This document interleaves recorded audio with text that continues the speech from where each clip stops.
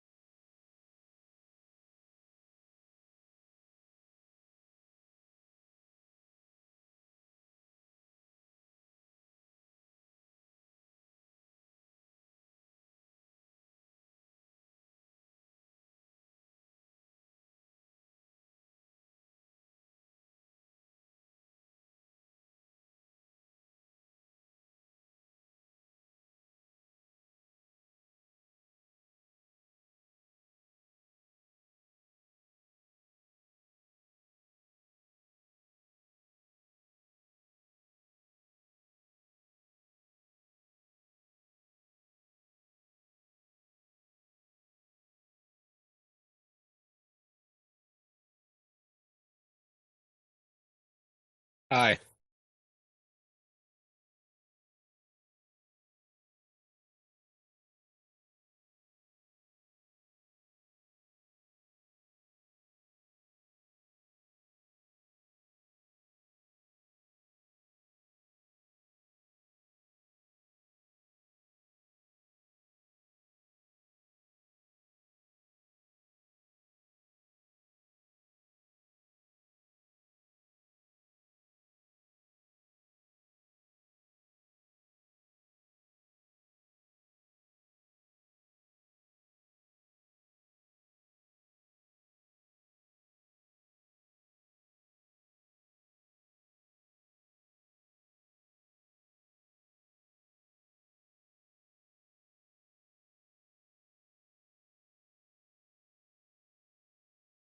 Aye.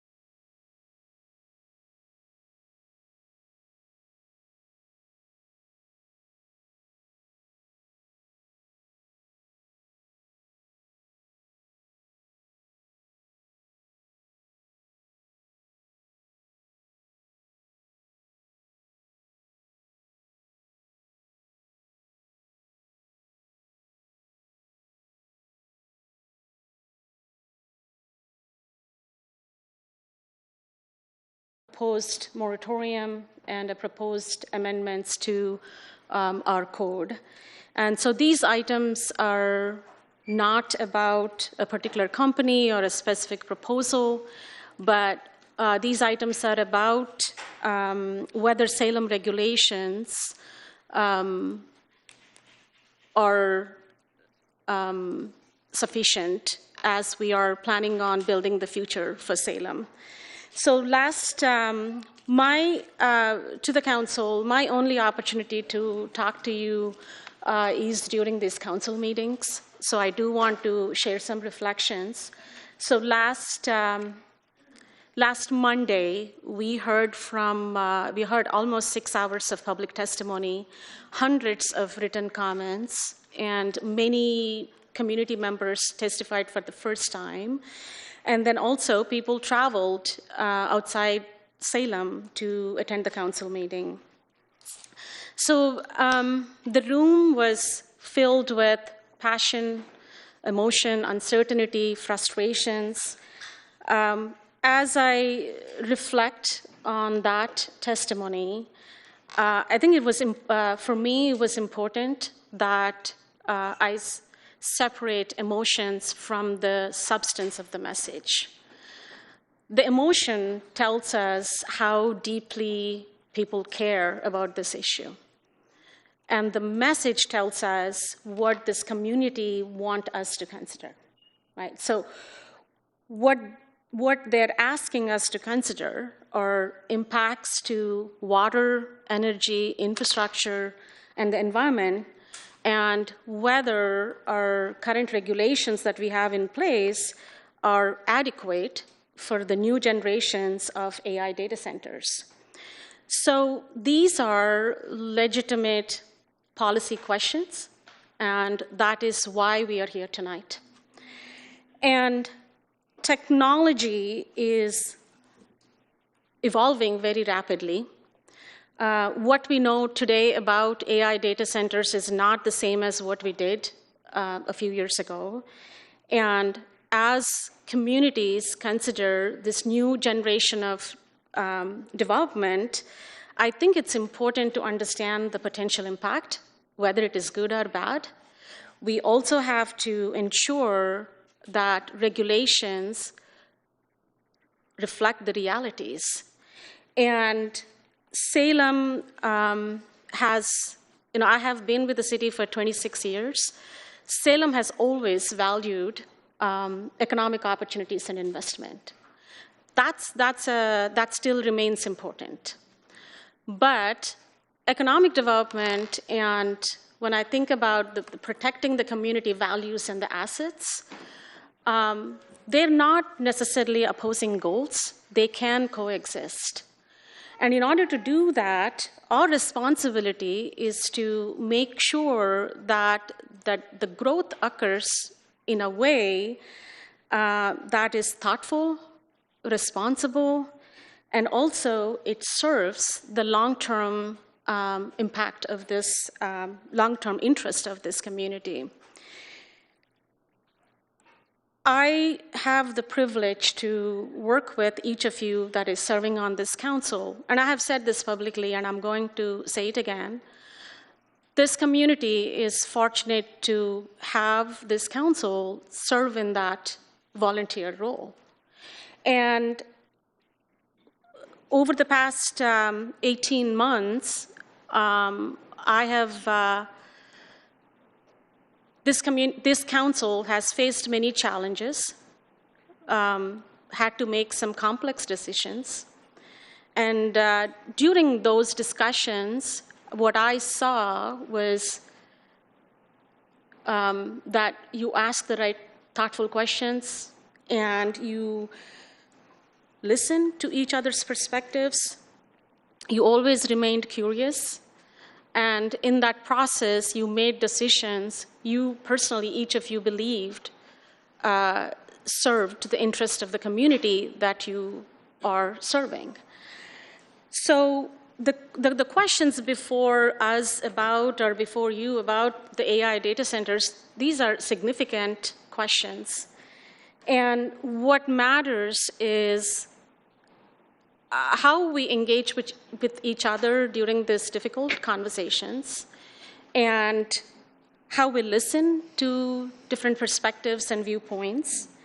And I think the most important part of this is how we make decisions based on the facts, the community values, and also, most importantly, the long-term interest of this community.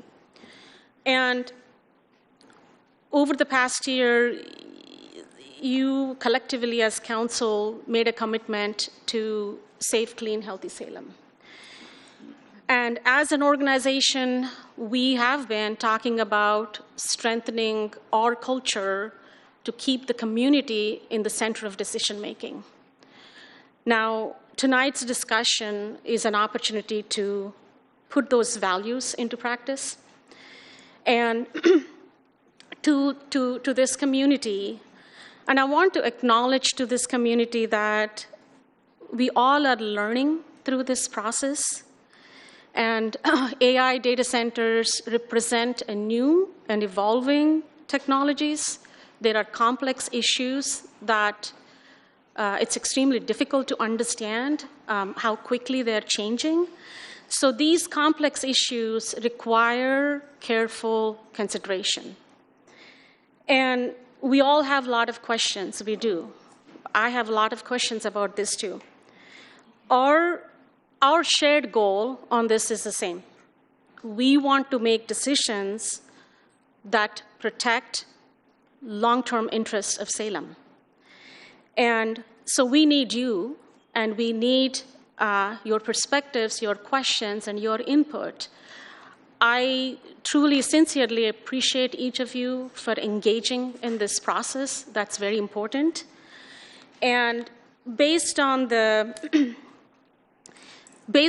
what we heard from the community and what we are learning about these new AI data centers, the appropriate next step is to take time to review regulations, and that we can do through moratorium and by looking at some amendments to code changes. So tonight, council gets to hear staff recommendation. And if council chooses to initiate a moratorium, that is the beginning of the process. That is not the end, that is the beginning of the process. Before we begin making any permanent changes to our regulations, there is going to be thorough analysis, public hearing, and an opportunity for community to give an input.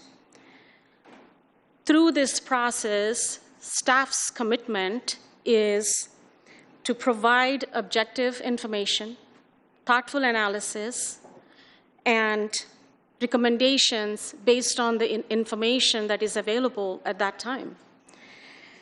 Staff will continue to do this work with integrity, transparency, and a commitment to this community. And I personally believe that Salem is strongest when we listen to one another and rely on facts and remain open to new information.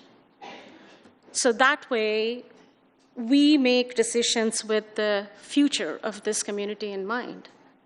That's a very important part of the process right now. So with that, I'll have City Attorney Atchison give his presentation.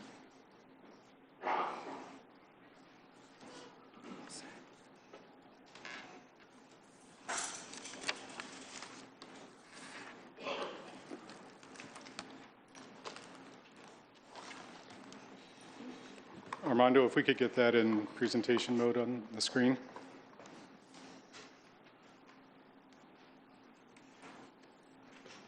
Thank you, Dan Atchison, City Attorney. So Krishna stole a lot of my thunder, so I'm going to be going through these slides fairly quickly, but please stop me and ask questions along the way if you have any concerns or something isn't clear.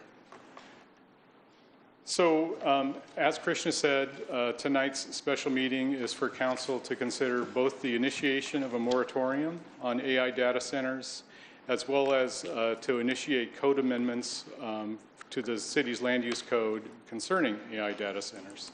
This meeting and the subject matter tonight is not about Veris, it's not about their application, it's solely on those two issues.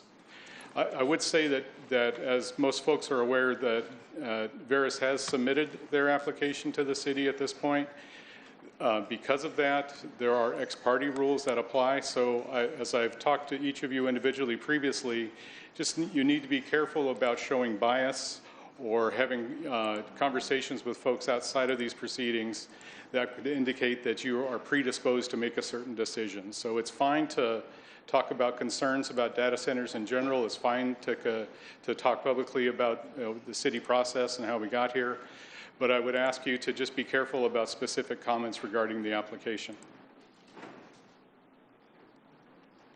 So AI data centers represent a new and evolving type of industrial development. They create substantially different demands on public infrastructure, water, wastewater, energy, transportation, industrial land supply. The city's current regulations were developed in 2014 before AI data centers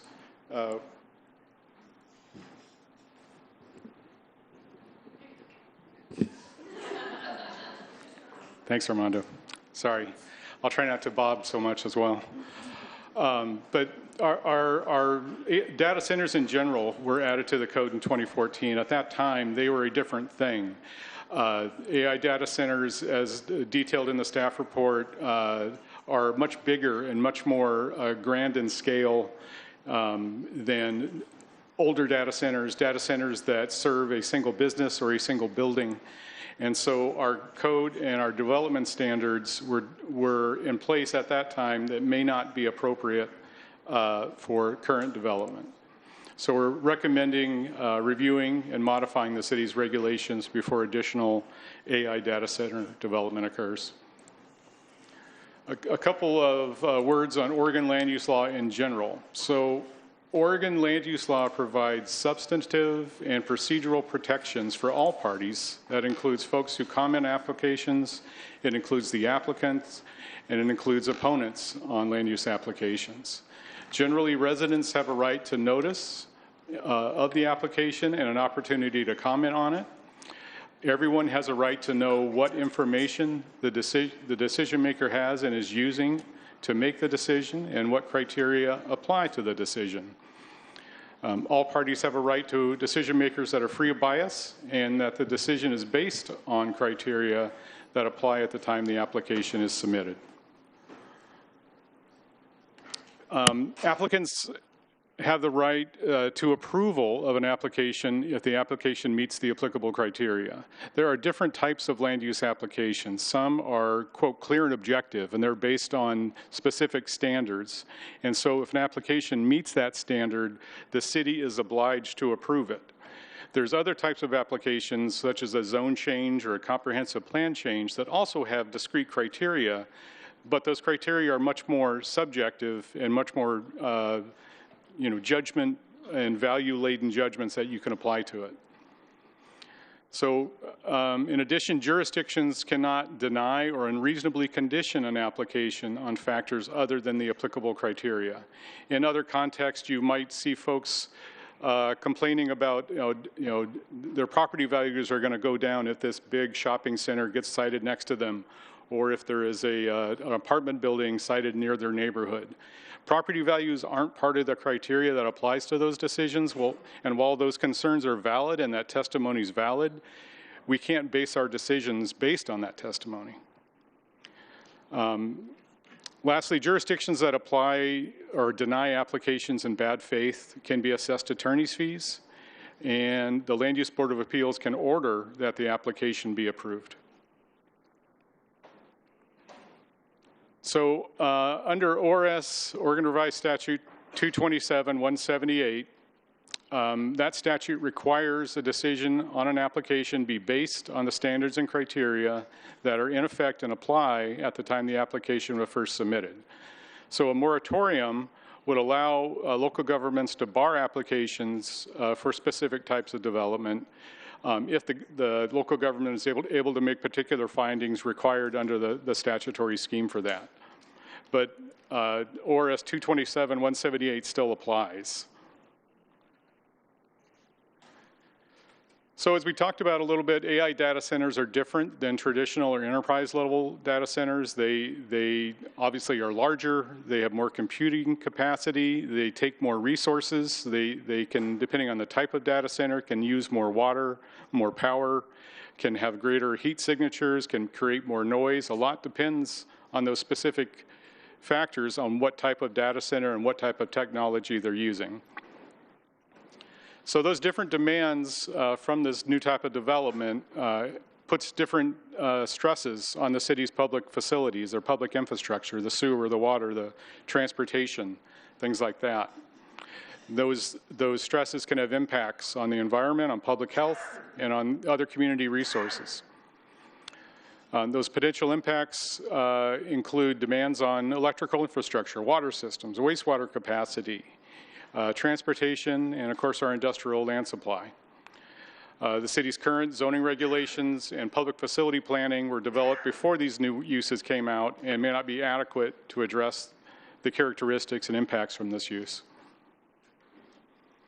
As we talked about, the moratorium, you can't just bar all development. You have to specify what type of development is subject to the moratorium. In this case, we would propose that the moratorium be for AI-type data centers, not all data centers that are smaller and may not have these impacts. A moratorium can allow a jurisdiction to impose a pause on development of that type of development and address those deficiencies in its public facilities, or avoid irrevocable harm that might come from that development. To establish a moratorium, there's some steps we need to take. We need to provide 45-day notice to DLCD, the Department of Land Conservation and Development. We need to conduct a public hearing before the council, and council needs to adopt findings that support the moratorium and comply with the criteria in state law. So there's two essential types of moratorium. There's one for a lack of public facilities. Those are effective for up to 60 days, although can be extended, and a compelling need, which addresses irrevocable harm. That can be effective for up to 120 days. And again, there's an opportunity for an extension for both types of moratoriums. Staff will, if council passes the recommendation, we will evaluate both types and develop findings to support a moratorium in light of what the criteria are for them. So yes, Councilor. Thank you, City Attorney. Can you go to the prior slide? Maybe. Yes, so under the compelling need type of moratorium, it says with the potential for an extension. Does the statute allow indefinite extensions? It does not. The statute is actually somewhat vague on that point. It talks to a moratorium being up to 180 days or 6 months. Looking at that, I'm not sure whether it's 120 days for the initial moratorium, then an additional 180 days. We're going to get some insight on that and determine whether that's appropriate. To your knowledge, has any other city sought multiple 120-day extensions under the statute? I'm not sure if that's occurred or not. I don't know. Thank you. So we're asking for a moratorium because there's a need to evaluate and update our land use standards and zoning for AI data centers. Some of we've already kind of covered these points, so I'm not going to belabor it, but some of the things we might look at are, do we need to update our standards in regard to these large-scale developments as far as what public facilities are needed, what is the impact on those facilities going to be, what are the potential impacts on the public. Another area to reevaluate is what type of zone is appropriate for an AI data center.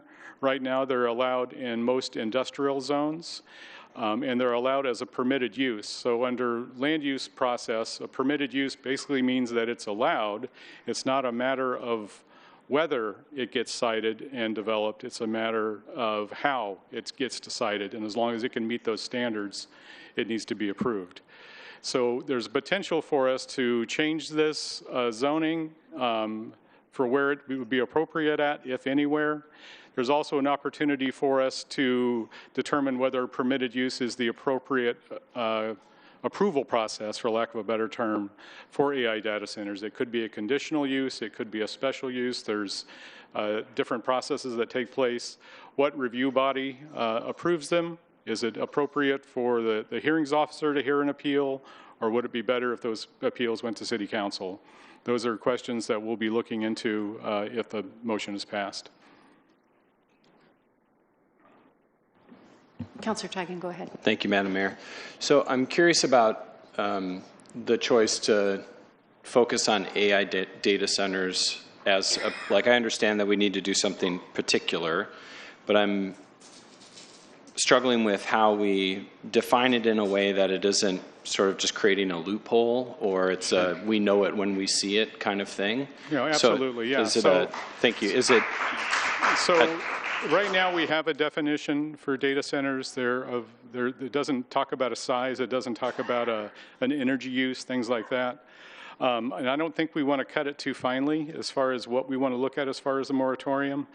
But, practically speaking, there are data centers all over the city right now. A data center can fit inside an office.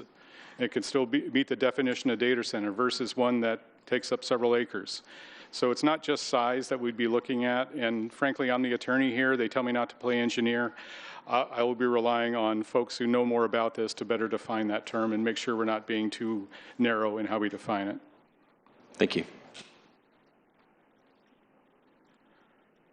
So the land use amendments, we talked about that a little bit. We'd be looking at our standards. We have development standards that apply to every facet of development.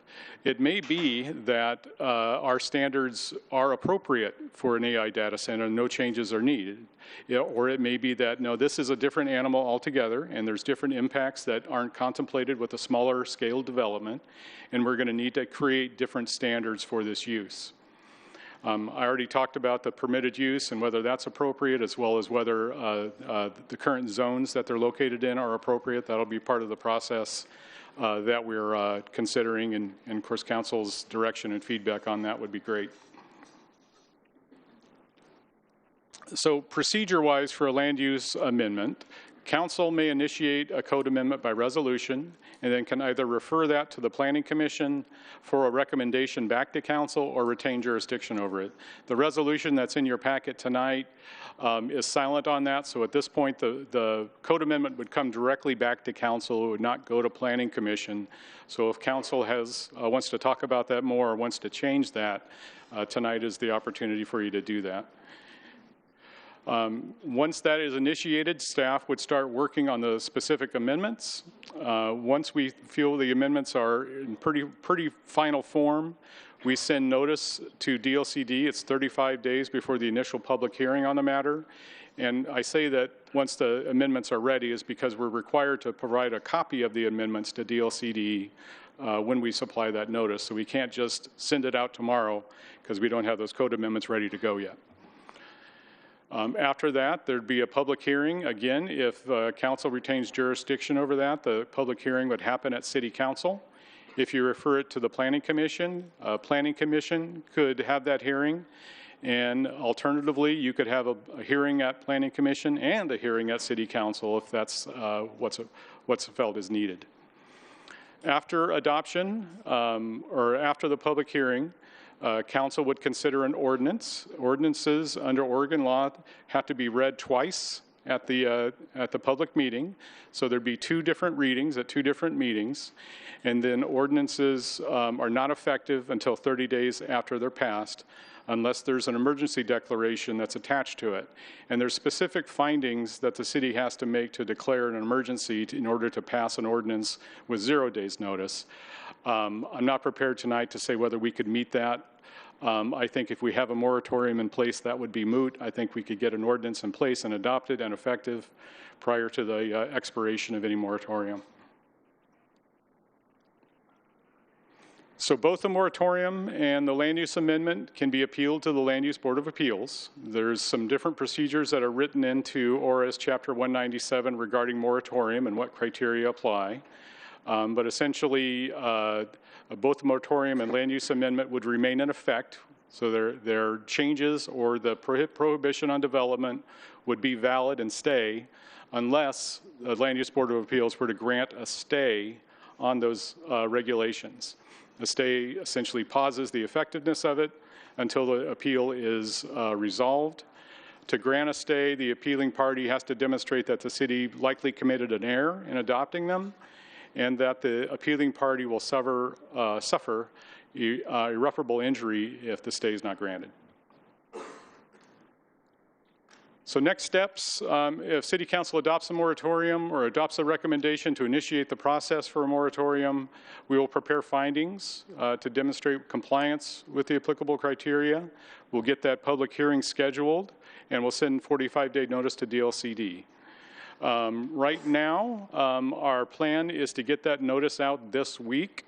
Assuming we do that, the next regular council meeting where the public hearing would occur is in the second meeting in September, I think September 21st, if I have that right. If City Council adopts a resolution to initiate the code amendment process, we'll work on preparing those amendments and the findings that are required to support them. We'll schedule that public hearing, whether it's Planning Commission or Council, and provide that 35-day notice of the hearing to DLCD. And we do understand that there is an urgent need to establish some moratorium and prepare these land use amendments. And we are going to work diligently on both, but I wanted folks to understand that we have to get it right as well. We've got to have those findings in place that comply with the applicable law, and we don't want it to be overturned on appeal because that just sets us all back. So as I noted, we expect to send out the 45-day notice to DLCD on the moratorium no later than probably the end of this week or Monday, August 10th. And that concludes my presentation. Thank you. Councilor Tigan. Thank you, Madam Mayor. Dan, thank you for the presentation. I'm curious from your perspective and really for the benefit of the public, but I understand if the staff hasn't done the full work to determine which of these moratorium classes makes the most sense. I'm wondering if you can give us any sort of idea about your read on which of them is most compelling or that sort of thing. Again, it's very early. I think we're going to sit down with the technical folks, the professional folks who know our public facilities and actually, are familiar with the application that was just submitted on Friday. So, but early on, one of the issues that we've talked about, and we've talked about publicly at the meeting last Monday, and we've talked to council about it many times, is the pending Detroit Reservoir deep drawdown by the U.S. Army Corps of Engineers. That's scheduled for this late fall. We have worked, you know how much the city has worked to prepare our water systems to be ready for that. That said, as we get into intervening years, because this is an annual drawdown, it's not just a one-time thing, there is the potential that our water supply will be imperiled. That doesn't factor in what if something goes wrong? What if the effects of the drawdown are much worse than we anticipate? What if they can't stop it as quickly as we would hope? So because of that, we are concerned significantly about the city's water supply. The North Santiam River supplies 100% of the city's drinking water. We've created dams, we've created backup wells, we've worked with Kaiser on having an intertie to draw on Kaiser water if needed, and we're working on other mitigation effects as well. But that would be my first thing to go to is, is the water supply adequate, and how much water do they anticipate using? Thank you. Councilor Nishioka. Thank you, Mr. Atchison. Thank you for the presentation and helping us guide our way through this. My question relates to the codes haven't been changed or reviewed since 2014. I'm wondering if there's an opportunity where we might want to also either require or somehow make sure that we update more frequently or something to that nature. Thank you for the question. Yeah, so to clarify, we have made many amendments to our Unified Development Code, our Land Use Code, since 2014. We sometimes there are 3 or 4 in a year. In fact, we're going to have several amendments coming to you in the next few months. That said, the data center use was added to the code in 2014 and defined in a certain way. That's the 12-year gap between 2014 to today and the advent of new types of data centers. So yes, I think your question is appropriate and the concern is appropriate. Should we be thinking about use categories and new uses that are coming online that maybe we didn't anticipate earlier on when the regulations were drafted? Thank you. Anyone else? Questions? Councilor Brown? Thank you, Madam Mayor. Mr. City Attorney, thank you, as always. I may not have a question, but I do have a few remarks. And I want to start by saying, I was not able to be here last week, so I missed all the fun activities that went on. I heard it lasted way up into the AM. So my apologies for not being here in my absence. But I also want to take the opportunity to thank those individuals that have been here in person, that have traveled from different cities, and of course, those of you who have sent us thousands upon thousands of emails. So thank you for taking the time to do that, because at the end of the day, your voice does matter. And I want you to be sure that you hear that, not only from my words, but also from the other councilors, the city attorney, and of course, Madam City Manager. And one of the things that Madam City Manager said earlier in her remarks, and I just make sure I get the quote right, emotions versus what the message is. And so when I think about emotions, and I think about what this message is for so many of us, not just here in Salem, but across the state, I think that we have faced a variety of challenges, not only in this space, but in the city. And I'm reminded of a quote from James Baldwin. James Baldwin said it best. He said, "The challenge is in the moment, but the time is always now." And if you look around yourself in the space where you live, you recognize that we are in the now. We are in one of the most challenging places and spaces, not only that the city has been, but for us as a country. We are staring directly at a lot of challenges that are impacting not just you sitting in the space or you watching at home, but for future generations. And I say that because when you think about living in the now and what we do, our credibility matters. At the end of the day, Madam Mayor, our credibility, it matters dramatically because what people say about us or what people may say about you, those words do matter.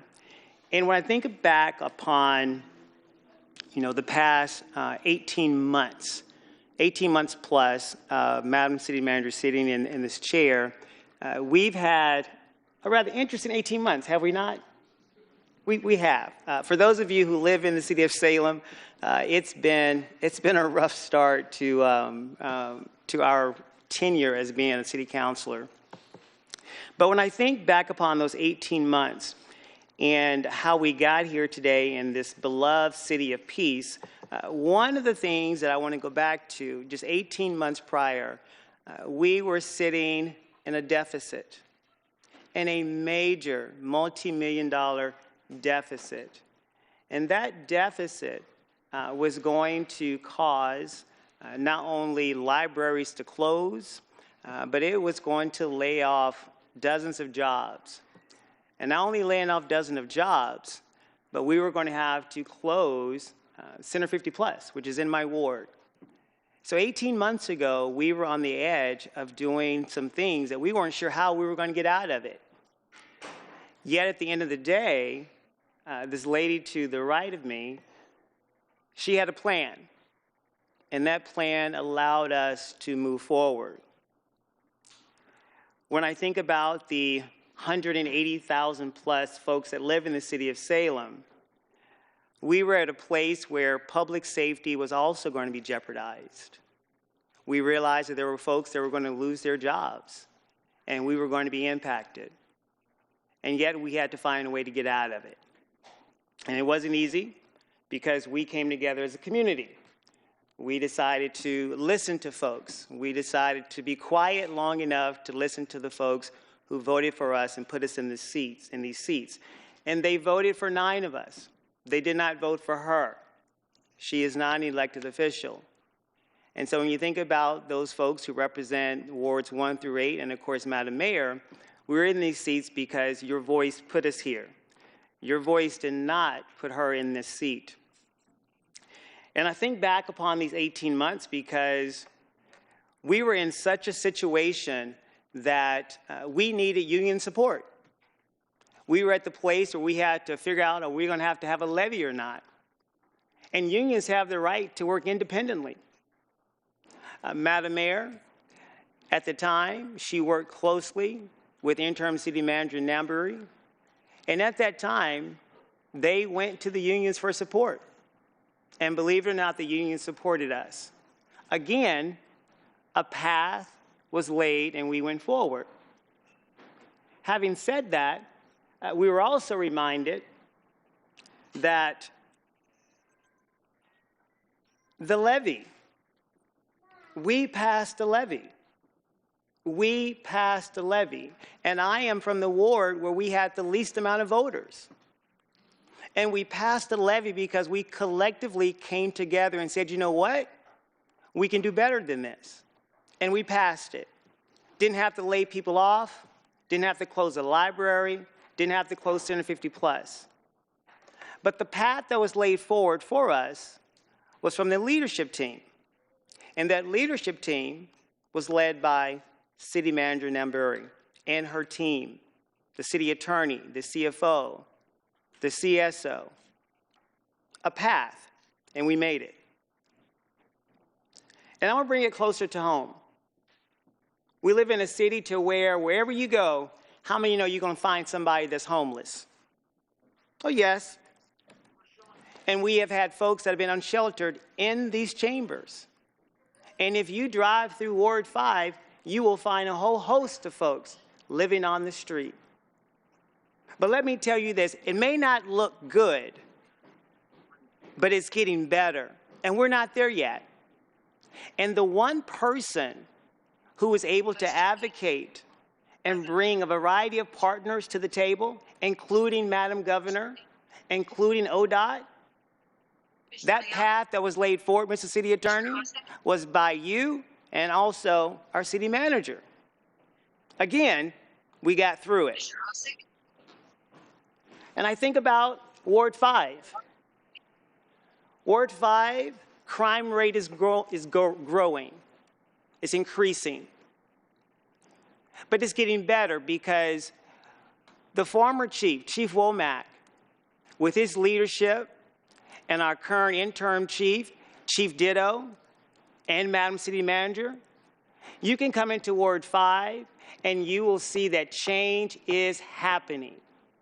If you ask some of the Northeast neighbors about the graffiti, the gang influence, you will find out that change is happening. And change moves slow. If you don't believe change moves slow, just look at your bank account. When you think about the folks who have lost jobs in the past year and a half, and for those of us that still have jobs, a lot can be said, but we got through it. I'd rather listen to public comment, yes. We got through it.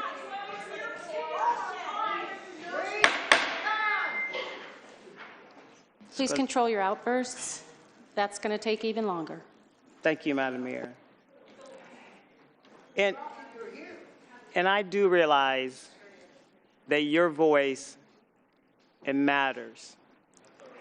And I want to say this, only because I was not here last week, I am very thankful for the opportunity to be in this space to where we can hear what you have to say. Because at the end of the day, we're in this together. I yield the floor. Thank you. Councillor Matthews. Yeah, I wanted to ask. So You're muted, I understand sir. the need. Oh, I shouldn't be. Is it still showing muted?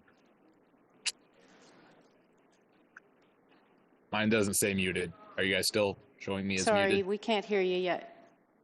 Okay. Is anyone else in the space? Councillor Nordyke, you go ahead. We'll come back to you, Councillor Matthews. Thank you, Madam Mayor. City Attorney, last year we declared a state of emergency over our water supply. Why can't that apply to potential land use development in the city of Salem?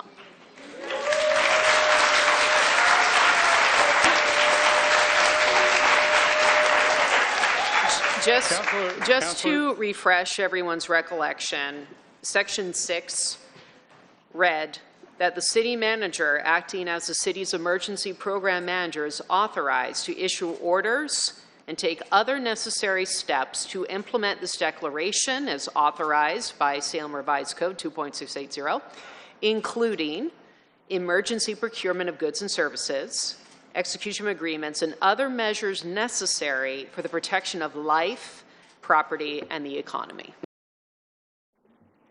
Councilor, the simple answer to that is we are subject to state law and the Oregon Constitution. Our emergency declarations can suspend our laws, can impose new laws without typical procedures, but we can't declare state law or the Oregon or federal Constitution, for that matter, void and not applicable. In this case, it is state law that requires us to accept and consider applications, and state law allows us to do a moratorium, but it's got to be subject to the state law procedures.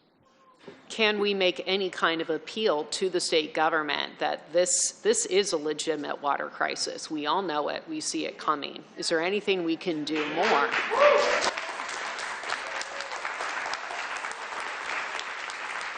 So the requirement to consider applications and the procedures set forth in the statute for a moratorium are state law. The state doesn't get to violate their laws either. So we could ask the state, but I could pretty much guarantee the state's answer would be you've got to follow the correct procedures. Councilor Brown has a question. Thank you. Mr. City Attorney, and to follow that, if we need state support or help, are you suggesting that we go back and lobby our legislators again before this upcoming long session? I believe that the state has a task force and they are looking at data centers already. So I believe they're going to be recommending some changes and maybe proposing some changes in the next session. I don't know that, but that would be my assumption.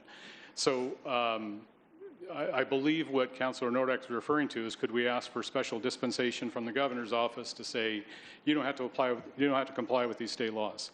I don't think that's a practical way of addressing it, but I don't know. Okay. I understand that Councilor Matthews was heard by folks online. Councilor Matthews, can you try again? Are you able to hear this? Test. Yeah, we can't hear you in the room. Okay. Well, never mind then. Okay, we'll check with tech and see if they can do anything here and get back with you. Anyone else in the room have a question? Councilor Bang. Thank you, Mayor. City Attorney, you went right to where my question was going to be asked, is how does, if council was to pass a moratorium and code amendments, how would that fit into the bigger picture of the state's advisory committee? I'm sorry, you cut out there a little bit. Can you repeat that? How would what we do here tonight, if approved, play into the bigger picture of the state advisory committee? I don't know that anything we do tonight is going to affect their consideration of the larger issues. I know we're not the only community that has either adopted a moratorium or is considering one. So I think the idea is not an isolated matter. It's a matter of statewide concern.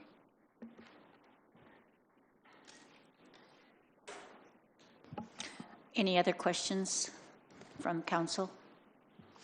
I'll just quickly note that when we return to this item for a motion and council deliberation, you'll be welcome to ask questions of staff at that point as well.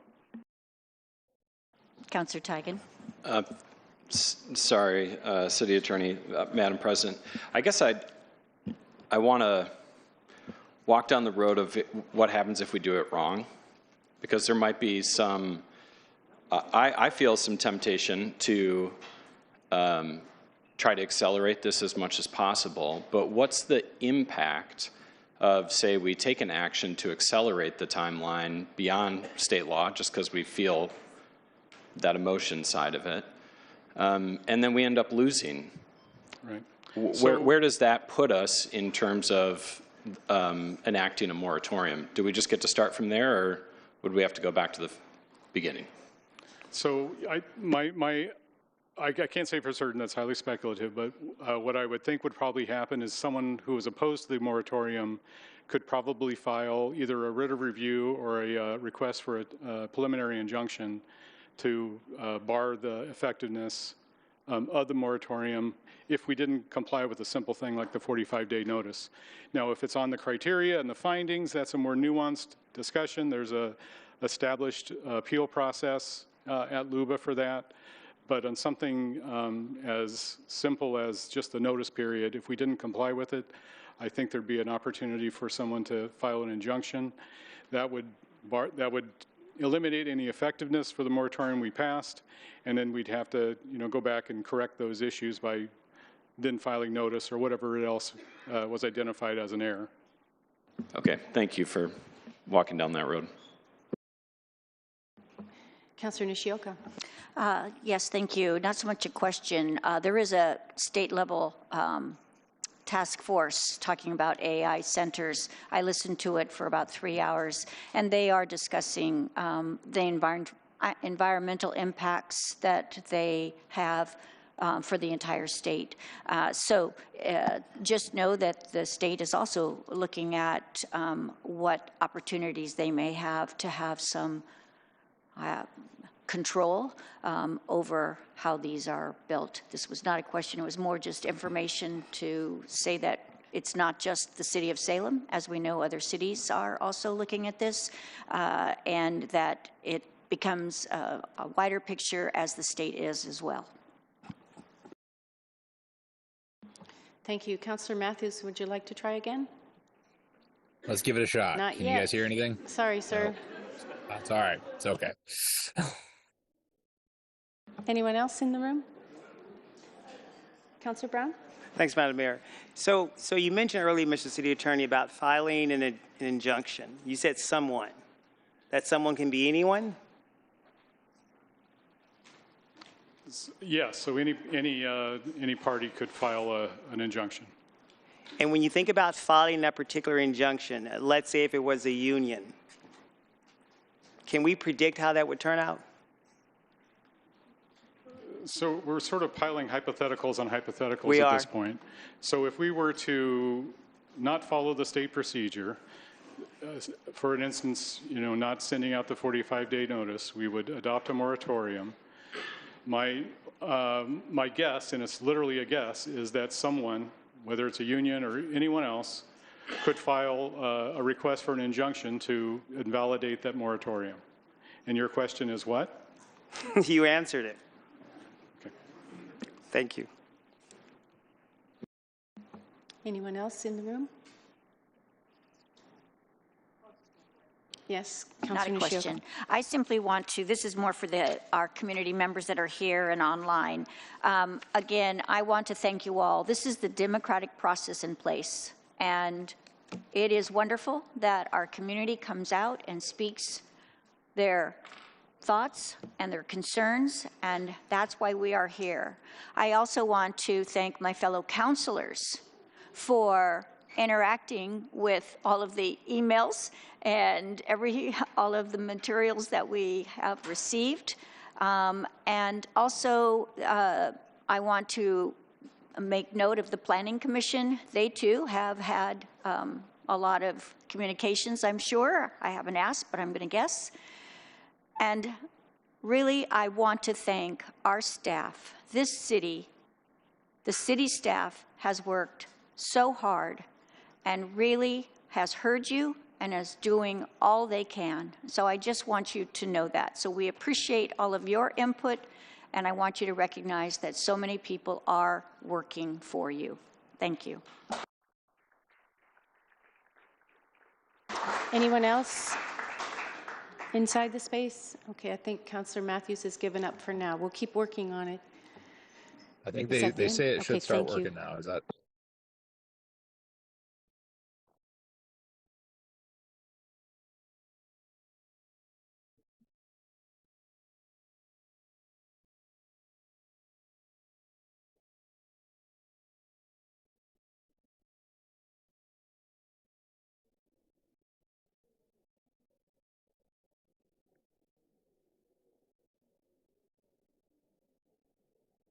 All right. Now, before we head into public testimony, I just want to, again, take a moment to address the importance of how we engage with one another in this room. All have the right to be heard. With that right comes a shared responsibility to maintain a space where everyone, including those we may disagree with, can speak without fear of being shouted down, insulted, or interrupted. That includes everyone. This council welcomes all perspectives. Tonight, and at every meeting, we will uphold a standard of decorum. During times of public comment, each speaker will have 3 minutes. I'll call 4 names at a time. In the interest of time, we ask that you refrain from outbursts, such as booing, hissing, applause, or cheering, because it's just going to take more time from the person following in line. Thank you. Council, before we take public comment, I just wanted to make a couple things clear that generally council's got an obligation to preserve order at its meetings. Prolonged disruption, speaking out of turn, or shouting over other speakers interferes with council's ability to conduct the meeting and interferes with other attendees' ability to provide comment. If disruptions occur tonight that prevent council from conducting the meeting, participants will be given a warning. And then if disruptions continue, council will recess the meeting to allow a pause to end the disruptions. If we are not able to proceed with the meeting and disruptions continue to occur, council may adjourn the meeting and reschedule it at a future date, including allowing for a Zoom or virtual meeting, which would allow us to address disruptions while taking public comment virtually. Thank you.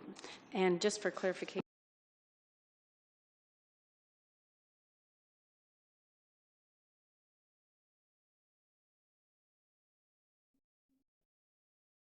thank you. I'll call 4 names at a time. Please come forward. Make sure the green light is on that box before you speak. State your name, your address, or your ward for the record. I would like to call Alex Clay, Julia Gellerud, Aaron Gellerud, Jordan Millett.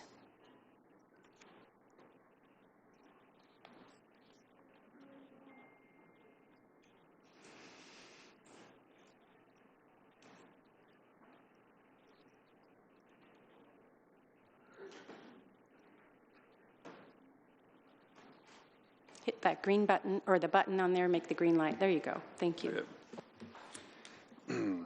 Good evening. My name is Alex Clay. I live in Ward 5. Sorry, Alex, you hit the button with your phone. Can you turn that back on? Sorry. Okay. I walked the floors of a lot of data centers, including the state of Oregon's on Airport Road. So when I tell you what these buildings actually are, I'm not guessing. These facilities emit low-frequency noise, which our sound laws do not take into consideration. People living near data centers describe an idling jet engine that never shuts off and report loss of sleep, migraines, and nausea. Low frequency isn't really heard, it's felt in our body and organs. These low octaves penetrate through buildings with ease. Actually, our bedrooms and living rooms are built perfectly for amplifying these sounds' power by up to 8 times. We need a new law that measures DBC, not just dBA, and actually under Salem Law 93, it is illegal for an intentional or unintentional law or sound to annoy, disturb, or harm anyone. Varus presented to the state back in May, and funny enough, at the end of their presentation, it says, Varus disclaims all presentations, and they do not have to notify anyone of these changes. I read this as, their words are meaningless.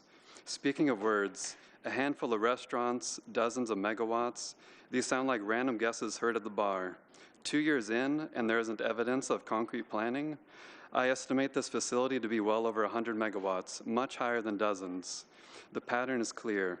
Promises are overstated and every concern is minimized. They're playing us for fools. They've promised us 75 jobs. I think they need well below half that, 37. And Virus's phase 1 will likely be half again for several years, 18 jobs. The bulk of the headcount is low-paid people that monitor environmental readings or move cables and equipment around. And the good jobs, at every data center I've been inside, except for the States, the highly skilled person I talk to is from Indonesia, Belarus, or similar. And they often bring traveling construction workers that have worked on data centers before from out of state. Their submitted application is under the name Alderstone LLC. Is this a shell company? So they can walk away from the bill should they damage our community or go bankrupt? If they are not confident in their own abilities, why should we be? I'm asking your task force to investigate leads from all written and spoken comment. I'm not against data centers. The state's small facility provides many beneficial services. This one is different. It takes our water, it takes our power, and we pay the infrastructure dollars. It acquires skilled work from out of state, and the product it makes gets delivered elsewhere. That is not a business moving to town. That is what an imperial power does to a colony. Extract the resources, carry the wealth home, and leave the Thank you. Your time has expired. Julia Gillerud. Julia Gillerud, Aaron Gillerud, Jordan Millett, and Hannah Hendricks.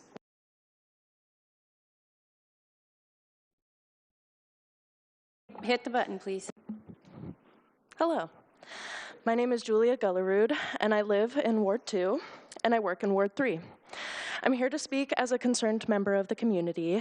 I am not here to represent the company I work for, but I will be advocating for them. I'm not an expert in anything, but I do feel that my voice deserves to be heard, just as all of Salem community's voices deserve to be heard, especially after this has been kept secret from us for so long. I completely oppose, specifically, the Oakline at Milk Creek data center being built, and I 100% support a moratorium and hopefully an eventual ban on all AI data centers in Salem. I work as one of the 2 receptionists at the Oregon Humane Spay and Neuter Clinic Salem campus, aka the Humane Society. I'm here to speak for the voiceless animals that I see every day at my work.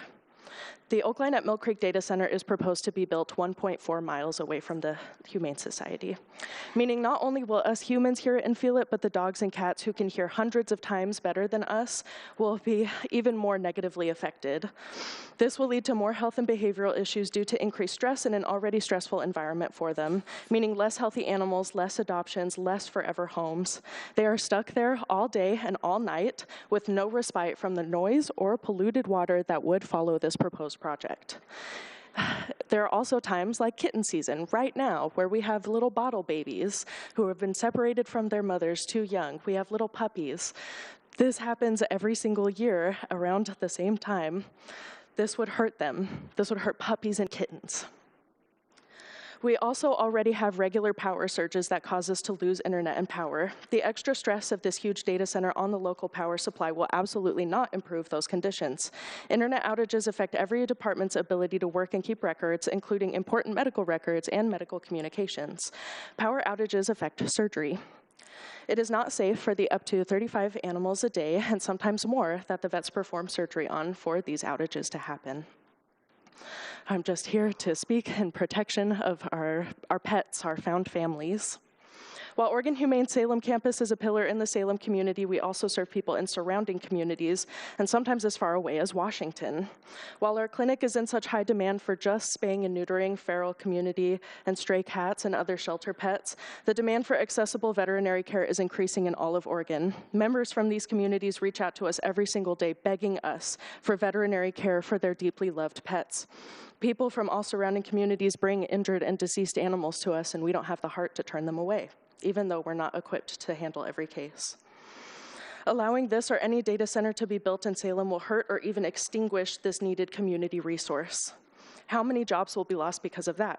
Is 75 really worth losing the Humane Society? Thank you. Aaron Gillerud. Jordan Millett, Hannah Hendricks, and Taya Fukuhara. Hello, my name is Aaron Gullerud. I also live in Ward 2, but work in Ward 3, just down the street from the proposed site for the Oakline Data Center. I also work at the Oregon Humane Society, the local animal shelter, where I'm the facilities manager.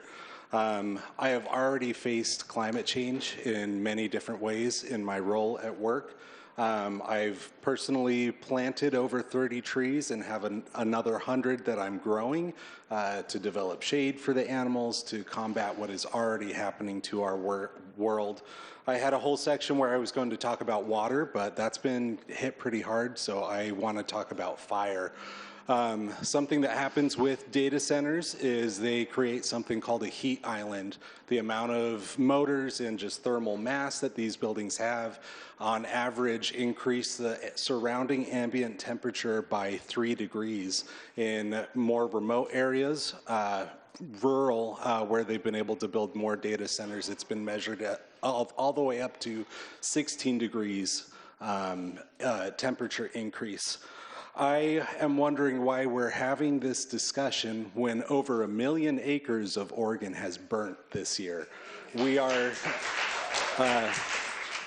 going into the hottest recorded temperatures we've ever been in, and for some reason our country is dumping manpower, energy into these heat sinks, just making it much harder for all of us. And we're seeing that more in our state than we've ever seen before. I worked as a wildland firefighter for a few years. The public as a whole doesn't realize how terrifying and how powerful fire is. When you have 3 or 4 trees burning, it sounds like a freight train and carries the same amount of energy. In my time at the Humane Society, I've already implemented certain procedures and things in the face of fire safety, and I know that all of those efforts I've already put in will be for naught if this data center is constructed. Finally, I want to thank Tina Kotek. I'm grateful for her and her office for taking action quickly after our public testimonies. This is an increasingly rare thing in politics these days, so I'm grateful for that. I do want to ask, why Salem when there's already 130 data centers built in Oregon? Prineville has actively protested data centers because of the things that these centers have been doing to their rural environment. As well as look into the pollution on the Columbia.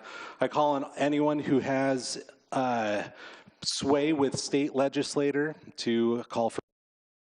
Thank you for your testimony.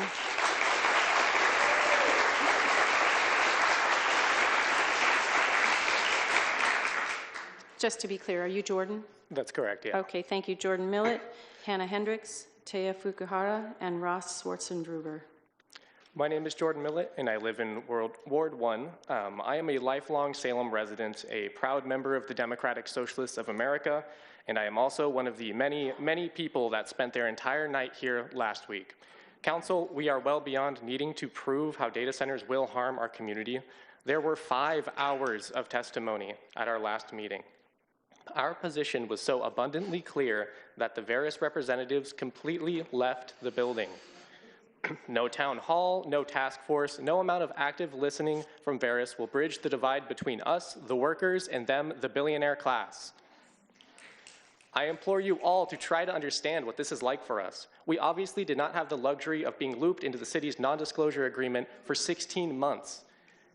City Manager Namburi, you only told us on July 13th, once the NDA had been lifted, that Veris even existed. Their website for Oakland at Mill Creek was released that very same hour.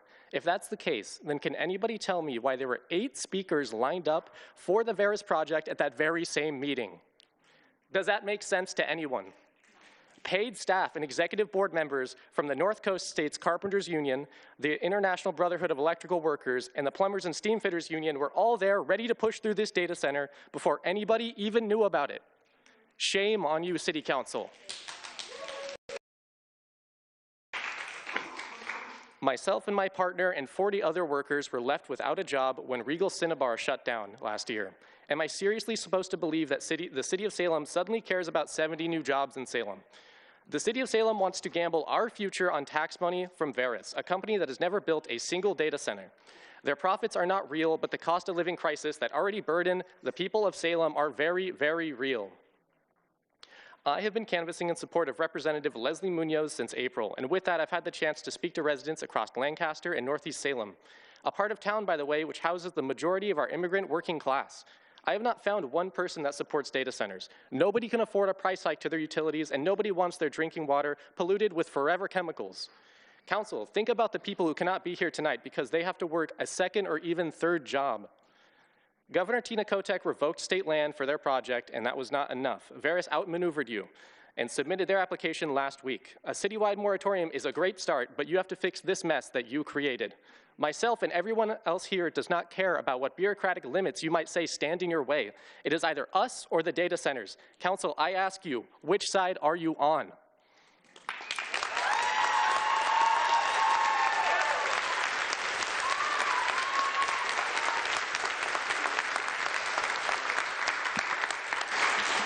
Hannah Hendricks, Taya Fukuhara, Ross Swartzendruber, and Robert Magnuson. Hi, my name's Hannah Hendricks, Ward 2. Sorry for the redundancies in this after the presentation. Good evening. I'm a resident of Salem, and I'm here tonight to strongly urge the council to approve resolution number 26-36 and implement an immediate 12-month moratorium on data center developments. Our current zoning laws date back to a different era.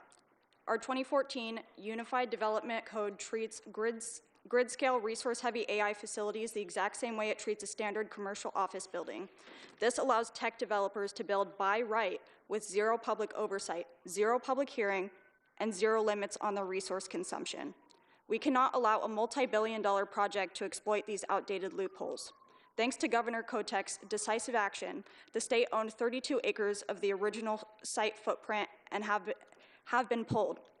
However, we must remain incredibly vigilant. Veris is actively attempting to circumvent the state's setback by expanding their reach elsewhere. Just days ago, they filed an updated application not shrinking their footprint, but expanding it to 100.2 acres by utilizing private land owned by Scannell Properties and Capstone Mill Creek Logistics. They are actively trying to slide under the radar and secure a vested right to build before our local laws catch up. This proves exactly why tonight's 12-month freeze is so critical. It gives the city staff the necessary time to rewrite our zoning framework as we transition data centers to a confidential or conditional use only designation. I urge the council and planning task force to think critically and aggressively about these restrictions.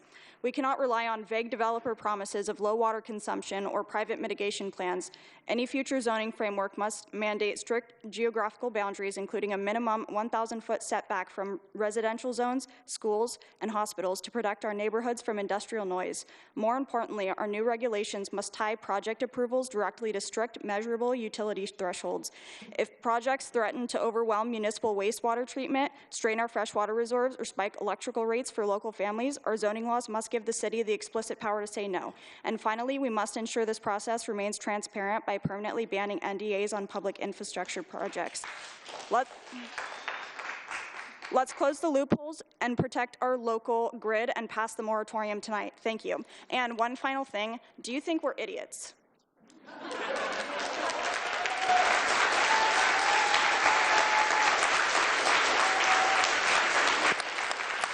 Because you treat us like idiots. Thank you, and good night. Taya Fukuhara, Ross Swartzendruber, Robert Magnuson, who's testifying from downstairs, I believe, and Mike Scherer. Good? Okay. Hello, my name is Taya Fukuhara, and I am from Ward 2. I won't ramble and waste time. I am in support of the moratorium and code amendment for the reasons why my other neighbors support it. They have been saying it already for a lot, and oppose any AI data centers. But I have more to say about this matter. The glass cliff is a phenomenon where women, especially women of color, are appointed to precarious leadership roles during or before times of crisis. Women in these roles often face harder scrutiny and a higher risk of blame for failures. The prior city manager, Keith Stolley, abruptly resigned or was fired by Mayor Julie Hoy, and Christian Nambury was appointed as interim city manager in March 2025, the same month as the NDA signing. That sounds like a potential glass cliff situation to me. I do not doubt that you are highly qualified, Krishna. Your 26 years with Salem is commendable. You deserve the role of city manager, but it's important to step back and look at the timing of everything. I'd like to read a quote for you all, if you don't mind. One of the things that sometimes happens with leadership is you've got to break the seal on some things and just get it done.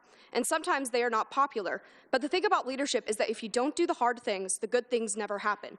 That was said to you, City Manager Krishna Namburi, by the Salem Kaiser Superintendent and an Executive Leadership Council's summer social on Wednesday, July 29th, a mere 2 days after the City Council meeting where well over 1,000 people showed up in person and virtually to demand answers and beg the City of Salem to do everything in their power to stop this project.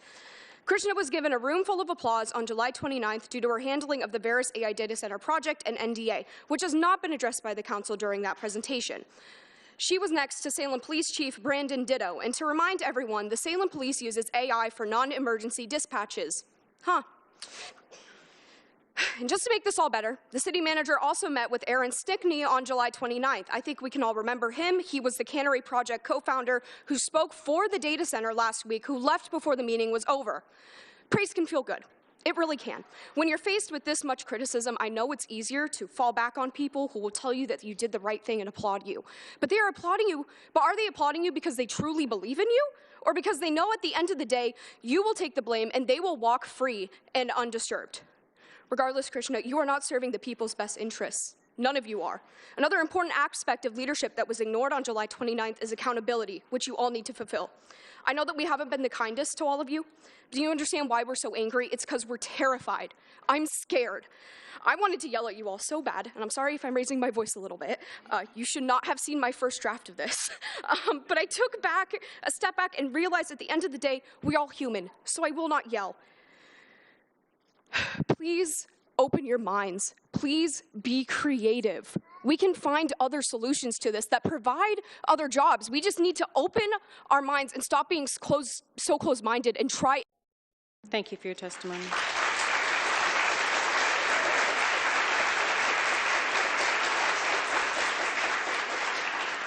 Rosh Schwartzendruber, Robert Magnuson, Mike Scher, and Lynn McDonald. So, good evening, councilors and mayor. My name is Ross Schwartzendruber, and I am from unincorporated Salem, and I work in all the wards in Salem. And tonight, I'd like to tell you, I was at that Hillsborough moratorium meeting, and I was testifying in support of my neighbors up in Hillsborough. And while they were doing that meeting, excuse me, Ross, can you pause? 2 more applications were submitted for data centers. Ross, can you hear me? I can hear you. Yeah, I'm sorry, sir. We need you to pause for just a moment. We're having some trouble with the audio. Okay, you guys got one You more bet. chance. Hang on one second, Ross. We'll get you your time back. We'll make sure it's working right, and we're going to move on to the next speaker, and we'll come back to you. Are you Robert Magnuson? Okay, great. Please come forward.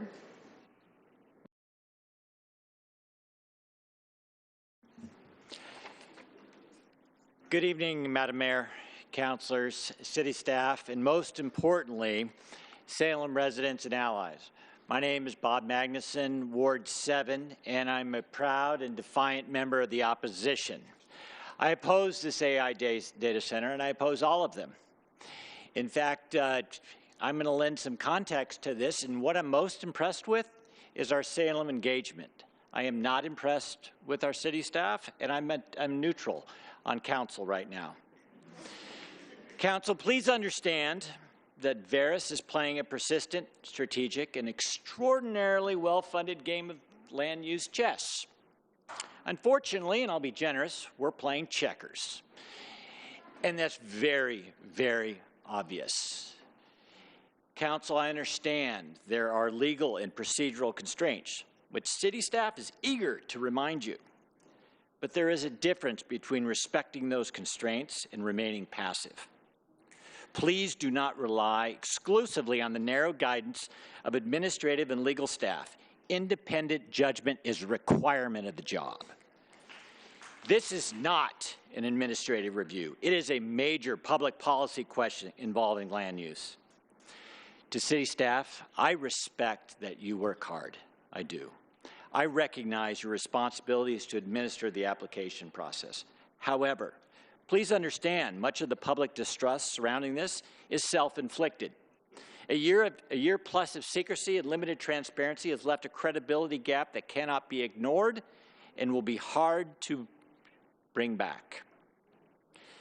From this point forward, every requirement, every application element, every missing detail must be scrutinized rigorously.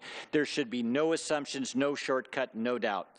Please, please do not stop verifying everything you possibly can. But please know this is a multidimensional fight. Salem residents and allies, I have been very impressed with just the 3 or 4 testimonies I've heard so far. Each has brought expertise, scrutiny, accountability to this debate. Our work is not finished. We need to pose this application in all of them, at City Hall, at the state legislature, at our Fed level, with the media.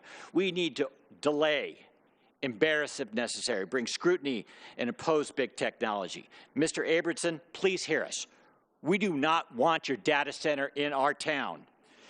For more than a year, this process moved forward while the public was left unwillingly outside. Not anymore.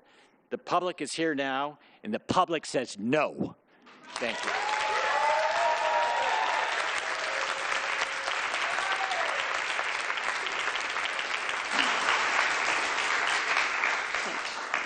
While we wait for a solution to the downstairs tech issues, I'm going to call inside the room Mike Scher, Lynn McDonald, Eric Morgan, and Paul Elder.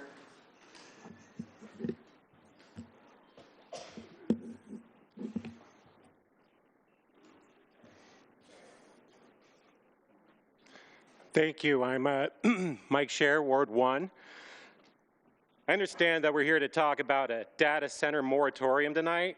We can't talk about that without talking about Veris in our meeting last week. As you of course know, Veris has bypassed yours and the governor's authority and filed an initial application on Friday before this meeting could take place. Despite overwhelming public revulsion at the proposed data center, simply put, Veris has shown its true colors. It has demonstrated that it has little restraint and that it wants what it wants. They came here last week. They saw the guillotine outside.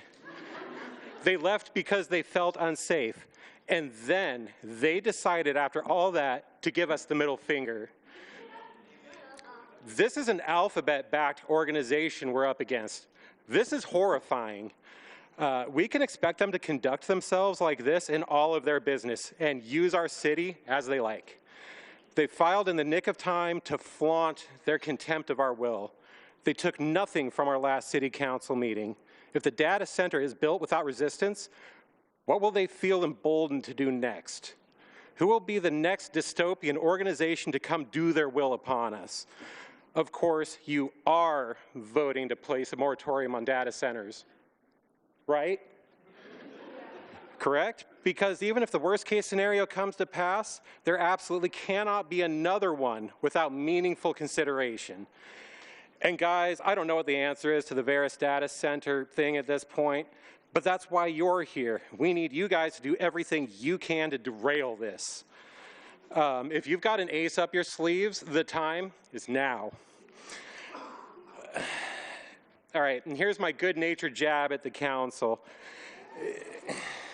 If you don't offer meaningful resistance after another election, I kind of doubt any of you will be representing anything bigger than a lemonade stand. This is not about $9 million a year or 75 jobs. This is about power and control and ego. Don't make us an easy target for egomaniacs. Do our will, please. Thank you. Thank you for your testimony.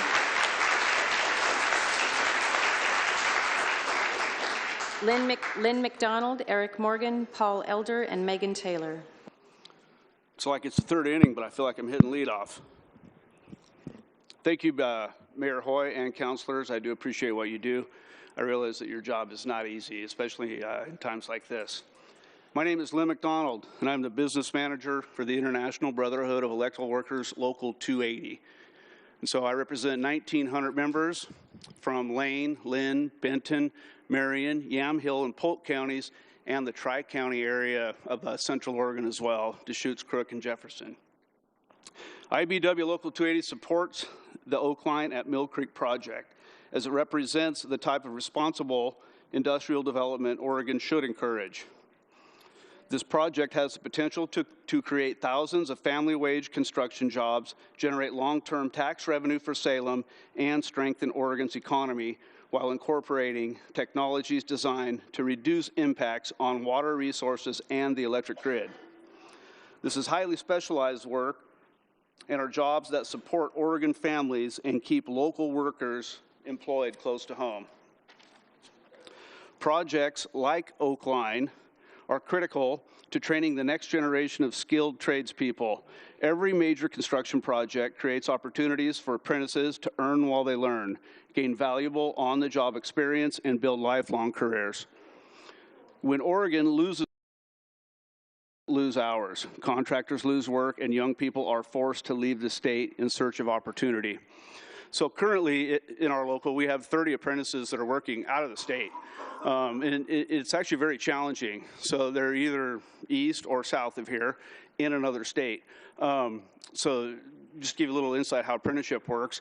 So they still have to go to school 1 day a week. Our class is only Tuesday, Wednesday, Thursday. So they travel wherever they're going, and pretty much no matter where they're at, it's a 6 to 8 hour drive. They go to work, finish their shift, drive home, get up early, go to class for the 8 hour day, and then drive back to where they go. Being a tradesperson is not easy. Going through a 5-year apprenticeship or a 4-year apprenticeship or whatever that looks like is not easy. It takes a commitment, but these are the people that build America. And something else that I'd like to touch on is I've heard an argument that these are only temporary jobs. There's about 30% of this room right here who's made a career out of temporary jobs.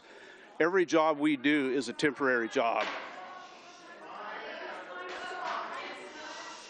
This library was built with construction workers doing a temporary job.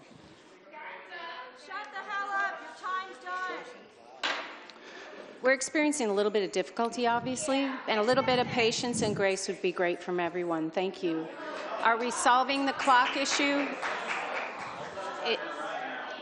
I'm asking the booth, or Armando, are we solving the clock issue? Hunter? Can I continue? The clock stopped? It has. Everyone has been respectful thus far, until now. And this is exactly what I spoke about when we started. No, that's fine. Just please treat each other with respect. Everyone deserves to feel heard. You think I control the clock? Up there.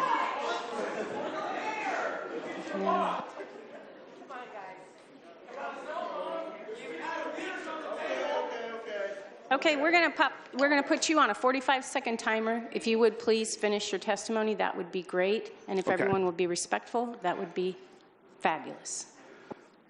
Okay, IBW Local 280 supports requiring developers to fund the infrastructure necessary to serve their projects rather than shifting costs onto Oregon families and small businesses. Oakline has stated that it will pay for the infrastructure needs to support the development. That commitment should be maintained and enforced. Oakline is more than a construction project. The development would generate significant long-term property tax revenue that helps support schools, public safety, libraries, parks, roads, other essential city services. A stronger tax base benefits the entire community. Your time has expired. Thank you so much for your testimony. And who's up next? We have...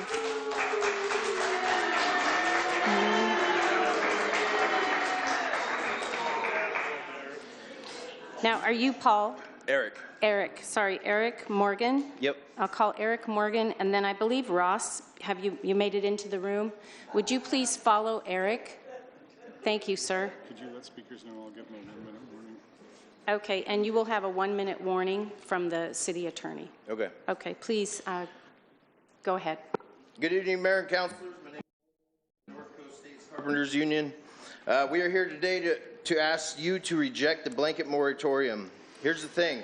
Not all data centers are the same. Every proposal is different, with its own location, design, impacts, and community benefits. That's exactly why each project should be reviewed on its own merits through the process you already have. A blanket moratorium skips that evaluation. It treats every potential project as identical and unacceptable before the facts are even considered. Workers are paying attention. When we freeze entire categories of work, we send jobs and opportunities elsewhere.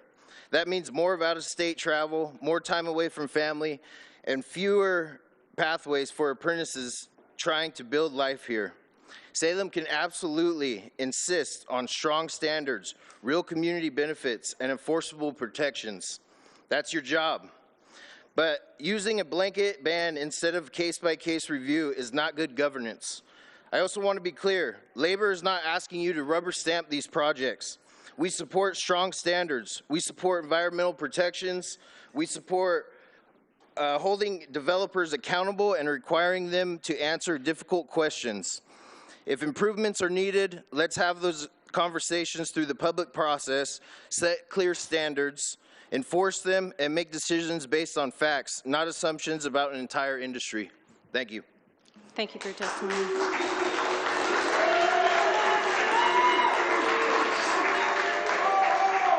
Okay, Ross Swartzendruber, and then Paul Elder, Megan Taylor, and Micah Davis. Go ahead, Ross. Thanks for your patience.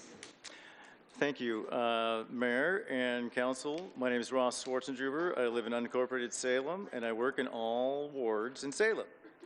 And tonight, I'd like to just share about what I've been doing the last 6 weeks, talking to legislators about the upstream and downstream harms of big tech.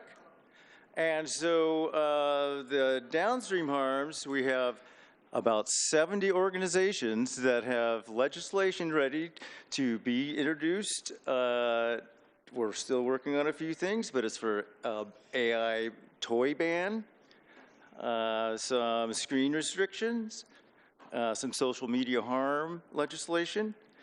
And since Veris has come to town, I've been able to join the statewide data center chat, signal chat, and have been able to cultivate some relations there. I was at the moratorium meeting in Hillsborough testifying in support of our neighbors. While the moratorium meeting was going, 2 more applications were submitted for data centers on that day of the moratorium. So I would ask you, take a look at the 3 that were submitted on Friday from Veris, see why 2 have been withdrawn. Because that was what happened in Lyon Township, where Veris had the 3rd round on their community benefits, offering $10 million, and the city said no, so they submitted their 4th draft and then pulled it the exact same day. You might want to figure out why that is. So I would like to invite everyone to the No Salem Center Day at the Grand Theater on August 24th. We'll be talking about what we can do as a community of neighbors to stop, not just here, but throughout the state. Because right now we see our planning commission is powerless, our city council is powerless, our county commissioners are powerless, our legislators are powerless, and our governor is powerless. It's up to us, the people have the power. And we will help educate you and help, I would like to invite anyone listening to this in any data center town in Oregon to come to Salem, and we will put you up for the night in one of our homes, and we will go to the legislature for the big tech reboot, September 6th through the 8th. Please, October 24th, make it down to the Grand Theater. We've got some riveting films to show, and we're organizing. The people are responding. Thanks.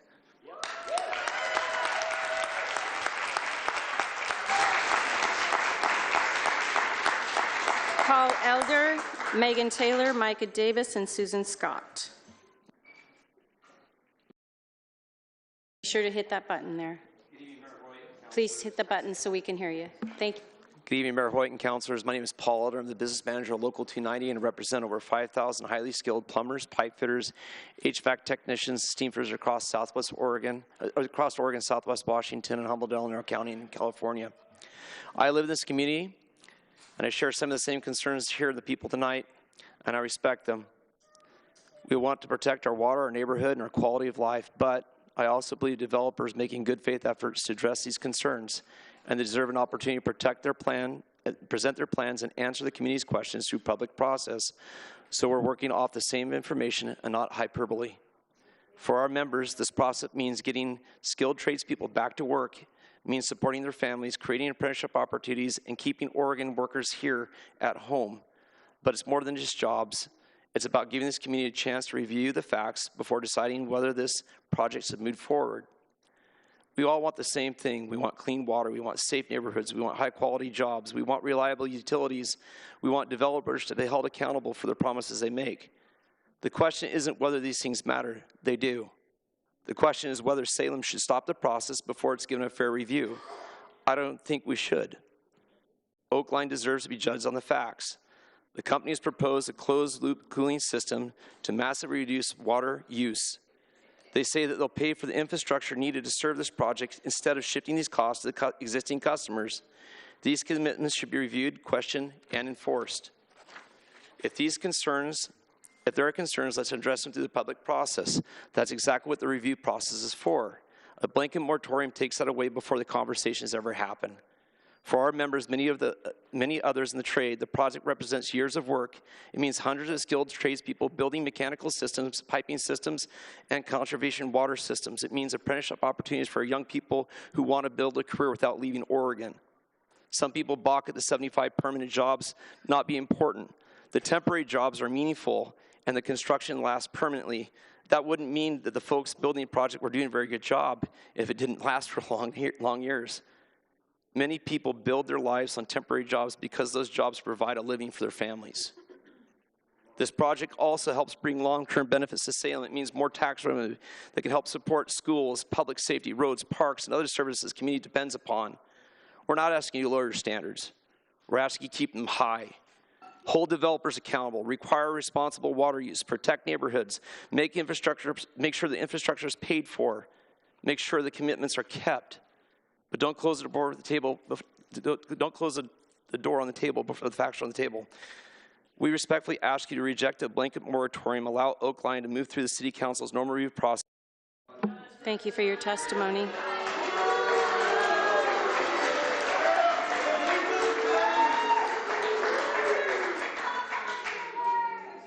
Megan Taylor, Micah Davis, Susan Scott, and Erica Davis. Hello, my name is Megan Taylor, and I am a resident of Ward 5, and it is a privilege to speak before you today. Like my fellow community members, both present in this room and outside of it, I am strongly opposed to a data center being built in my hometown of Salem, Oregon. Not only that, I am frankly appalled by the actions this council and the city manager have taken, seemingly without any consideration for the population it is supposed to represent.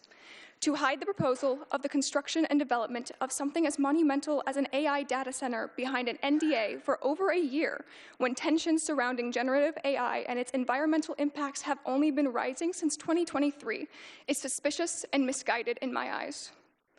The city manager and thus council entered into this agreement on April 10th, 2025, and per the City of Salem website, under the NDA, staff had one introductory meeting with the company, a second consultation meeting to discuss Salem's development process, followed by 3 technical meetings to understand proposed site design, proposed transportation access, anticipated utilities needed, environmental considerations, and 1 conversation about a conservation easement for the preservation of heritage oak trees. With that information in mind, I have to ask whether or not the council or city manager spoke with environmentalists or the indigenous stewards of this land regarding the consequences such a building could have on our air, soil, waterways, and wildlife. A data center can use upwards of 5 million gallons of water per day to cool the computers, consume anywhere from 50 kilowatts to 100 megawatts of continuous electricity to power them.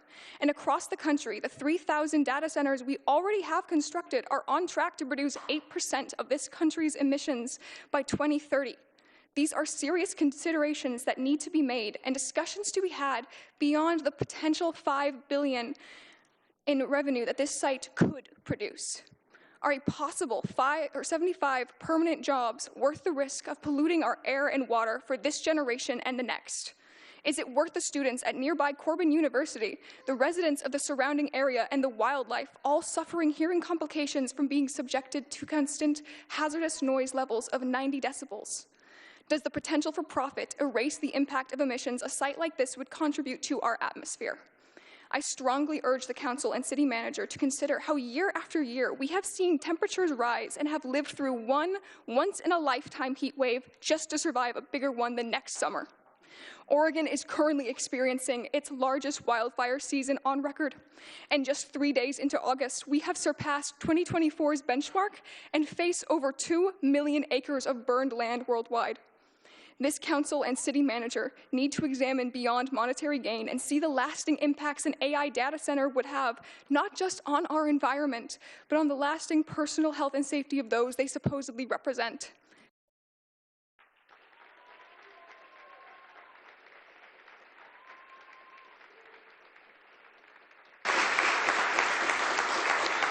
Micah Davis, Susan Scott, Erica Davis, and David Berger.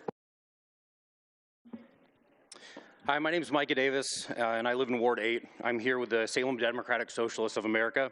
I want to start tonight by actually thanking everyone on stage tonight. Over the last few weeks, the people of Salem have been shown a masterclass in how power is structured in our society. Billionaires and corporations have direct access to our leadership and even have the power to shut out our elected officials, let alone the general public. This is how the system is designed. Benefits for the weird billionaires and crumbs for the working class. The moratorium is the bare minimum. We need you to take concrete steps to permanently stop Veris and all data center development in Salem, and we don't want to hear bureaucratic excuses or legalistic hand-wringing. I also want to thank Veris for ripping the mask off. After our community definitively told you we didn't want you here, you submitted a proposal that utilizes even more land. Even a ploy by the governor to pull 30 acres didn't make a difference. The spitefulness and indifference is shocking, but it's also a perfect example of what billionaires and corporations think of us. They distort the truth, they serve themselves, and they couldn't care less about what we want. They don't care about our ability to breathe clean air, drink clean water, or pay our electricity bills. Our city is facing a cost of living and housing crisis. Energy, electricity demand is surging, and PGE recently announced plans to raise rates to accommodate the massive increase in data center development. They spend massive amounts of money to lobby our government to ensure both their shareholders accumulate more and more wealth, and they keep the ability to jack up our rates. This is a perfect example of why we deserve a publicly owned and democratically controlled utility company. I want to end by quoting a song that's been hitting home the last few weeks from a metalcore band called Shai Hulud. In 2008, they wrote a song where they say, "Preserve life through loathing, awaken hope within hatred, wrest insight from outrage. This is our birthright and obligation." I'm hoping that the loathing, hatred, and outrage that we have been expressing regarding these data center schemes being forced on us by billionaire weirdos will drive us all towards preserving life, awakening hope, and gaining insight. We demand that you channel our outrage into creating permanent solutions that stop Veris and ban data centers in Salem. Thank you.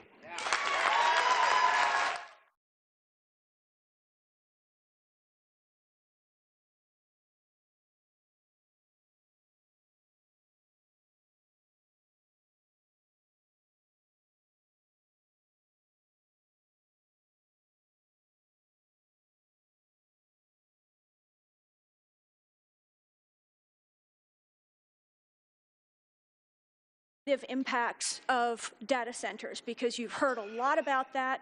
The evidence is clear and it is readily available. What I am here to say is that the age of disengaged, apathetic voters is over. We elected you to represent us. We are watching you. If you cannot or will not represent us, it doesn't matter how many glossy flyers with misinformation you stuff into our mailboxes. It doesn't matter how many slick commercials with doublespeak you flood the airwaves with. Or it doesn't matter how much corporate or dark money donations you receive. You will not win re-election. To represent us, what we need you to do is, A, pass the moratorium now. Then use the time that provides to update city zoning regulations to designate data centers as a separate category. Prohibit variances and exceptions. Prohibit all NDAs.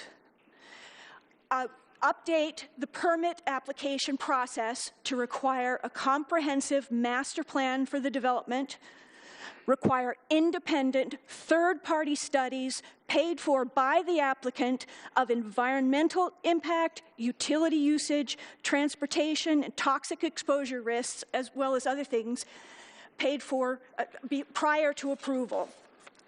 Require comprehensive emergency response plans filed before the application is considered. Include specific and enforceable compliance mechanisms. Require comprehensive plans for decommissioning and remediation to leave the site in its original state at the applicant's expense upon shutdown for any reason.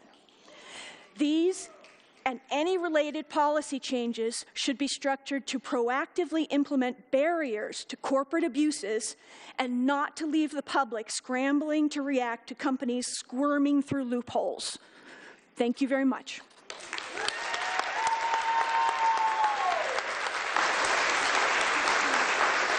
Erica Davis, David Berger, Kyle Durkee, and Devin Schill.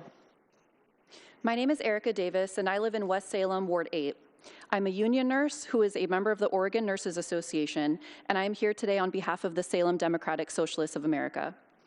I was hopeful that I would be in celebration with our community tonight. The passing of the moratorium on data centers is the obvious call to make, but now I'm afraid it might be too little, too late, because Veris was given a 16-month head start and we were never given a fighting chance. It is time to act with the sense of urgency that the people of this city deserved 16 months ago.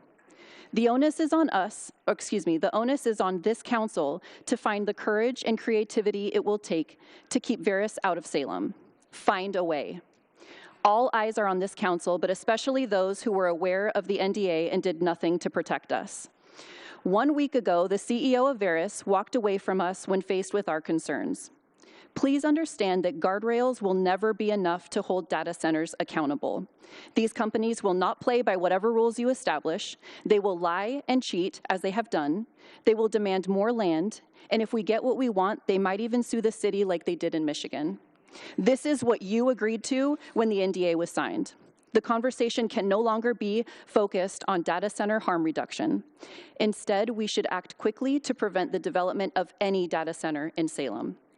Please don't lose sight of the fact that as our state is on fire and our water supply is in jeopardy, PGE had the audacity to announce a rate increase in order to accommodate new data centers.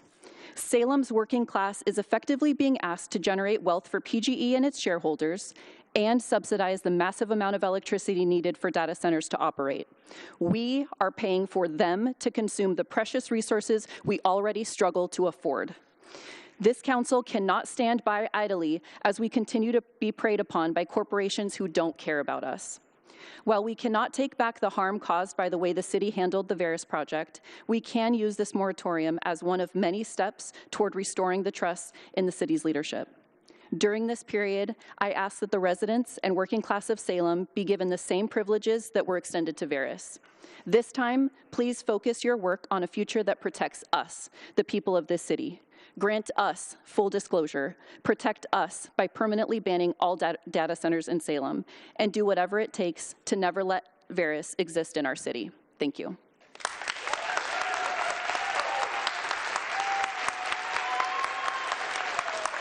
David Berger, Kyle Durkee, Devin Schill, and Ashley Cervantes. Madam Mayor, City Councilors, and staff, I want to thank you for hearing me out. For the record, my name is David Berger. I am a lifelong resident of the state of Oregon in multiple cities for 51 years. I want to give you a little perspective where I come from. I went through an apprenticeship, just like a lot of us have in the trades, going from job to job, feeding my family, putting, food on the table, benefits to have health care, things like that, all on different projects. Right now, data centers are a big thing. I hear the community's concern. I understand. I hear that. I was a part of the Facebook at the time, now Meta Data Center in Prineville since day one. I was there for the first shovel in the ground in 2009, and I saw 14 years of growth through 14 buildings. Those buildings started off as open loop systems that did use water. They used a lot of water. They found that those concerns of the community were being heard, that they shouldn't use that much water. They chose to go to closed loop systems, which almost all data centers currently are going to. To give you a perspective of that, that's like filling your car radiator and driving it for 100,000 miles without ever filling it again. It's one-time use, okay? Just to give you a perspective on that. The energy usage that the Prineville Data Center uses, they have mitigated through 75 megawatts of solar that has been put in up and down through Central Oregon. There are ways that you can protect the public and we can have good projects that are good for our communities. The Prineville area was depressed. It had a lot of things that was needed. When the Facebook data center came in, it helped the community out. It brought jobs to the community. It helped with fire, police, schools, and it just did a lot of good things. So there are not always bad things to come with new projects and things that people don't understand. You do need to look and see what is going on with the project and make sure it does have high standards and it does meet the needs of the community and the public. And I please ask that you do that diligently and make your decision wisely. Thank you.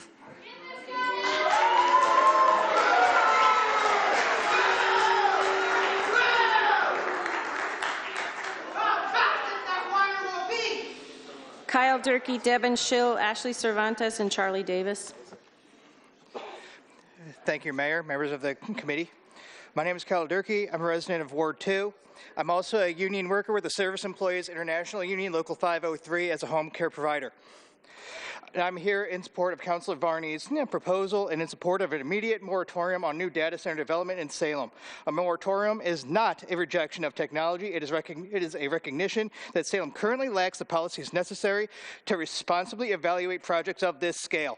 Data centers have the potential to place significant demands on water, electrical infrastructure, and industrial land. Salem is already operating under a declared water emergency following one of the weakest snowpacks in recent memory. Before any additional proposals move forward, the city should establish clear environmental standards, infrastructure requirements, and public accountability measures. These standards should be developed through an open public process, not after individual projects are already under consideration.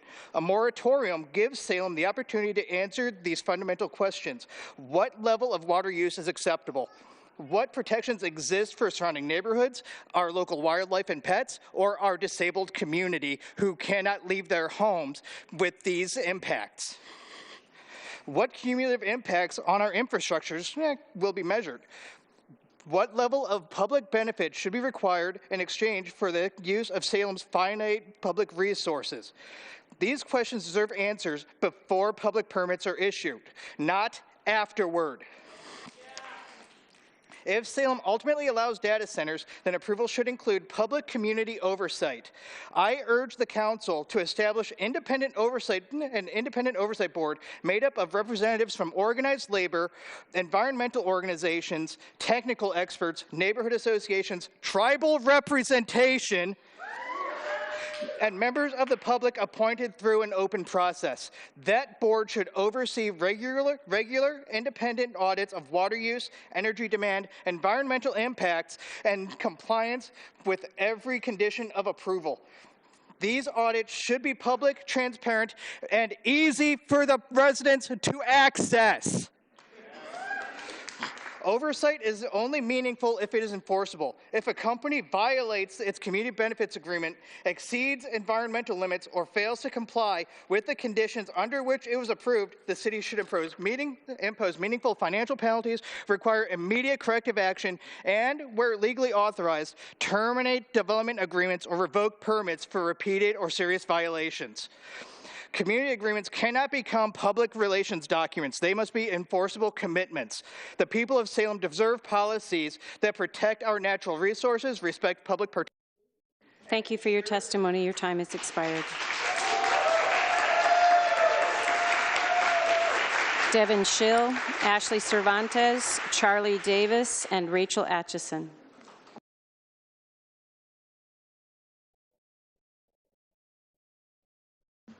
There we go. Hi, this is Devin in Ward 1. Nice seeing y'all again. So, gonna drum in the same points that pretty much everybody's already been making, but yeah, they've already filed those papers. They've already submitted their forms to get this all approved. They did this all while, well, what was it, Friday? Just a couple days ago to get this all moved along. And with all that, with Veris rushing to get this all finalized, and frankly the drought and everything that's going on right now, I'm rambling, bear with me. We are in the midst of a drought. We have already declared a water emergency, and we want to put more strain on our water supplies than and we want to put even more strain on our water supplies. We have a limited amount of resources there, and it has been shown with time and time again with closed loop cooling systems that contaminants will be discharged into that limited amount of water. The application that was filed shows no actual information whatsoever about how much water their project would be using, and just them telling us that, oh yeah, it's not going to use much, it's not going to use water. Whereas in the same statement, the same company says that we don't actually know how much water we were going to be using.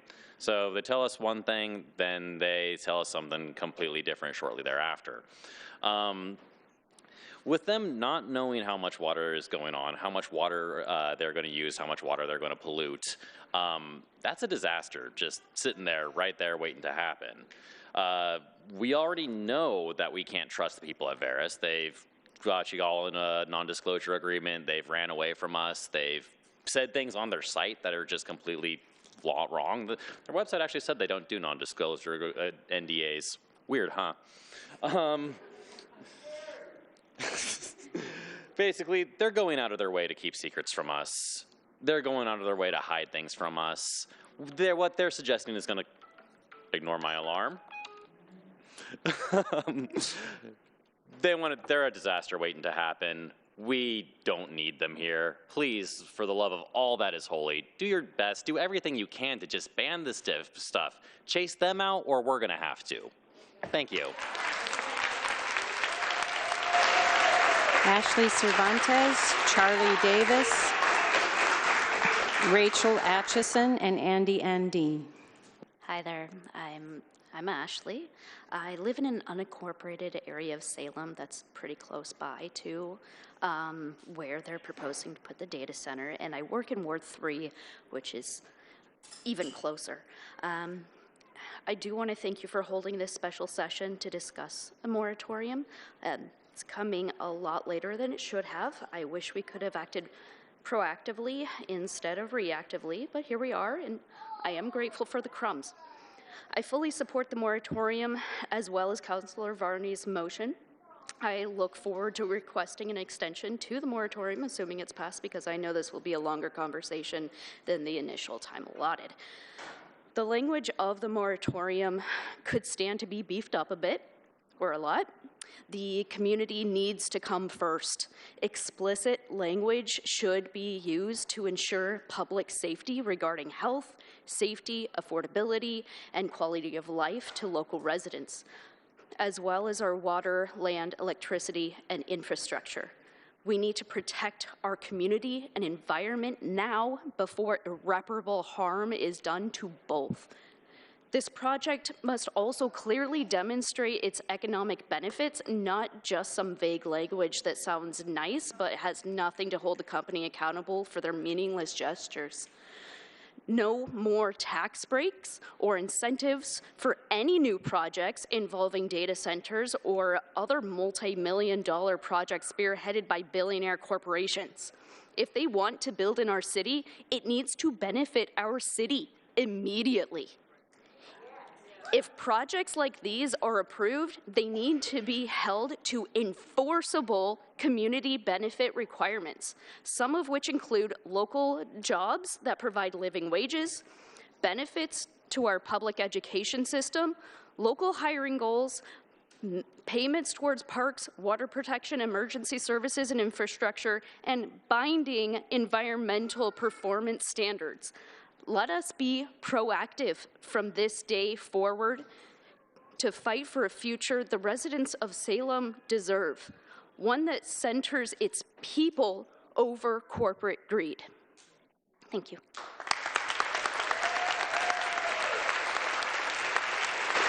Charlie Davis, Rachel Atchison, Andy Andine, and Amanda Yater.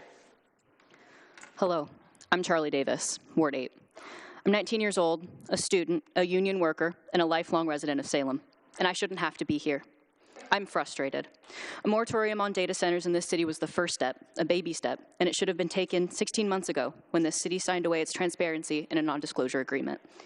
I don't care if NDAs are legal or commonplace. If the rule book allowed some of you to negotiate our city's future behind closed doors without our city's council's knowledge, the rule book is beyond broken.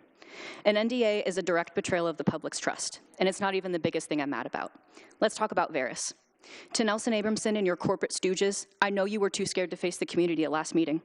You aren't some innocent new startup. You are backed by the backbone of big tech giants, Alphabet, parent company of Google. They're Google with a green corporate rebrand. Just look at Veris's track record in Michigan. They do not care about community benefits, and greenwashing won't change the fact that data centers devour our land, power, and water while driving up utility bills for families who are already struggling to get by. And for what? And look who actually stood up to this podium to defend this project this time and last. We have heard from out-of-state real estate investors who just want to line their pockets before flying back home. We heard promises of tax revenue, as if a city that has mismanaged public funds for as long as I've been alive is suddenly going to save us with Veris's tax-subsidized scraps. And throwing every family in Salem under the bus, jacking up our power and water bills just for a few years of temporary construction gigs isn't worth it. Look at the insult of the last meeting. We were forced to sit through an hour of unverified Veris propaganda, and while residents stayed past midnight, Veris was behind the scenes scheming, filling land applications to sneak past public scrutiny. To this council, stop pretending you can manage or regulate this monster. Don't hide behind promises of task forces or policy guardrails. I don't care how many regulations you put into a contract. Veris will break every single one of them. You cannot safeguard our water or electric grid with compromises to big tech. The only actual guardrail, the only actual solution is to halt this project entirely and ban data centers from Salem forever. Veris is lying to you, big tech is lying to you, and they will lie to everyone. They do not deserve a single square inch of Salem, especially when we have to foot the bill. I know how many of you on this council were kept in the dark by this NDA, just as much as the rest of Salem, but you aren't in the dark anymore. You have the power tonight to stand up and to stop them. Pass this moratorium. Use it to establish a complete permanent ban on data centers in our city. Do your jobs. Stand up for the people who elected you. I don't care if it's uncomfortable or the hardest thing you have to do in your entire lives. Get it done or be remembered as the council that sold Salem out. Thank you.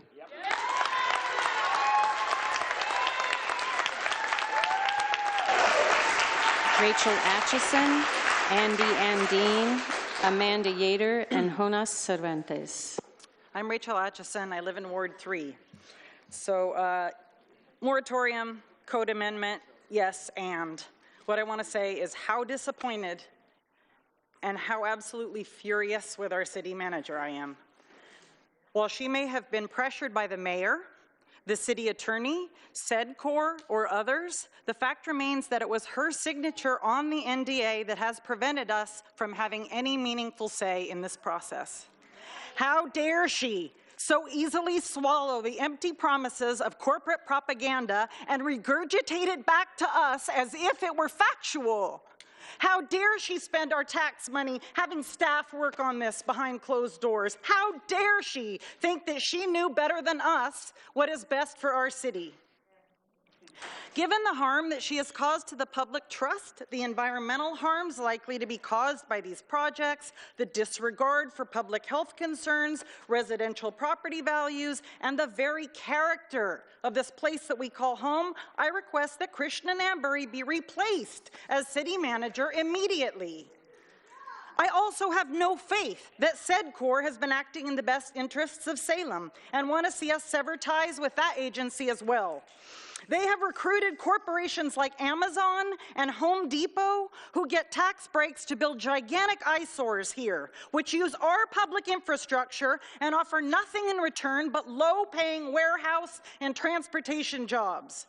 Now, SEDCOR has moved on to recruiting corporations who will get tax breaks to build gigantic eyesores that will use exponentially more of our public infrastructure and offer up hardly any jobs, most of which are likely to be low-paying security and janitorial positions.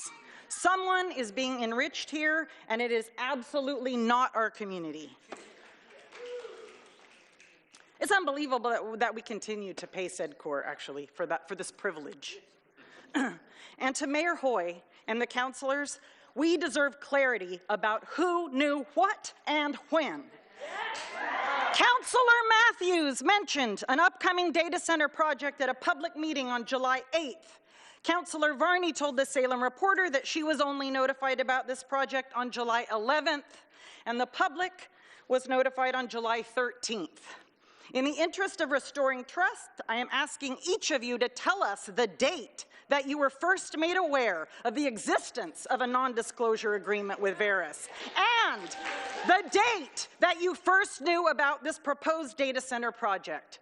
That's what we want to hear. And Councillor Nishioka, when you said that this is the democratic process, it's actually not. The democratic process would have involved us at the beginning. Yeah.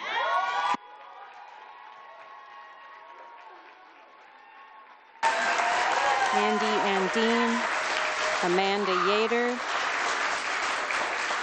Jonas Cervantes, and Melinda Yost. Did you call my name, Mayor Hoy? Andy Andine. Thank you. Andy Andine, Ward 3.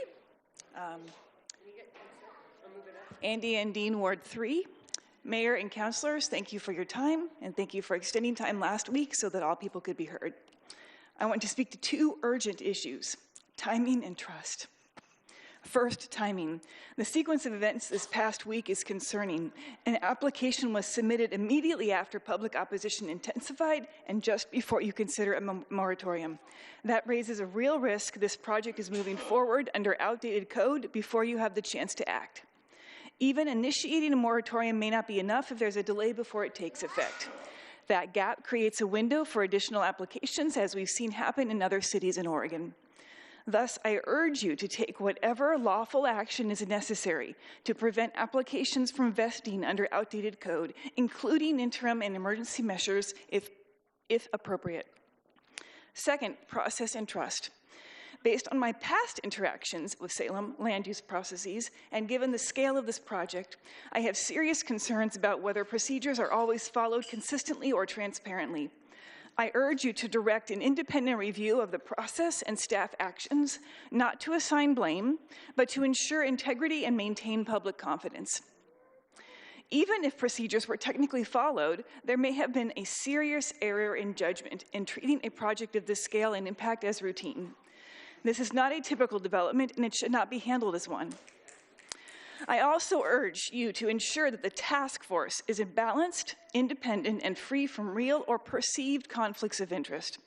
Organizations like SEDCOR play an important role, but their perspectives must be balanced with independent technical experts and community voices to maintain public trust. Finally, projects of this scale should not proceed through administrative approval. At a minimum, please, number one, require discretionary review with meaningful public input. 2, ensure full cost recovery for technical analysis.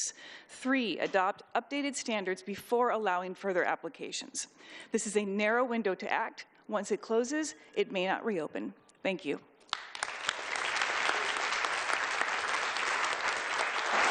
Amanda Yater, Jonas Cervantes, Melinda Yost, and Jeff McElvary.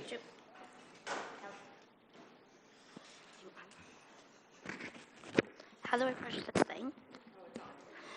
Hello, my name is Amanda Yater, and I'm from Kaiser, Oregon, and I'm here to represent the most vulnerable of our community, our sickly children. I am here to tell my story and to advocate for my 5-year-old little girl who is on a feeding tube, no thanks to being born with Pierre Robin syndrome, being pronounced failure to thrive, and being born with a cleft palate. I am here because as a child, I was experimented on because I was so sickly that doctors thought I would be dead by 17. And the medication that was used is being used by children today. This inhaler, our children have that because of me, because I was experimented in Bakersfield, California, to give our children this. I will be damned to allow my legacy that has saved so many lives to be thrown away. I'm here to protect my child because now I'm hearing that Kaiser's water might be affected, the well water might be affected. And my daughter uses that water to clean her pump. We use that water to measure out her formula that gets fed directly into her stomach. And I can't fathom what will happen if the water gets polluted and she gets poisoned directly through the stomach. I am not about to watch my daughter suffer. I am not about to be the one to cradle her in my arms as she lies dying. I am just not for that. So I'm asking for this moratorium so that we can study the effects of the air and water pollution, the harmful effects it can have to the most vulnerable of our children. Now, I'm asking you guys to look into the cameras and tell our children, do you stand with them or do you stand with the corporations? I yield back.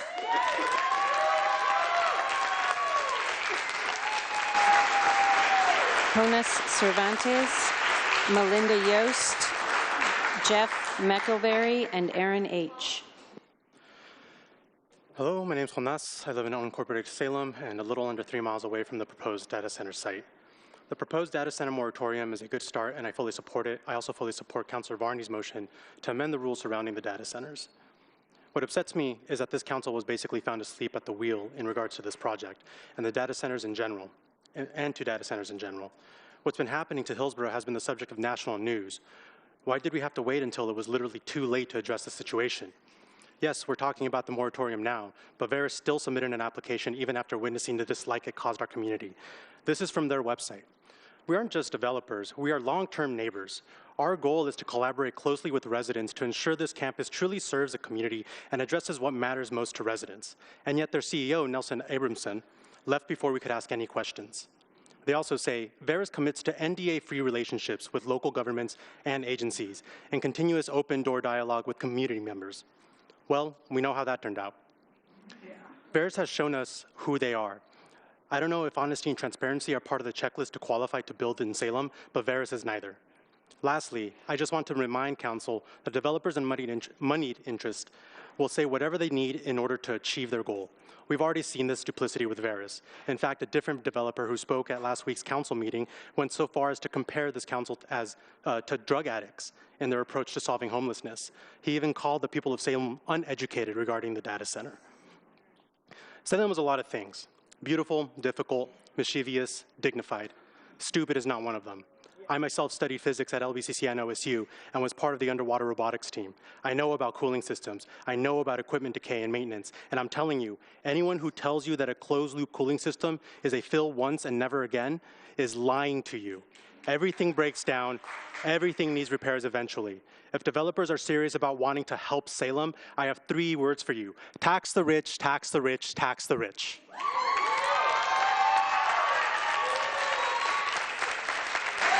Melinda Yost, Jeff McElberry, Aaron H., and Robert Kimmich. Okay. Hit the button there, please. Right on the black box. There you go. Yeah. My name is Melinda Yost, and I live in Ward 1. If I clearly understood the city planner last week, she said that NDAs were needed to prevent investors from buying property on speculation. That is a huge load of crap. If any of us hired a contractor to work on our house and received a shitty job, that would be our responsibility, our decision. If an investor invests in our place here, that is his risk and his decision, and it is his responsibility. It does not fall on we the people. I want to know just how many of the staff was involved in this, because we surely do not pay our city employees to babysit huge multinational corporations and help them avoid making business mistakes. It is absolutely disgusting to me that any of our city government officials should have been acting this way. We should have been in this from the beginning, not right at the last minute when they can slip it through on us. I want to know just how many of you would be fine living with water restrictions for the rest of your life. Do you want to get in and take an army shower? Fine. Go somewhere where you can do that. I don't want to do it in Salem. I also ask you, just how many of you, we all remember the horrific noise we heard from the father-to-be that was here last week. And would any of you really ask that newborn baby that's due any minute now to listen to that awful noise for the first years of his life? How many of you would really want that for your child? Hopefully he and she will be able to hear his parents' voices and will not be deaf by the time he is 20. Honesty and transparency are the only thing we always want our public servants to do. We feel extremely burned by our city government and the secrecy that was involved in this. You can start help building that trust by enacting this, a permanent ban on city data centers and a permanent ban on NDAs. If you want to really represent people, stand up, damn it, grow a spine and a pair, and do the right thing for the people.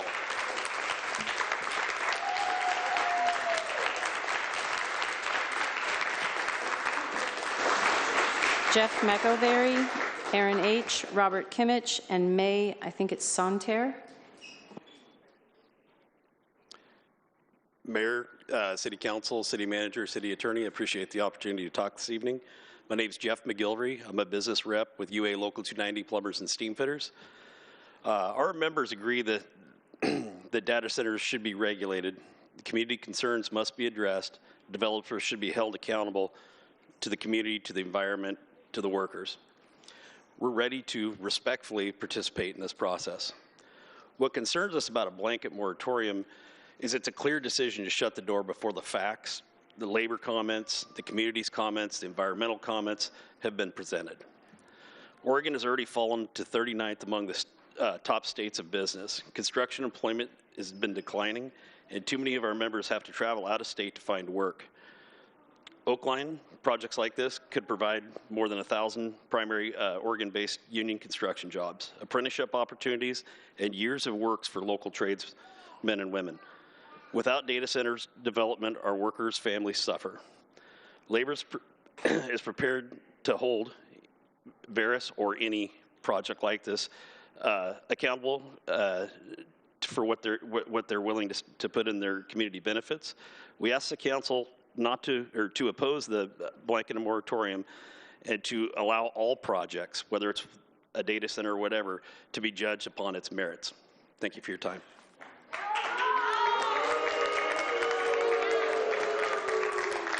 Aaron H., Robert Kimmich, May Santerre. Let's be respectful to each other, please. You've been afforded the same. Please. And Felix May.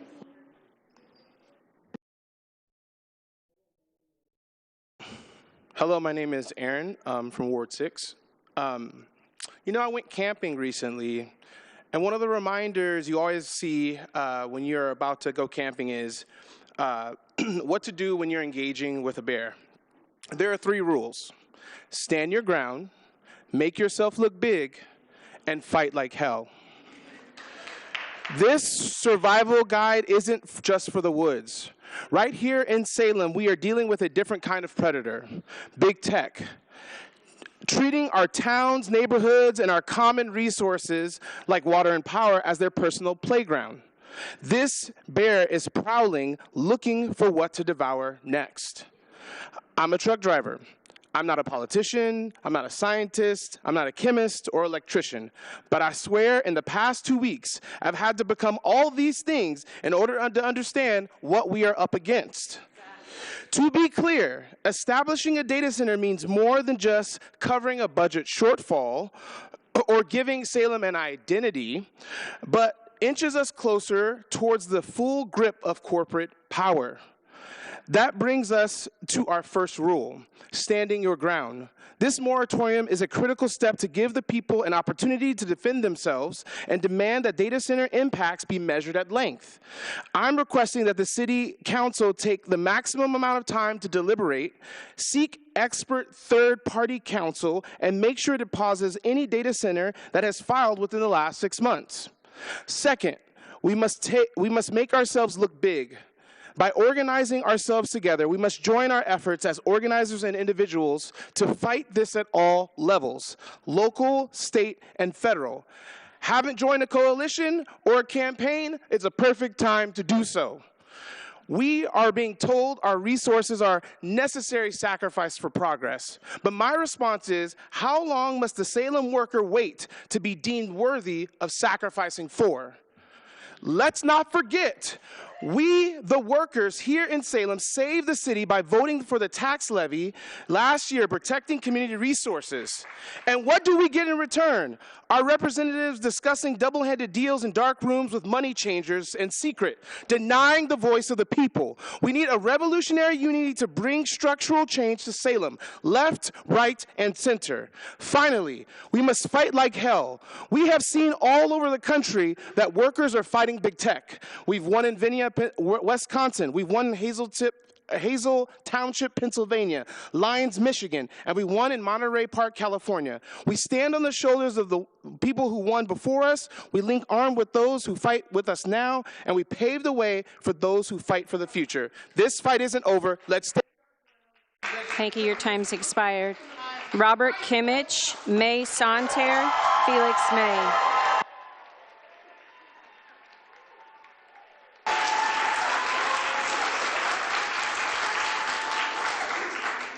We're going to take a break after Felix for 5 minutes. Go right ahead. Hello, my name is May Santerre Hernandez. I spoke at the last council meeting. I am absolutely in favor of the moratorium. I think it's definitely a start. It's not a finish. We don't want data centers, AI data centers in our town. We don't want this. It's our job as humans to be stewards of this land. We have been doing this for millions of years. It's taken 200 years for the decline of our environments to reach where we are at now. We're looking at mass extinctions worldwide. Why? Why? And only to have more happen like this? AI data centers are the current bane of our existence, the current death of our world. Why are we letting this happen? Why are we doing this in our own backyard? I've lived here my whole entire life. I don't know how long you guys have lived here, but this is a beautiful place. I said this last time. This is an absolutely gorgeous place. Why would we risk what we have? Why would we risk that? I get it. There's some jobs that people might see, but what about the children that these jobs are for? What about the children that are being supported? What about their futures? What about those that come after us? The ones that are not as fortunate to stand up here and speak for themselves, the ones in our own community right now who don't even know that this is happening, who would be against this. This is just a small percentage of the population standing here today in the rooms behind us, everywhere, outside. This is not the whole population. We have to remember those who can't be here tonight.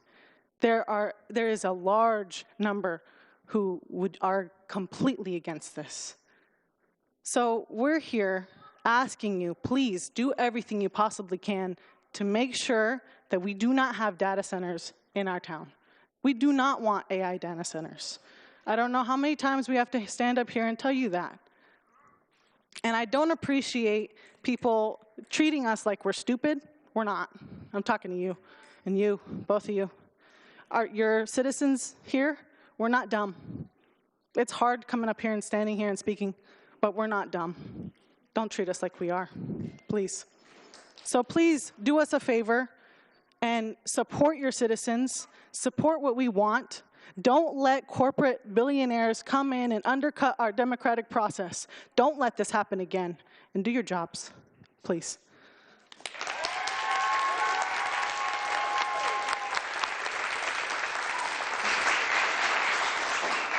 Excuse me, Felix, before you begin, it's possible that Robert Kimmich did not hear his name called. Anyone, Robert Kimmich? Okay, Felix, go right ahead. Hi, my name is Felix. I live in Ward 7, and I am a dad to a 2-year-old. Because of that, I would say I'm a dad to a 2-year-old, and so I know that emotions and feelings are important. And I hear you guys repeatedly being like, the statistics are the important thing. Our feelings are also important. Otherwise, this many people would not be here. So I think that's relevant. I don't think you're trying to be unkind, but it pisses me off. First, I would love to see if you are here in support of a moratorium on data centers and you know of at least one person at home who agrees with you but could not make it tonight, could you raise your hand? If you know one person. How about 3 people that you know? How about 5 people? Okay, so it's a lot. The city has not set up enough guardrails to keep us safe from this nasty polluting building, and while it is not the city council's fault directly, it is your responsibility to fix it. We know Veris is a bunch of liars because their own website is full of untrue claims, so why should they be trusted to continue with this process?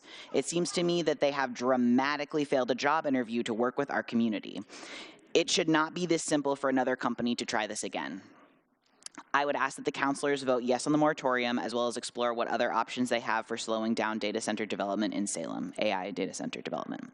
I would also love to see council members either go speak at the Capitol and ask the governor to put a halt on data centers in Oregon, or sign a letter, or a petition, or something. We have seen Mayor Hoy do this to ask to repeal a law that camping laws in Oregon must be reasonable for homeless folks. I would love to see that power used for good. This is an easy win for y'all across the political spectrum. Last week, I applauded for that gentleman who comes to council and speaks in a Make America Great Again hat. I have heard him speak quite a few times and never so much as smiled, so the shit has hit the fan. Veris is trying to back our community into a corner, but there are so many of us that we don't all fit there. This is not going to go well for them. If council would like to gain credibility and respect from your neighbors, you should do literally whatever you are able to do to show solidarity with us and put a stop to this. Thank you. We'll adjourn for 5 minutes.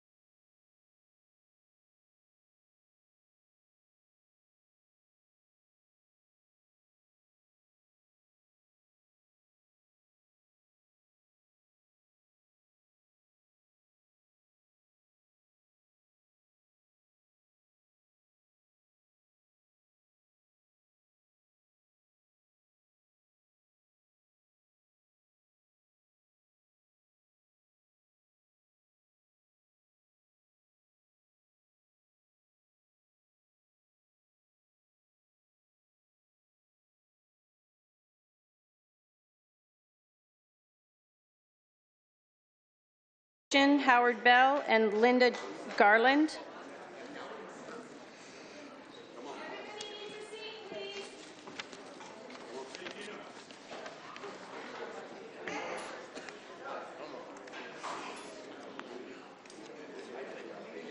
Tino Juarez, please come forward. The green button's already on there, so you go ahead. All right. Oh, one more time, Tino. You shut it off. Turn that, but there you go. Good evening, Mayor, City Council. My name is Tino, and I represent the working class. And I'm here today because I want to urge you to reject a blanket moratorium on a data center. Each project deserves to be judged on its own merits. Oregon cannot afford to keep sending investment opportunities and our workforce out of state and out of our city. We continue to fall behind in business competitiveness, now ranking 47th in the country, while construction employment has declined. These aren't just numbers or just 75 that we're talking about. We are talking about middle-class Americans, people like me who barely graduated, but because there was a construction project in our neighborhood, we were able to afford an opportunity to make it out. Regardless of how people feel about the project today, the purpose of this process is to evaluate the facts, hear from the public, ask the difficult questions, and determine whether this project meets Salem standards. A blanket moratorium short-circuits that process before the evidence can even be considered. Please don't close the door before you've heard and had an opportunity to examine all the facts. Reject the blanket moratorium, hold developers to a high standard, require accountability, and let these projects earn approval or rejection based on the merit of the project, not on the assumptions about any entire industry. Thank you for your time.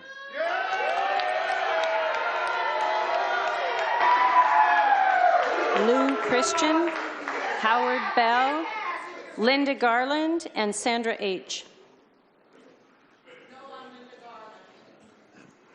Was that Lou Christian? Lou Christian? Yeah, go right ahead, sir.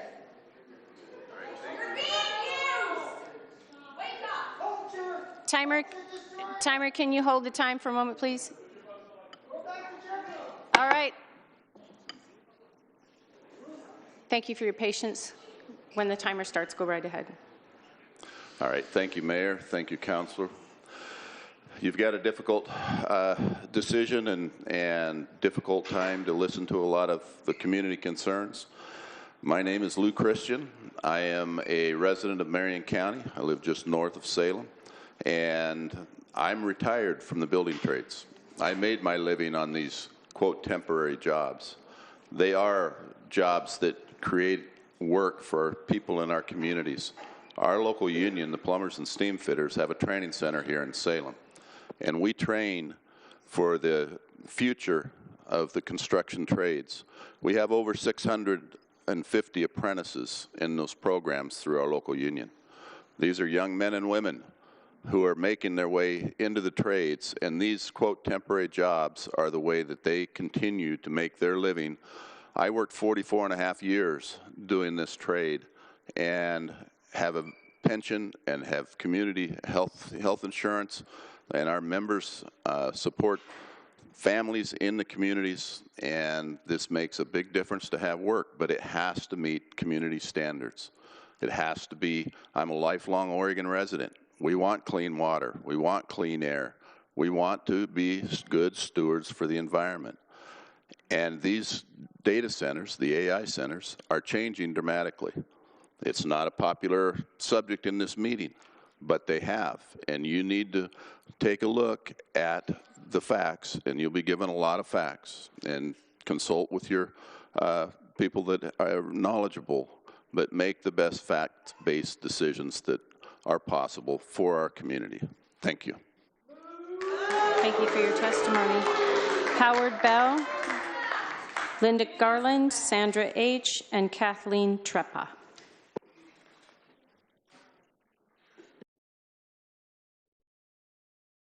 Hit the button. Go ahead, Howard. Good? All right. Thank you. Good evening, Mayor and council members. My name is Howard Bell, and I serve as the Executive Officer and Secretary Treasurer of OPIU Local 11. Thank you for the opportunity to speak tonight. I understand why people have questions about data centers.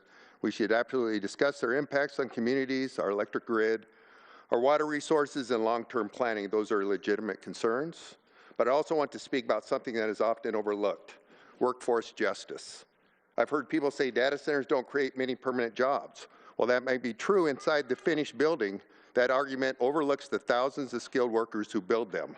For generations, the building trades have always worked themselves out of a job. That's not a flaw in our industry, it's our history. Every school, hospital, bridge, pipeline, power plant, and public building was constructed by skilled craftspeople who knew the project would end. Then they moved on to the next one. That's how construction always worked, and it has provided family wage careers for generations of Oregonians. Now, during a recent visit to Denmark, I toured a data center that captured its excess heat and used it to provide district heating to approximately 11,000 homes. Instead of treating waste heat as a problem, they turned it into a community benefit. That's the type of innovation we should be encouraging here in Oregon. Rather than adopting a blanket moratorium, let's establish policies that require responsible development, protect our natural resources, and create good jobs with strong labor standards. Tonight's decision isn't simply about a data center. It's about what kind of future Oregon wants to build. Workforce justice means valuing every worker, not just people who occupy a building for the next 30 years, but also men and women who spend the next 3 years building it. Their work matters, their families matter, and their opportunity to earn a family wage living matters. And I just wanted to share, I want to be able to leave this here tonight. This is a design that I learned in Denmark. It has a lot of different concepts. It solves the electrical issue. It also solves the water issue. And I presented it to Governor Tina Kotek's Data Task Force. They have it. So I'm hoping I can just leave that right here for you guys to review. Thank you. All right. All right. Linda Garland, Sandra H., Kathleen Trepa, and Kai Bernstein. I reside in Ward 5 and I work in Ward 6. So as of today, Veris has submitted. Can you verify, are you Linda? Sandra? Are you Linda Garland? No, Sandra. Thank you. Then you're Sandra H. Yeah. Thank you. Can you restart my time, please? Thank you. All right, so as of today, Veris has submitted their application to be considered for operations at the Mill Creek Corporate Center. To Veris, this was a strategic move to avoid following the guidelines under a possible moratorium. To us, this move has proven that the people running Veris are only venturing their own economic interest and establishing a precedent that puts profit over the people of Salem. That is why we demand that the city take a strong stance, not only against the actions of this corporation, but any future projects that come to the city. This city must pass stronger requirements for all applicants that include strong and clear environmental regulations, proven positive economic impacts, and the elimination of tax breaks, especially for multi-million-dollar corporate projects. Salem workers want quality jobs, we want quality housing, we want quality education, but this will not come from giving shady corporations like Veris access to our lands, resources, and on top of it, tax breaks that steal precious revenue from our public local school district. The students you see here with me will be suffering the closures of our school districts in the upcoming year here in Salem-Keizer, and this is unfair. The moratorium was the move to the right direction, but it means nothing if Veris is able to move around it and do whatever they want. The moratorium must include any and all projects that were submitted in the last 6 months. Any application submitted must be nullified to ensure that they fulfill the requirements under the moratorium. This moratorium must be expanded beyond the 120 days to ensure adequate and quality evaluations are conducted with enough time for public input. All future non-disclosure agreements must be eliminated from Salem business and corporate partnerships. Additionally, no public officials should have the ability to sit on boards that create any conflict of interest with corporations, like Julie Hoy, who sits on the board of directors of SADCOR. We remind you again, You were elected to serve the people of Salem, not the interests of billionaire corporations. We need to know that we can trust our city officials when we receive federal funding from economic development such as the CHIPS Act. Will this city truly look out for the interests of the people, or will corporations take the opportunity to profit from the economic development resource created from our tax revenues? That's a question I have for you all, and an expectation that the people here have for you as well.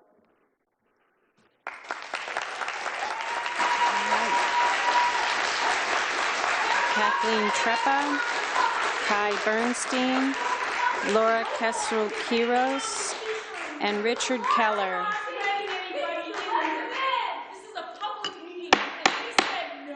Okay. They said no at the door. There's not enough seats for the public to come in. I'm going to have to ask you to sit down. We're taking public testimony at this time. I'm going to have to ask you to sit down. This is public testimony. You have to sign up to testify publicly. Kathleen Treppa, go right ahead. So my name is Kathleen Treppa. I'm with Ward 7, and to continue her comments, they are shutting the doors. They are telling people that they had to get a ticket in order to come in. They're not really aware that there are seats available. It should come as no surprise to anybody on this dais and to the staff that the community is absolutely outraged. This is not a surprise. Okay, you all should not be surprised. You all are pivoting on a dime as quickly as you possibly can. I know you're trying very hard, City Manager Nambury. But people are furious. They've been locked out of something for 16 months. You have lost public trust, and you're going to have to work really hard. I would respectfully suggest that you allow the people to come in. You've got plenty of seats. I obviously support a moratorium under the compelling need and the initiation of a code amendment process. By staff's own admission, the development code is updated on a regular basis. I think it's tragically unfortunate that nobody was proactive enough to initiate any sort of updates to the development code related to AI centers. They've been a conversation in local, state, and national dialogue for some time now. It defies logic to me that you haven't pursued it, and now look at the situation that we're in. I strongly urge staff and the council to ensure that the moratorium is appropriately worded to not result in loopholes, wordsmithing, and legal gymnastics. You understand what the intent is. Please make sure it is done correctly. And I'm not overly confident, Mr. Atchison, I'm sorry for calling you out, that you are the attorney who's best able to do that. I strongly urge the city to retain expert legal and land use consultants to help ensure that this intent is met to the degree possible. And if the Verish project is allowed to continue in this process because somehow it slipped through, despite the moratorium, every rock needs to be looked under, every detail scrutinized, because these data center developers do not care about this community. They only care about their bottom line, and they care about their profit. I also strongly urge you to not shut down public comment at 9:30. Staff and Verish have had 16 months to work on this proposed project. Denying the community the opportunity to participate in a thorough and meaningful discussion is only going to result in more anger and more frustration. I strongly urge staff and the council to ensure that the city is doing the utmost to share information with the public, to explain it at every step, what has been submitted, and what is the progress of staff's review. There should be a regular update on the council's agenda. Staff is going to devote a full-time project coordinator to help this project. You should use the same effort and the same resources to keep the public informed. Thank you. Kai Bernstein, Laura Kessler-Quiros, Richard Keller, and Michelle Keller. Hi there, Council, Madam Mayor. I am Kai. I live in Ward 2. I moved here from California to be a college student at Salem University, and I have since graduated, and I'm a proud member of the Salem Democratic Socialists of America. Most of all, I am furious. Has the city government learned nothing? Have you guys not been paying attention for the past, 2 years? I first heard about the issues of AI data centers about 2 years ago. Union workers insist that each project should be judged on its merits. Already, by entering into a non-disclosure agreement against Verus's own website's terms, and thus keeping all discussions hidden from the voters, both Veris and the city government have demonstrated a lack of good faith with the people who elected them. We, the people of Salem, deserve to know about this months ago. Instead, thanks to City Manager Namburi and every other person who decided that it was a good idea to enter into this non-disclosure agreement, Veris had a 16-month head start on everyone else. We had 3 weeks. Now, they've used their vast resources to file their land use application on a Friday night before we could do anything to stop them. I sat in a packed overflow room and then a packed auditorium for 6.5 hours last week. Now, we have heard tonight that you have to go through the proper channels, and honestly, there's not a whole lot you can really do to permanently fix this problem. This is on each and every one of you sitting up there, from Mayor Hoyt to City Manager Namburi to City Attorney Atchison. Veris didn't even bother to make the case for their project before the people. They didn't even bother to make the case before this council, before you all voted on it. They simply filed their application on a Friday evening, and now we're here. I now want to turn my attention to the representatives of Veris. I assume some poor intern is going to have to watch this thing back because I don't see any of them here. First, you hid behind the NDA. Then, last week, despite heavy police presence, you fled in fear for your safety when faced with the voices of the people you tried to hide your project from. You don't seem very interested in being a part of our community. So I will tell you this, leave. We don't want you here. Frankly, nobody wants you anywhere, but we're here, so nobody wants you here. We will first pass a data center moratorium here in Salem, then a statewide moratorium. Perhaps in 2028, we will elect a president and a Congress who will pass a nationwide moratorium. We will turn private power companies like PG&E into public power like Monmouth and Sacramento. Make sure the existing data centers subsidize our electricity bills. Yours is a doomed business model, sucking our rivers dry, poisoning our soil, and leaching the life from our communities, all just to make a profit. Leave.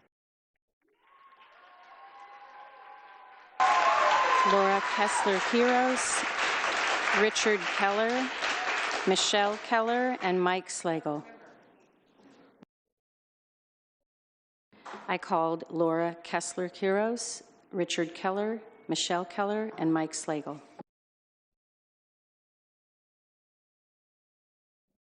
Is Laura Kessler-Quiros here? Coming? Okay, great. Thank you. Armando, can you help to accommodate? Where are you?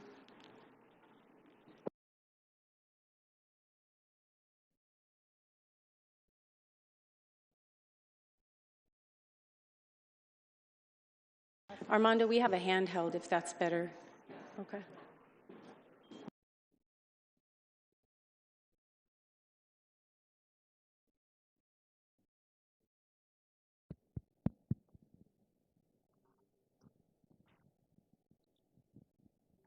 Can you please check that mic real quick?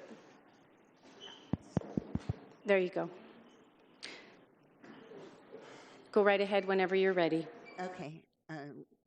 Good evening, councilors. I appreciate the opportunity to speak. I didn't get called last week until I was on the bus on my way home after 10 o'clock. So I came at 3 o'clock today to be sure that I would get a chance to say my piece. And I'm going to try and hit a few points that I think nobody else has.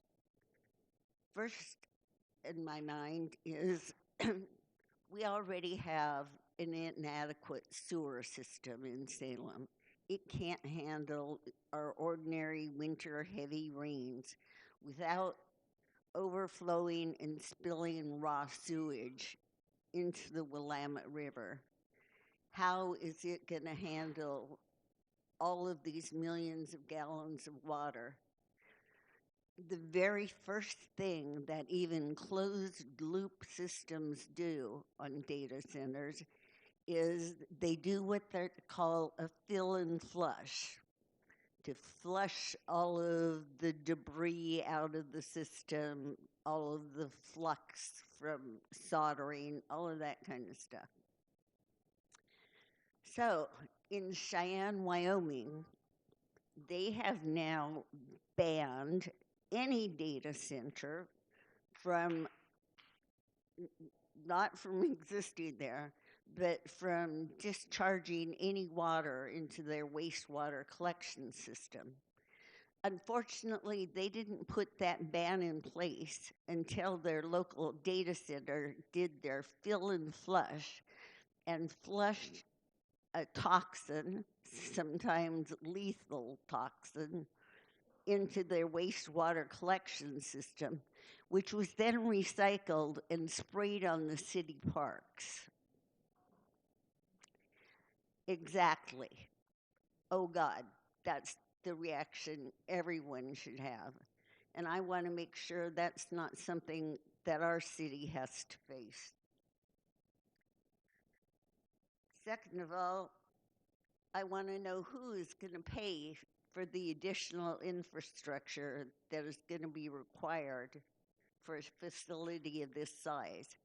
It darn sure shouldn't be the elderly, the disabled, the working poor, most of the people that live in Salem. It should be the corporation that's planning to come in here and make billions of dollars. They should be paying for the additional sewer infrastructure. They should be paying for the water infrastructure.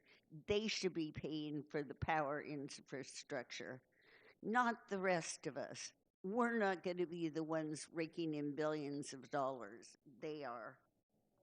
Your time has expired. Oh.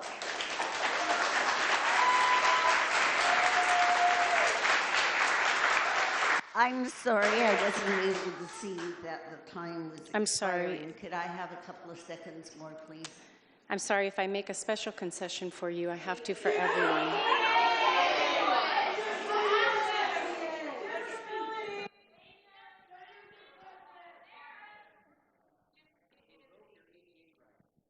That's true. I will invoke my ADA rights.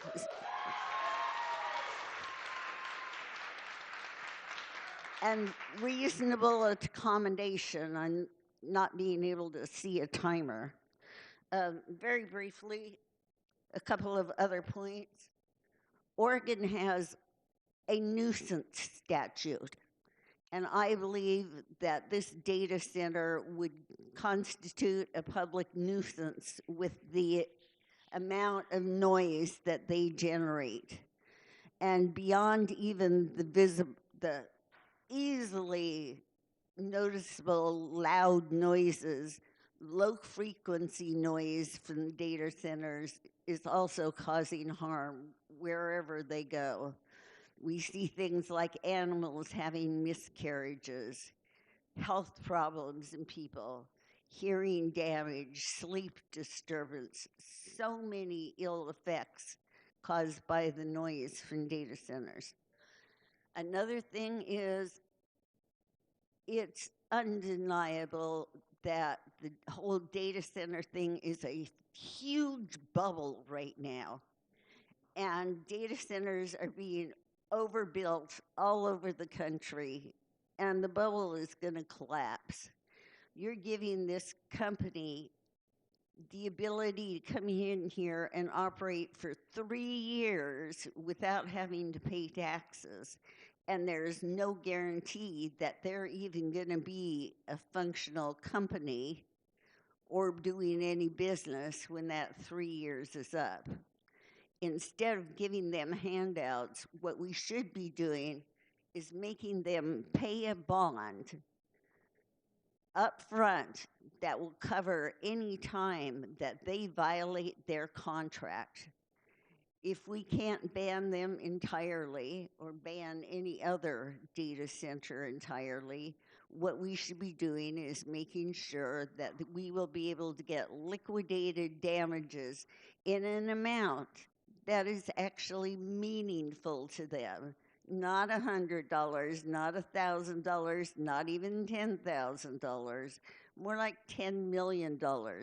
If they don't follow through and actually build a closed loop system after they've said they would.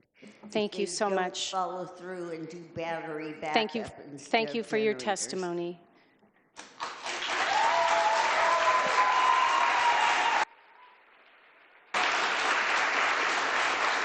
Richard Keller, Michelle Keller, Mike Slagle, and Joaquin Lara Midkiff.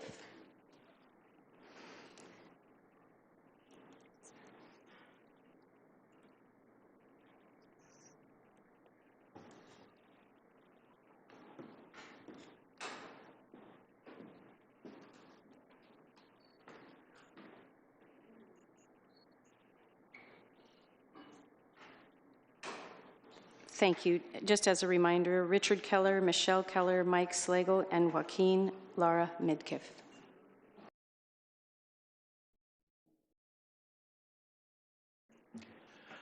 Good evening, Council. My name is Richard Keller. I live in the Salem, Candelaria neighborhood, Ward 7. I'm here tonight to demand that you vote yes on the emergency data center moratorium. I'd like to thank everyone here who stole all my shit tonight. So I'd like to go right to, last Monday, hundreds of furious residents packed this building. They're here tonight to verify that this Veris project is a parasitic threat to our city. Not only here, but nationwide, you're seeing upset people in cities across this country, moratoriums being approved by cities nationwide, and I urge the council to vote yes on this measure. Last week, city staff told us their hands may be tied because the Mill Creek site allows data centers by right under a flawed 2014 loophole that our city attorney mentioned. I'd like to point out to council that Salem Revised Code Chapter 550, the explicit binding purpose of employment center zones is to provide a variety of long-term employment opportunities. Handing over 100 acres of prime industrial land for a $5 billion compound that leaves behind maybe 75 permanent jobs is a vile subversion of Chapter 550. That is less than 1 job per acre. It's time to call these projects what they are. They're not data centers.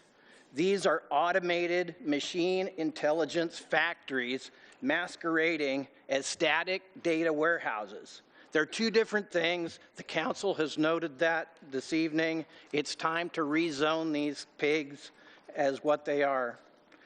This project must be terminated and fought with all the backing of the city and the state. And it should be noted, Veris's duplicity. It was recently they petitioned state regulators to reclassify their business as a new Schedule 96F to dodge the new 29% rate premiums that the state has imposed. Fortunately, the state regulators voted that down. So since Veris is, so keen on reclassifying themselves as some different entity to suit their purposes, I'm sure the city council and Veris will not object to rezoning them for their plain purpose of what they are. Your time has expired. Thank you for your testimony. Michelle Keller, Mike Slagle, Joaquin Lara Midkiff, and Valerie Sierras. Good evening, Council, Mayor. My name is Michelle Keller. I'm a resident of Ward 7 and a veteran, so I guess you could say I know a little bit about traveling for work. I come from a family of builders, so I know how important these jobs are. I want all working class people to have good jobs, good paying, long-term jobs. Why must we, our community of Salem, sacrifice a peaceful quality of life, protected resources, and affordable energy to bow down to corporations who don't call it home and have so little regard for the communities they erect their moneymakers in? When are we, as a working class, going to realize they are using us? That they just consider us simply useful idiots? I am here to tell them and you, we are not idiots, and this aggression will not stand. I tried to find just one example of a successful AI center from the perspective of the community that it is in. I could not find one, not one. The reality is this AI data competition is one we did not choose. This is a game being played by multi-billion-dollar corporations in our backyard without regard to the collateral damage to our community.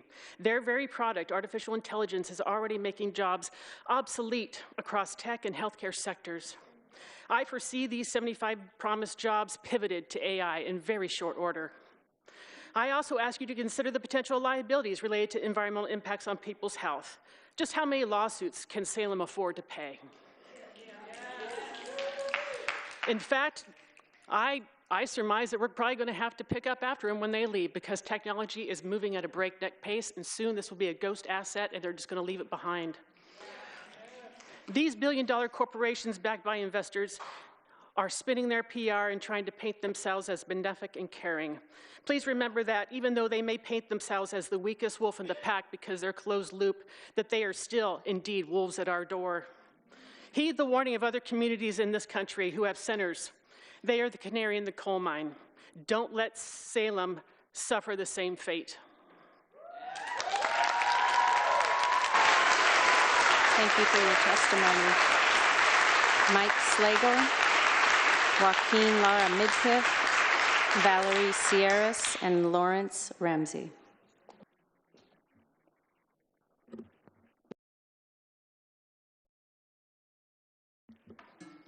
Good evening, Mayor, councilors. Thank you for having me.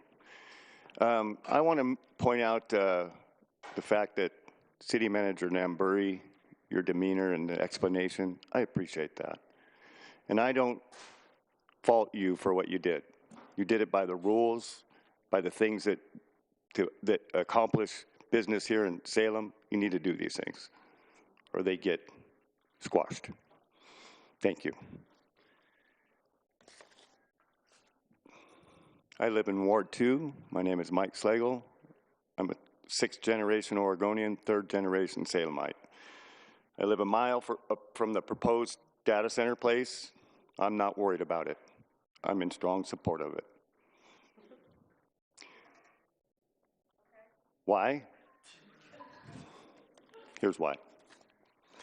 While I understand and share the community's desire to protect our local resources, I want to highlight the historic fiscal and infrastructural benefits this project brings to Salem. First, financial impact is unprecedented. This represents $5.1 billion in private investment. Once initial enterprise zone exemption expires, this facility will inject $10.5 million annually into our city's coffers. $9 million goes directly to general fund and $1.5 million in the tax levy, livability levy.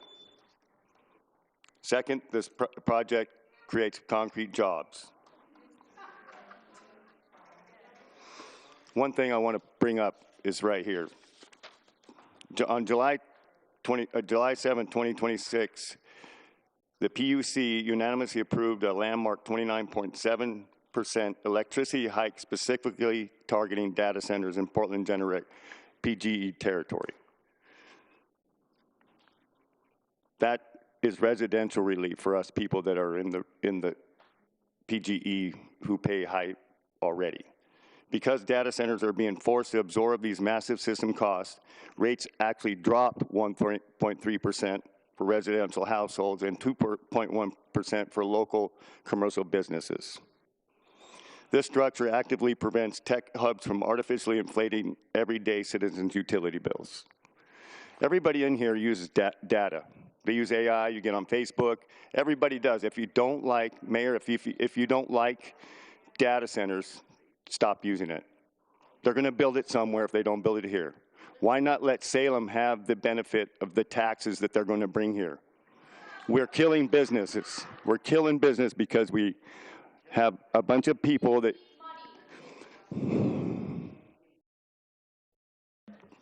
Thank you.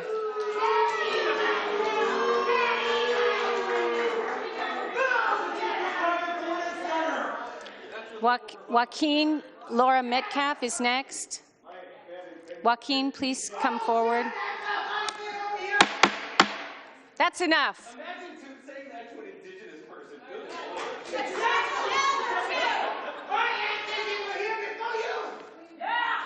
Okay. Okay, we're gonna.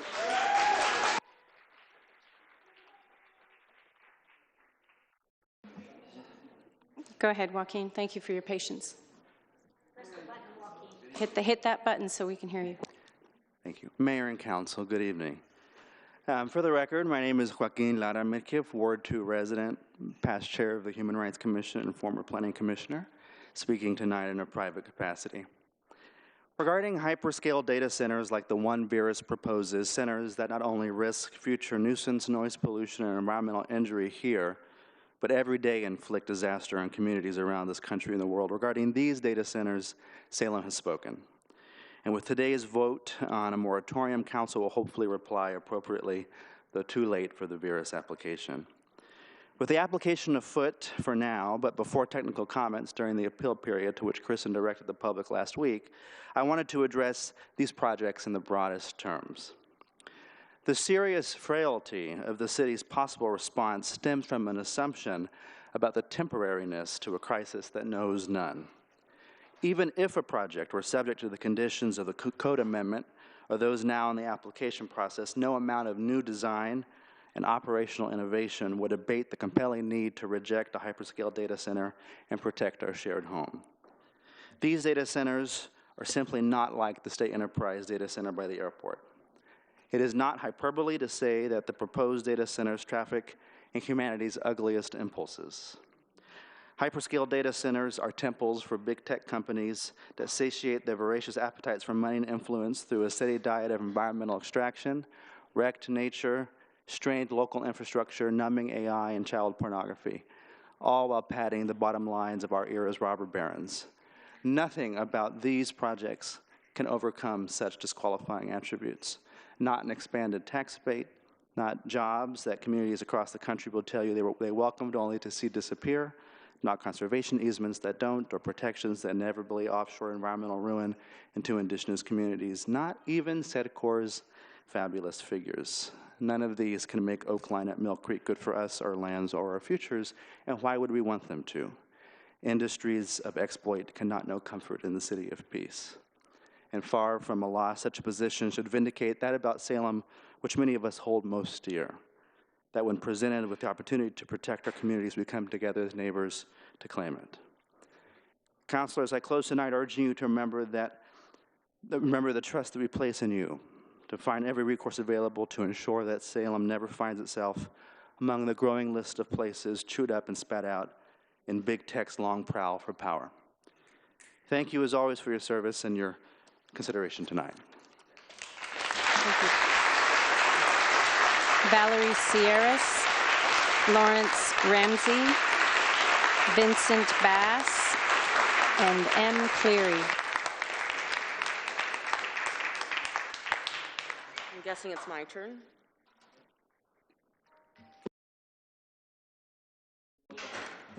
Hello. Hey. Are you Valeria? My name is Vale. I reside in Ward 8. Just going to give some information mostly. On July 31st, Alderstone filed an application, and they're essentially the same entity as Verus.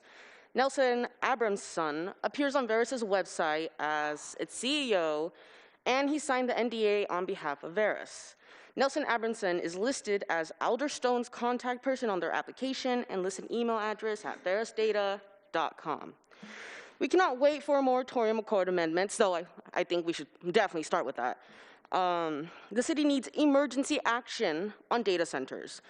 ORS 401-309 states that a city or county in the state may, by ordinance or resolution, establish procedures to prepare for and carry out any activity to prevent, minimize, respond to, or recover from an emergency. ORS 401-025 also defines emergency as a circumstance that causes or threatens widespread injury to person or property, human suffering, or financial loss. Drought and contamination are included as emergencies as well. The city of Salem has already declared a water emergency, as many of our neighbors already said. Excessive water use is a well-known concern about data centers. Even within a closed-loop cooling system, it can still contaminate our water, like what happened in Cheyenne, Wyoming.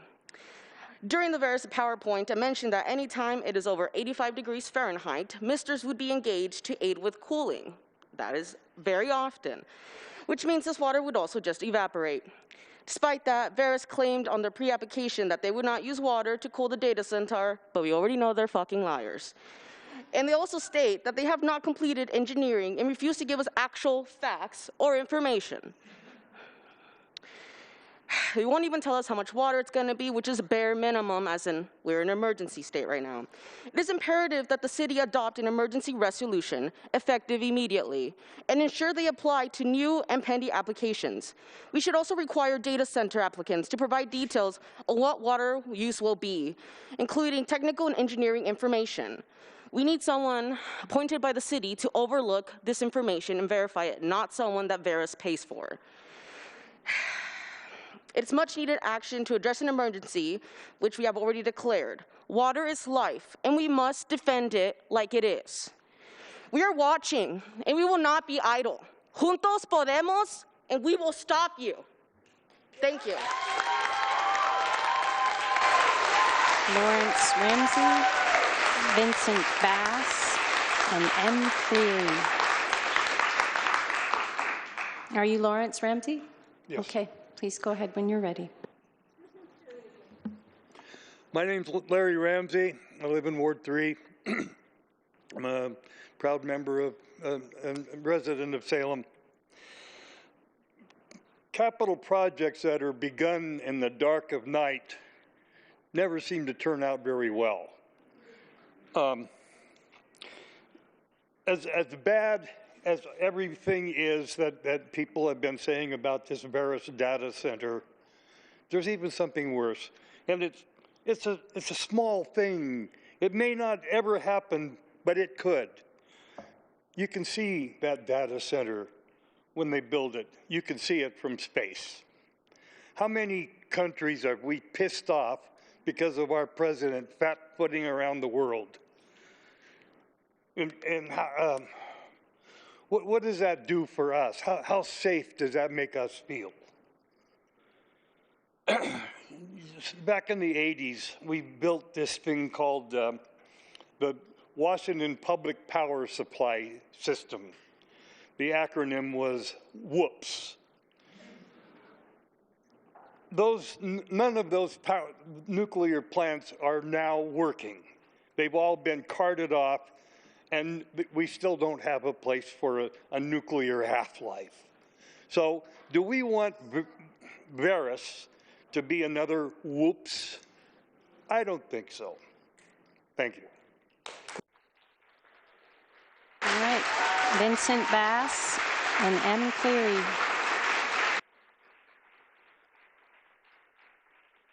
I called Vincent Bass and M. Cleary.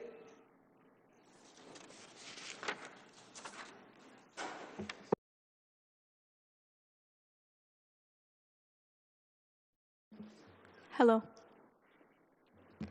My name is Vincent Bass, and I live in Ward 7, and I'm 16. Everything about this proposed data center must be made public now. Everything said and done during the NDA, who was involved in the NDA, and everything about the NDA should be made public. We should not be hiding the names of the people who agreed to keep silent about this abomination. They should all be held accountable for their actions. This should have never been a secret kept from the public.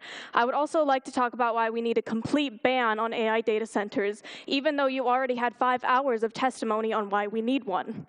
AI data centers use an insane amount of energy and water to function. In 2023, U.S. data centers used 228 billion gallons, and according to scientists, a single 100-word prompt equals to 1 bottle of water, or 519 milliliters. AI data centers need fresh, clean drinking water, and they cannot use salt water because it corrodes their systems. This is our drinking water. This will immediately affect us and the wildlife area, or in the wildlife in the area and surrounding areas.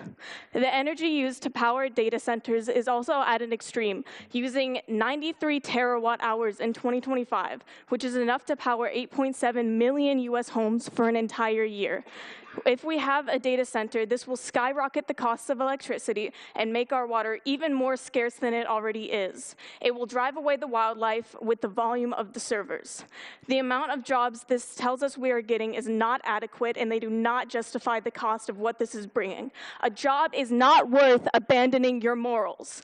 The people of Salem and the entire state of Oregon deserve to be represented by their government. Every one of you who vote against the moratorium are failing at representing us, and I call for your removal from office. I'm 16. I should not have to be saying this. I should not have to exist in a world where I'm constantly scared for my future, and yet here I am. It is a great disrespect to me that I have to stand here in front of full-grown adults who are supposed to represent me and tell you what you should already know and be aware of. This entire council needs to do better immediately. I'd like to repeat a quote from a week ago to everyone here. When the last tree is cut down, the last fish eaten, and the last stream poisoned, you will realize that you cannot eat money. End quote. Thank you.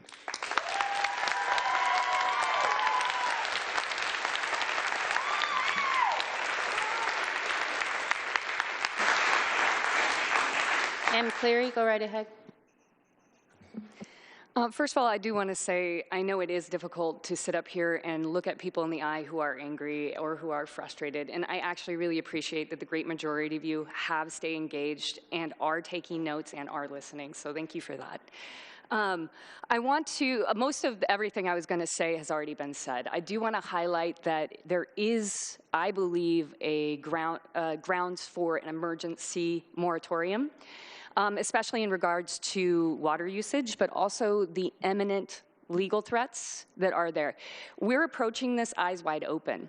You guys already know from other data centers exactly what will happen because they have happened there. This is data that we can use already. Not only in Umatilla, not only in Michigan and New Jersey, 3 different lawsuits were filed just recently, Mississippi, Michigan, and New Jersey, all showing the imminent harm that the data centers in their area have been causing. So you are going into this recognizing that this can cause and has caused imminent harm. Why would we approve a permit for something that we know will cause harm? So I feel like there's something there that you can do, especially with the nuisance law. This is both a public and private nuisance according to our own Oregon statute. There's recourse under the Oregon statute for people to file litigation against this. So knowing all those things and that will be coming, I think we have recourse to shut this down now. And that doesn't mean that you are taking away the purpose of jobs or taking away the ability for people to judge a case-by-case basis or other things like that, because you're recognizing as an industry, this is a threat right now. And it's not just a threat here, it's a threat across the country. So I do believe that that is something that you can do. The last thing is let me look real quick. The permit itself, you said that the statute in 2014 didn't cover AI data centers. It covers data centers, but not AI data centers. So how can a permit be issued for this data center if the law doesn't cover it? So I do think that that should be looked at too. Thank you so much for your time.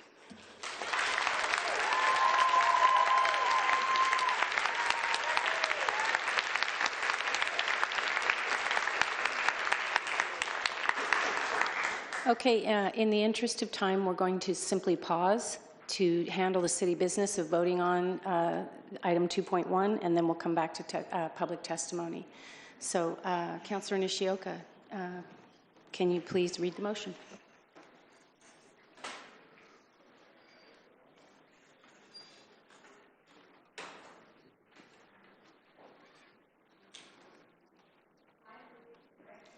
I move to direct staff to initiate the process to establish a moratorium on AI data centers in Salem and adopt resolution number 2026-36 to initiate the process to amend the city's zoning code to address AI data centers. Second. Motion and a second by Nordyke. Councilor to the motion. Well, we are hearing testimony. And again, I do want to confirm that I did not know about the DNA or this until July July 10th. And I'm sure that my fellow councilors are in that same position. So that's an answer to one of the questions. So I just want to make that very clear. I think that we have a very well-spoken community to make sure that we are trying to do the right thing. And I believe that putting this moratorium in place will begin that. Anyone else comment? Councilor Nordyke? Sure.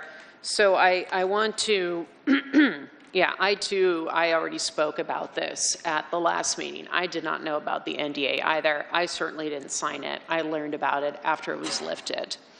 So in terms of the actual moratorium and code amendment changes, I'm all in favor. There is no doubt in my mind. I started emailing our city attorney about it the night of the last council meeting. From the moment I drove up in the parking lot and saw the biggest turnout I've ever seen for a council meeting in nearly 7 years of being on council is a tribute to the willingness to come here. And I say thank you. So I want to be respectful of testimony. I could go on and on about this, but this is your night too. But I also want to acknowledge that when I started emailing our city attorney and our city manager about drafting a motion to initiate the moratorium, the city manager took it and ran with it.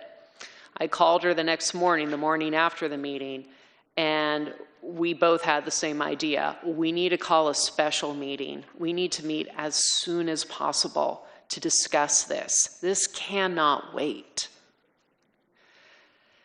The thing is, you can either move fast and sneaky or slow and publicly, right? And I think everyone who's been watching tonight is now understanding the fact that we cannot declare a moratorium in a single meeting. We cannot amend your code or change the zoning in a single meeting. All these take public processes which were designed to invite public input, invite transparency. But guess who is taking advantage of this, right? You have seen from our city attorney's presentation that cities and counties, not just the city of Salem, but cities and counties, our hands are tied. And I am trying to throw out ideas to our city attorneys during meetings and in conversations and emails. What about this? What about this? Can we try this? What about this? Ultimately, the state laws dictate this slow as molasses in January approach to making change happen, and that's not working for the people anymore. It may be that the only way that we get what we really want is to have a change to the state law itself, which is not something a council can do or a county can do. I'm a constituent of the governor and the legislators just as much as you are. And I serve on the city's legislative committee, so I will be talking with our legislative committee, what can we do? And by the way, the legislature or the governor can call a special session. They don't have to wait. So I will be talking with legislators. I've already started that.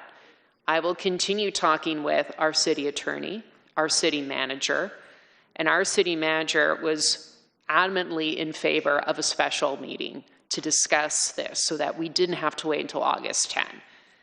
So there's a lot more work to do, folks, and I share your frustration. I really do. So I am trying to be a problem solver. So tonight, step one is to listen to you, for you to share all of your thoughts and your concerns with us. But step two is to do whatever we can. And so this is the first step, but there is more to come on this. And just, again, we are in a situation where I feel like the statutory scheme is no longer operating in the best interests of the people. It's almost as if the system was designed to benefit the few at the expense of the many. Weird. So anyway, we will continue working on this. You know where I stand on this moratorium. I'm a hard yes. And you know where I stand on bringing code amendments and anything else we need to do. I can't believe that our own declaration of emergency over a water crisis is not enough. That state law takes priority over a city who knows better than we do about the state of our water supply and the risk to our water supply. Nobody. But state law doesn't let us, as our city attorney just said earlier tonight, you can declare an emergency over the state of water, but state law will not allow us to break that ceiling. So it's time that we explore other options and that we do it together. But I want to say our city manager has worked very hard to respond to your concerns. Nobody can do this job. Nobody works harder than she does. So I hear your concerns. We all have. But I urge you, we are also responding as quickly as we can. That's why we held the special meeting and encouraged public testimony. I always encourage public testimony. A few F-bombs aren't going to scare me off, people. That's not an invite, but please, you know, there are children who sometimes watch these things. Anyway, thank you so much, and let's keep this conversation going. Anyone else? Councilor Barney. Councilor Barney, go ahead. Thank you. Since we're talking about both of these, first of all, on the moratorium, you know, supporting this motion tonight doesn't establish a moratorium actually tonight. It just starts the process. In that process, we can stop at any time if we don't need it. But what we're actually doing is putting a marker down so that we have another tool in our very limited toolbox at this point.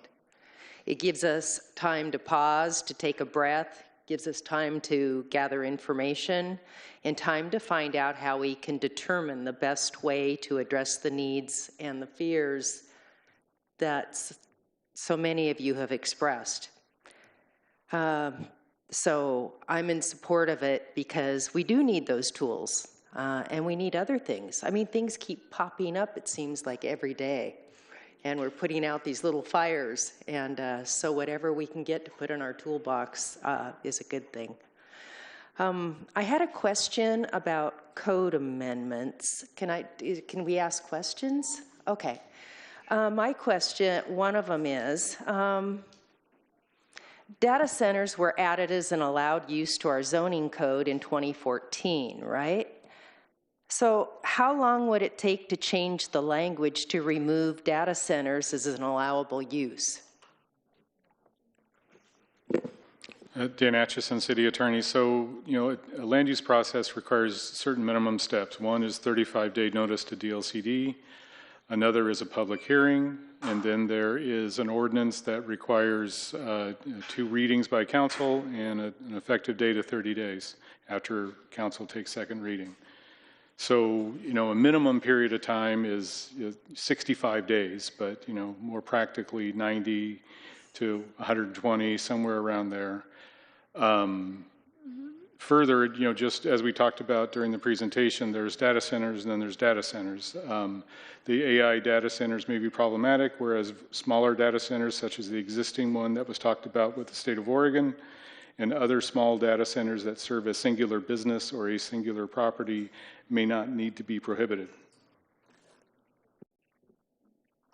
But it's my understanding that the language the way it is right now would permit the current one that's in the process. Correct. It would be a permitted use. And one thing I want to make clear is that our code is not bereft of standards for this type of development. There are standards for all types of industrial development, including this one. So, you know, when the application is being processed, we're going to be applying what they're proposing to do versus the standards that are in our code. Now, as we talked about during the presentation, it may be that we need additional standards to address this type of use, given its scale. But it's not like just simply because it's permitted use, it's automatically approved. But hasn't it been approved? Isn't that what this is all about?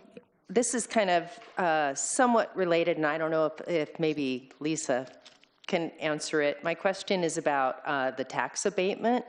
I'm curious, because I just don't understand. If an entity applies for and receives a tax abatement for a project and then doesn't go along with the same tax lots for a different project, does that tax abatement still go with it?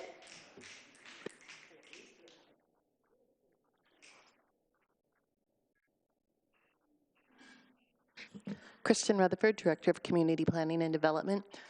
Well, I haven't seen their application, so I don't know if they applied for just one of the lots or all three of the lots. That doesn't get processed by us, and we don't see it. It's something that I could track down and look into and bring that information back to you. Yeah, I would appreciate that, because I'm curious how you can change tax lots on a similar project and whether or not there's a tax abatement for it. And then, basically, if they did get a abatement for these other properties as well, that would have meant that they would have had to do it prior to June 5th, which is when House Bill 4084 went into effect prohibiting them. So that's why I'm asking. I'm trying to get the details behind the scenes. So, sure, we can do that research and bring it back to you. Thanks. Anyone else? Yes, Councilor Vang, go ahead. Thank you, Mayor. City Attorney, in your presentation, you had mentioned conditional use as part of your presentation, and then I'm looking at the proposed resolution. And when we are talking about conditional use, can you kind of just like give me some examples of what that could look like, or what is being like considered as conditional use? I just want to make sure that I'm framing myself correctly when we're in this discussion. Thank you for the question, Councilor. So within our code, there's proposed uses are allowed through different mechanisms. One is a permitted use, which essentially means that it's consistent with the code, subject to the standards that are in the code. A special use is also essentially permitted, but there's additional standards that apply to it. A conditional use is one that can be approved, but given the type of use that it is, it may be appropriate to apply additional conditions to a decision to permit it, based on its impacts. Lisa Anderson-Ogilvie, our planning administrator and deputy director of community planning and development, can speak a lot more intelligently on those if you need more information. Councilor Nordyke. Thank you, Mayor. Another thing I want to add, OPB just put out an article today saying that we are experiencing widespread drought across our state. It says here that 88.3% of the state is experiencing some level of drought, and 30 of Oregon's 36 counties are experiencing drought somewhere within their boundaries, and 21 have received drought emergency declarations. I really feel that at the state level, we need to be looking at water usage by major users of water. This is not a uniquely Salem problem. So, again, I feel that we as a legislative committee need to work very close with our legislators to address what's happening in this community, because this is not just Salem that is being impacted right now by water. Councilor Brown. Thanks, Madam Mayor. For those of you who know me, I wear my expressions on my face. And I sit here in this chair, and I'm going to be honest with you, I'm surprised. I'm surprised at how we got here. Someone asked a question, and I think in the back, like, who knew and when did they know? I didn't know. And so I sit here contemplating a path forward. And I want to apologize because we sit up here together. Some may have known, some didn't know, but we rise and we fall together. And so I can apologize for the fact that I didn't know, but I cannot apologize on behalf of the entire council. So here we are. We're in this place to where we got to find, as I said earlier, we still got to find a path forward. And one of the things that I know that all of us collectively have worked really hard on is trying to reestablish the public's trust. And I think we blew it. I really think we blew it. And that's hard to say because I am a part of this team. So one of the questions I do want to ask, and I think I know the answer to it, but I have to ask this, the silly question, Mr. City Attorney. So with this moratorium, yes, I will support that. But it's bigger than that, at least for me, especially for those folks who are disabled, for those families who are struggling financially, for those folks who live near centers, for our environment, for our wildlife, the list goes on. So, Mr. City Attorney, is it too late to actually ban data centers?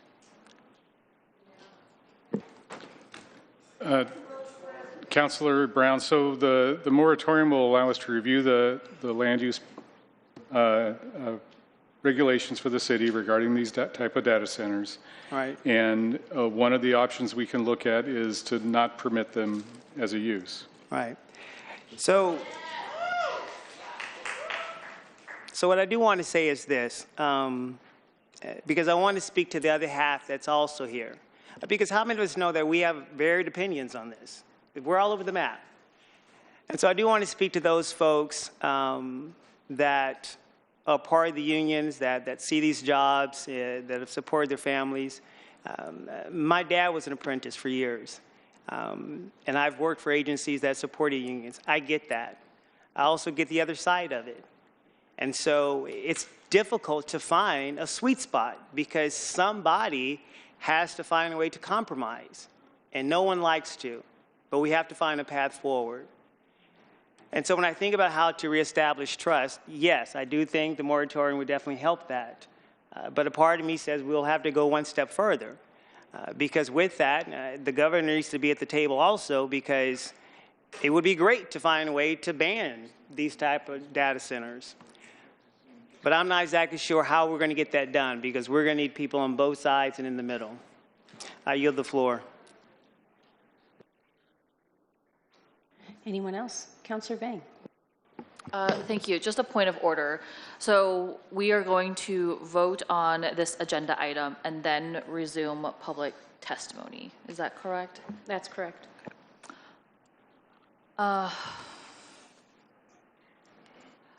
I'm a little conflicted because I want to hear all of the public comments and public testimony before I make a decision because I want to make sure that everybody is heard before that. So I'm just speaking out loud. So that's how I feel about the point I understand, but you can speak to the bylaws, is it? Mr. City Attorney, about our time limit is 10 o'clock for city business.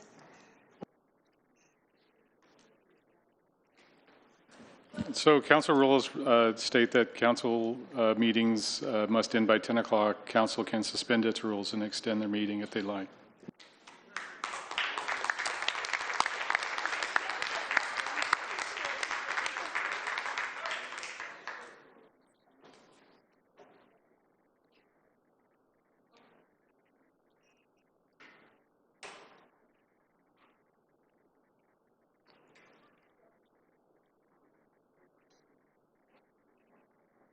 I was waiting for Councillor Vang. Go right ahead, Councillor Gwynn. So I think this question is for Lisa. I'm just curious, in a broad sense, what is the criteria for a data center, for approval of a data center? And then I have a follow-up. Should, yeah, let's extend the time. yes, thank you. Should, I would like to extend our time to 10:30 for now. A motion by Councillor Nishioka, second by Gwynn, to extend until 10:30, you said? Okay, thank you. Any opposed? All right, that motion passes. Good evening, Lisa Anderson Ogilvy, your planning administrator. So there's not specific criteria for a data center. So we would review it for all of the standards in the zone that it's being proposed, and then we would review it against every additional standard we have that's applicable. So if they have a parking lot, we have parking lot standards. If they have, if there's a creek running through it, what are the standards for a creek? If, that kind of stuff. So what's the height? What's the setbacks? We have a noise ordinance. We have traffic and transportation standards, so we would just review it against every applicable standard that we have in the code. But because it's a permitted use and not a special use, there's not additional criteria that apply just to a data center. So my other question is, when an applicant makes application for a data center, for instance, and they make representations in their application or in their meetings with staff, like pre-application, and if we can reasonably prove that an applicant has lied, can the application then be denied? Yes, so we review the information they provide us and seek to verify that, ask questions, or provide feedback that they're not meeting the standards and how they're not meeting it. If you get to the point where we're ready to issue a decision and they're not meeting the standards, then it would either be a denial or an approval with conditions. If later we find that there was misinformation or falsehood in their application, we can revoke their approval or their permit based on that. Councilor Nishioka. Yes, thank you. I'm not sure if you, Lisa, would be able to answer this, or if it maybe would be directed to Mr. Atchison. I'm simply curious, since we're asking some questions that have come to mind and notes that I've taken from comments. I'm wondering if our climate action plan provides any guidelines for conditional use or special use, so that we have a keen eye on environmental impacts? Any goal or policy from our climate action plan, if it were to be applied to a land use application, would need to be adopted into our zoning code. So we can't apply like a broad policy that we have in our comp plan. For example, we have to adopt it into a specific standard in the development code. It could influence a code amendment, though, if we do a code amendment. Okay, yeah. So it could influence code amendments. Yes. Great. Thank you very much. You're welcome. Did you have follow-up? No. Okay. I believe Councilor Matthews has made his way into the meeting. Can we see if his audio is working? Councilor Matthews. Okay, are you guys able to hear me? Yep, we can hear you. Phone's up will work. So the staff have done a great job of trying to figure this out. So hopefully it's working okay. I just had a question as we kind of look at the land use process and that amendments. If our land use definition for an AI data center includes technical specifications such as like water use, electricity use, wastewater, all those different things, et cetera. Many of the data centers that are kind of out there, and especially as they're kind of starting to evolve kind of their processes, they lack some of their hard preliminary data. And Councilor Gwen was kind of just talking to this a little bit. And so that data is really hard to be relied on. And that seems to be leading to obviously a lot of community concerns. And so would the land use amendment or anything that we were to change, could it have penalties or solutions if a center were to exceed those limits, kind of post land use, post building, post everything? If all of their actual preliminary projections were wrong, what would be a structure that we could rely on?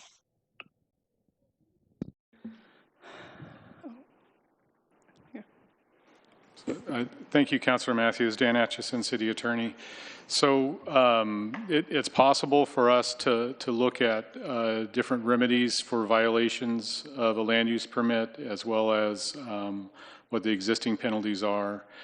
Currently, if someone is found to violate a zone code provision, we have a civil penalty that can be put into place that's up to $2,000 per day per violation. That's just the standard. Then we have a penalty matrix that allows us to assess what the amount of the penalty should be. Obviously, for different types of uses, there's the potential for us to look at different types of remedies for violations. Councilor Nishioka? Are you able to hear me? Maybe he's not finished yet. Did you have a follow-up, Councilor Matthews?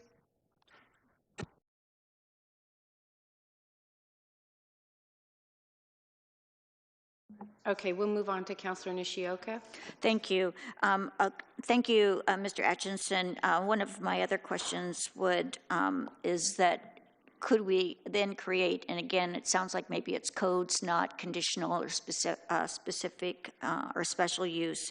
We could potentially have codes that then would have enforceable measures to them.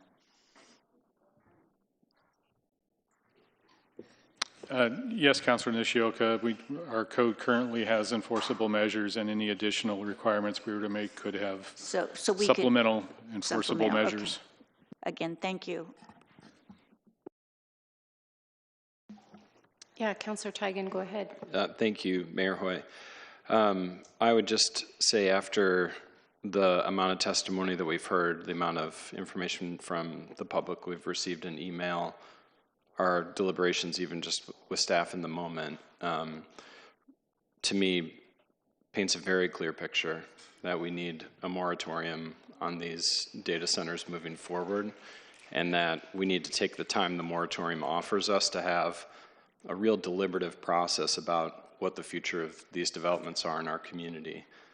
I apologize that my note-taking device ran out of batteries, and so I'm not able to quote back some of the wonderful things that we heard tonight, things that I found inspiring. I know that it's frustrating to see, and this is something the community has experienced a couple times in my tenure as a city councilor, where the folks who are closest to you that you've elected into a position are in a bit of a helpless position because of the structure that we govern in. But I take it as a welcomed challenge from the community that even if we're helpless in a moment, it doesn't mean that we're powerless, and that there are things that we can do to set the stage. But it could be that I was asking myself at the break, what inning is it? Are we in the fourth inning of this game, or is it the bottom of the first? And I think it's probably the bottom of the first. And so whether that's having a honest conversation about the use of NDAs, about this moratorium, about our town hall organization, and even this data center application as it moves forward. I think we're just starting this conversation as a community, and I appreciate the testimony that we've heard. We're going to continue to hear, and I hope that folks stick with us through a long process in order to make sure that this reflects what we want for our community. I'll be voting for the moratorium.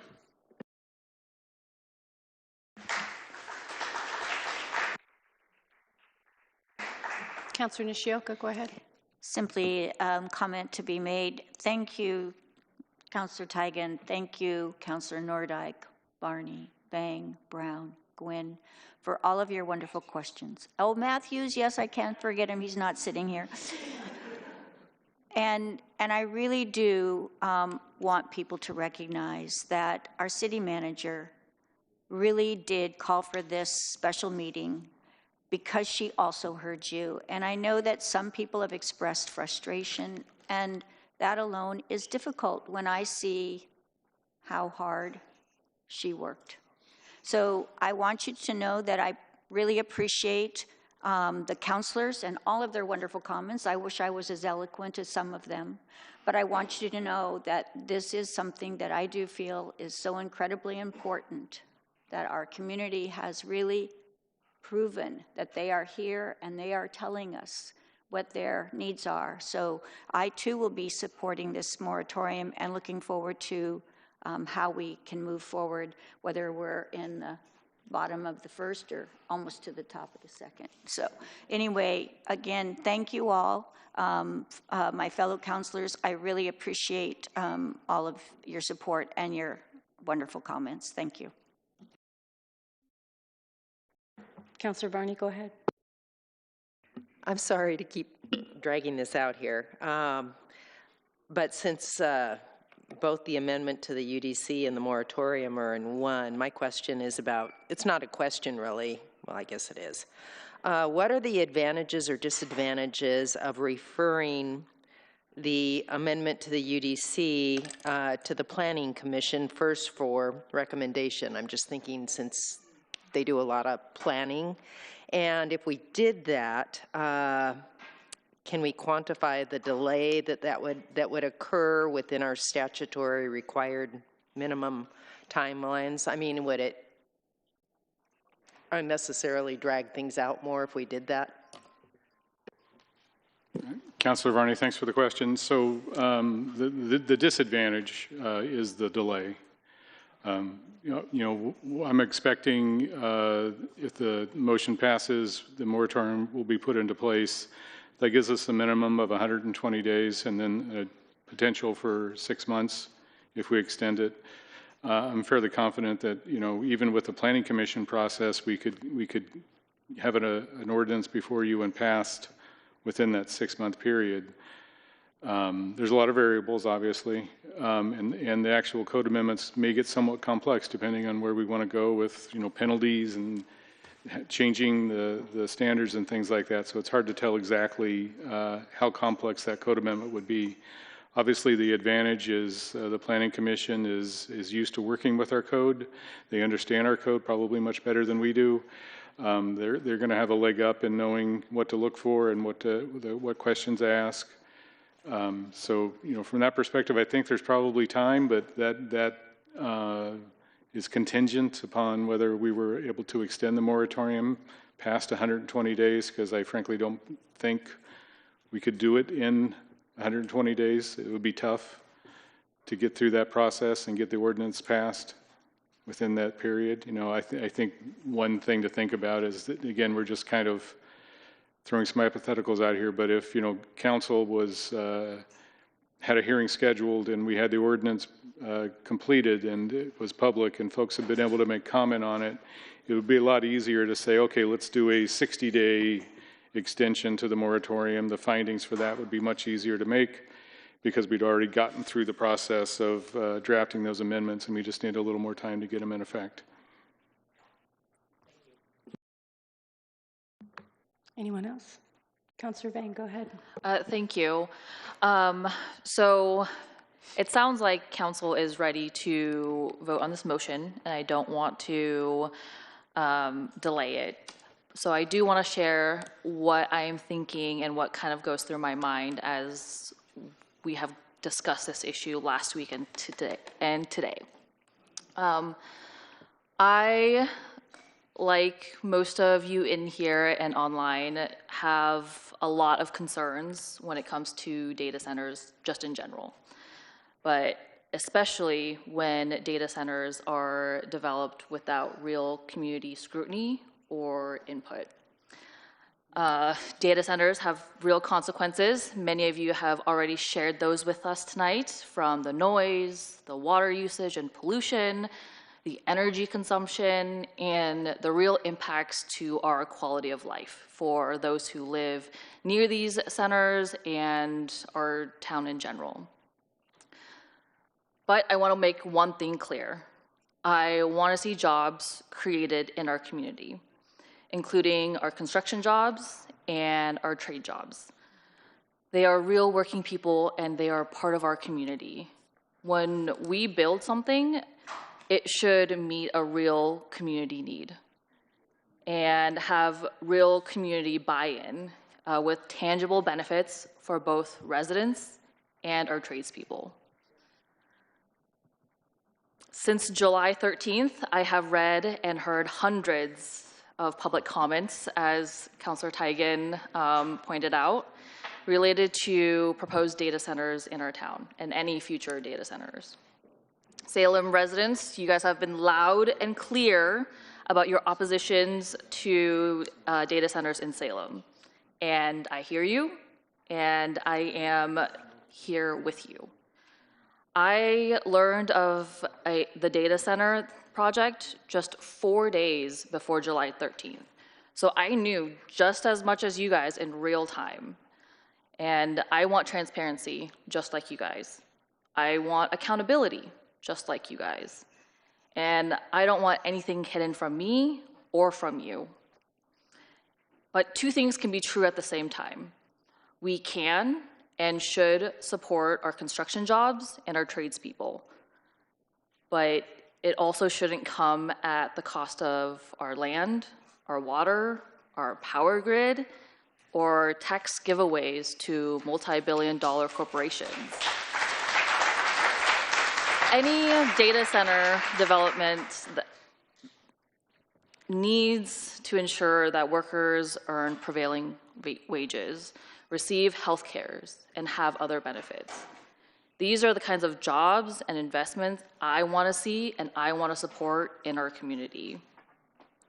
I share the frustration over the lack of transparency that this process has had so far, but I commend our city manager for being as transparent and for reacting and meeting the needs of our community as fast as she can. And so I commend her and the work that she's done.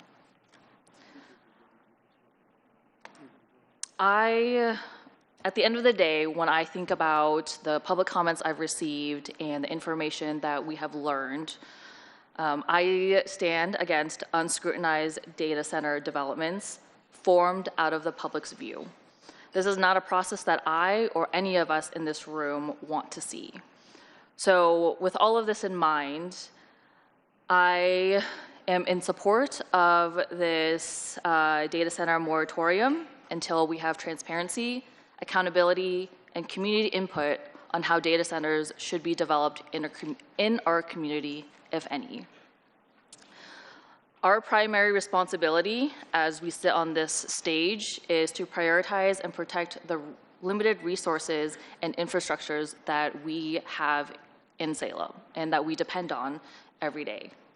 And so I also am in support of the amendments to our zoning codes for consideration of AI data centers on a case-by-case basis. I think these are different beasts that we have not seen in a new and emerging industry that needs a lot of public scrutiny involved. So thank you, Mayor, for letting me share my views and my thoughts as we move forward on these motions. Thank you. Thank you. Anyone else? Well, I too just want to thank you all for great questions, insights, and comments. I too am in support of this moratorium. Just a side note, I've wanted, and it's big, I've wanted Salem to be a city that others look to as an example for the way that we operate and the way that we act. When it comes to this technology, I'm not talking about any particular company or anything, but data centers in general. I was reflecting today about, I think the first time I saw a computer, it was in the movie War Games, and it took up a whole room. And now I wear one on my wrist. So is it possible that we could do things differently when it comes to the data that needs our support? And that I want Salem to be an innovator, but there is only so much we can do about that. There is only so much we can do about where we are at right now, and it takes patience to work within the system that is established. It takes patience to work with all of the council rules and all of the things that we have to follow. So I just want to encourage each and every one of us to stay the course, to keep listening. I look forward to the rest of the testimony this evening, and I certainly want to speak in strong support of our city manager, who has fielded 18 months worth of extreme challenges at the city level and is absolutely devoted to the betterment of Salem and everyone in it, and that is the truth. I look forward to what we can do and continue to do into the future. So thank you. If no one has anything further, I think we are ready. Councillor Matthews, did you have something to add? Councillor Matthews, you're unmuted. Nope. Okay. No, sorry. Do I have something to add? I'm sorry. My Zoom is down, and so I'm having to mute my computer and try to listen to it through the phone. And so I missed that last section. Okay. Any further comment on what we're about to take vote? I apologize. I'm not getting it on this side. I'm so sorry, but that's okay. You're doing great, and we appreciate you zooming in, even though you're a long way away from all of us. So thank you. All right. I think we are ready for the recorder to call the roll. Councillor Varney. Aye. Councillor Tigan. Aye. Councillor Nishioka. Aye. Councillor Matthews. Aye. Councillor Gwynn. Aye. Councillor Brown. Aye. Councillor Bang. Aye. Councillor Nordyke. Big aye from me. Mayor Julie Hoy. Aye. Motion passes. All right, we're going to take a little bit of a recess for a break.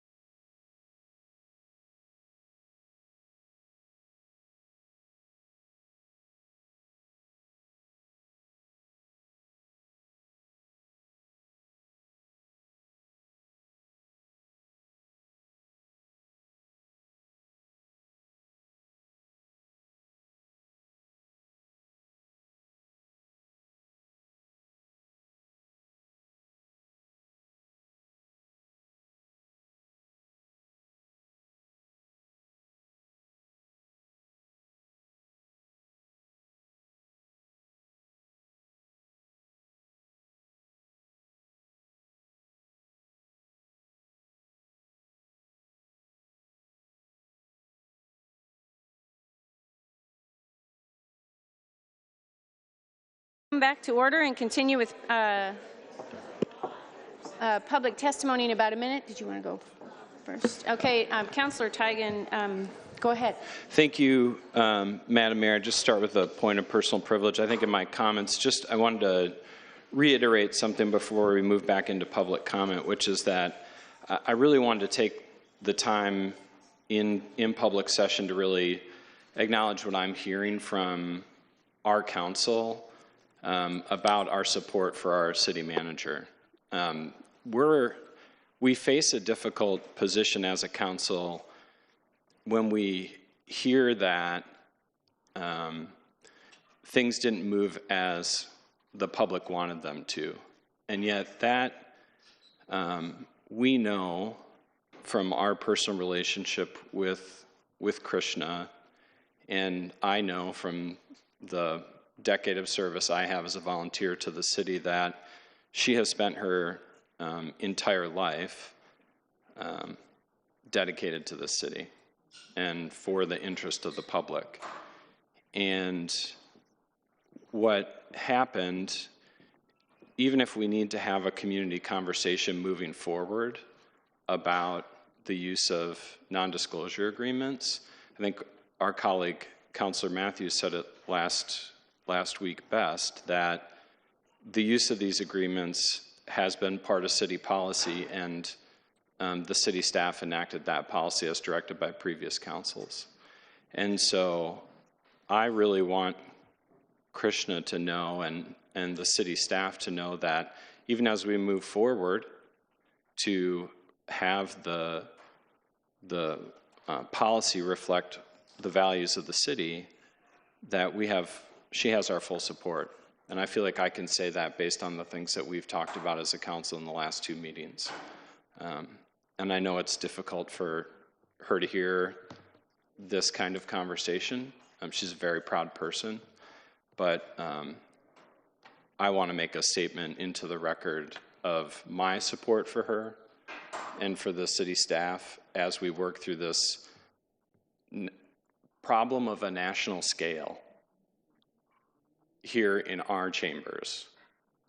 And none of us is a soothsayer, but we do have the ability to work together to address these concerns into the future. And we have very strong leadership with the city to do that with. So when I say it's the first inning, I love baseball. So I'm ready to play a full baseball game with a full team and a very competent manager. And that's what I seek to do in this position. And I'll just say it one more time, that she has my full confidence to do this job well. Very well said. Councilor Nishioka. Thank you, Mayor. I, too, first off, truly appreciate Councilor Tigan's ability to state things far better than I can. But the emotions are certainly there, and my support for Krishna.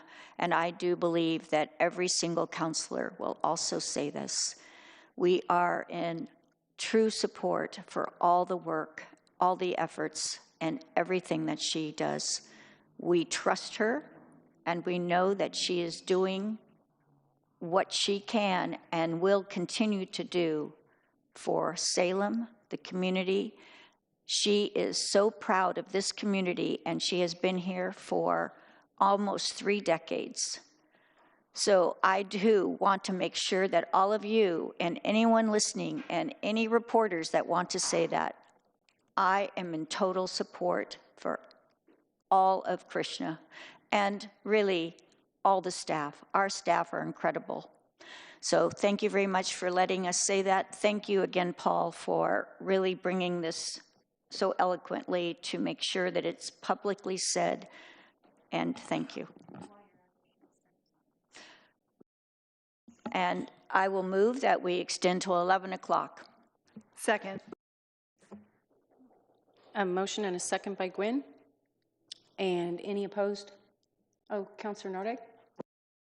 No, I just wanted to, before we get to that motion, I just wanted to echo and second what Councilor Nishioka and Councilor Tigan said. I also recall earlier tonight, I believe someone in public testimony mentioned the fact that our city manager met with Aaron Stickney, the developer who made quite a splash here last week. And I just want to let folks know that Mr. Stickney had reached out to me to talk about the cannery project. And he wanted to know why he should invest in the cannery project. And I asked Krishna and possibly also our director, Rutherford, to talk about this potential investment, not in a data center, but in the cannery project. So yeah, it's true she met with them because I asked her to. But, you know, I think that when people assume bad intentions, you know, that can have a real impact. So I just want people to know there's lots of things going on in this city on any given day. Our city manager may be talking to our police department about our enforcement needs, talking with the councilors about zoning changes, talking to me about an issue happening in my neck of the woods or whatever. I mean, this is a job where I think 60 hours a week, if not more, is the norm for this particular person. She works extremely hard. And I'll just reiterate what I said tonight earlier, that no one can do what she can do. So anyway, I just wanted to make that clear. Thank you. Councilor Gwynn, go ahead. Sure. So we have a motion to extend till 11 o'clock. Any opposed? Seeing none, we shall extend till 11 o'clock. Okay. Councilor Gwynn, go ahead. I just wanted to reiterate what everyone else has said, but also to say Krishna absolutely goes out of her way to be transparent with all of us and the community at large. When things are happening, she's the first one to, on a Saturday, text me and say, Councilor Gwynn, do you have a few minutes to chat, to tell me what's happening and what's going on. I too give my full support to her. She has dedicated her life to this city, and you guys don't want to lose her.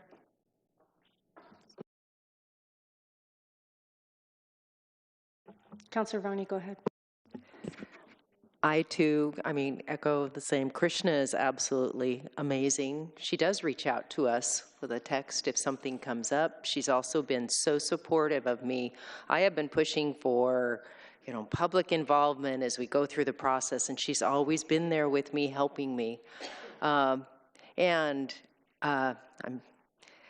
see her as a manager. I see her how she works with the employees, and all of the employees really love her. And let me tell you, as a union steward for so many years, when a manager is that well-liked by their employees, you know they're a good person. So yes, I'm very supportive of Krishna. Thank you. Anyone else? Thank you, everyone, for what you've had to say. And Krishna, maybe she'll listen back a little later or something.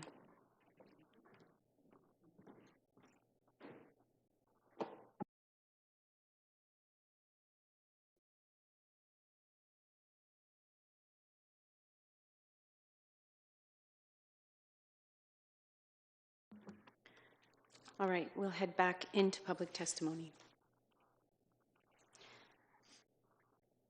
Charlie Davis, Julia Cleary, Stephanie Grimes, and Alexandria Hitchin. So we know who's left in the room, please state your name when you approach the podium and make sure the button's pushed. Thank you. Hi, my name is Julia Cleary, and I am from the Four Corners region of Southeast Salem. I want to thank you all, honestly, for showing up the last few meetings, all being here and taking in public feedback, especially all kinds of public feedback. I want to thank you for learning from past mistakes or just business as usual and realizing that business as usual is not going to cut it anymore. We have some real vulnerabilities in our laws, and we need to defend against bad actors trying to come into our community and exploit our resources. So thank you, not only for trying to learn from mistakes, but going forward and maybe being much wiser, better people for learning from them. I want to look ahead. Thank you again for approving the moratorium. And now we need to look at next steps. There's a saying, a fine just means that it's legal for the rich. Obviously, we heard that there's $2,000 fines. A $5.1 billion company or something offering that much probably isn't going to be deterred by $2,000. So we need to look at revocation of land use permits. Let's see here. A lot of the things I wanted to address have been talked about quite a bit today. But for carpenters and steam fitters, it looks like they're gone. But we have plenty of things in downtown Salem I would love for them to work on. A couple of giant pits, and the mall, and the old movie theater. So simply put, the return on investment for AI data centers really does not make any sense, especially in an enterprise zone. Somebody mentioned earlier, it's a totally different beast. So why is it being categorized as the same as data centers? The return on investment is different. The amount of resources being used is completely different, these hyperscales. So yeah, again, a moratorium is you impartially representing us. If anybody challenges that, this is you listening to our feedback. It's not any kind of bias against data centers. It's you taking into account what all this information is telling you. And so Oregon also has over 130 data centers. That's more than many, many countries, actually, like Ireland and Finland and Mexico. I don't see any benefit of getting another one here in Oregon. I don't see, even as a nation, why we need 5,000. But I see that notice will be sent for that application, that data center. Notice will be sent to neighborhoods, or neighbors 150, 250 feet away. Doesn't make sense when the impact is going to be so much wider. Anyways, public outrage won't go away until we learn to get together as a unit and be very clear with each other and open, which I think we're learning. Thank you for your testimony.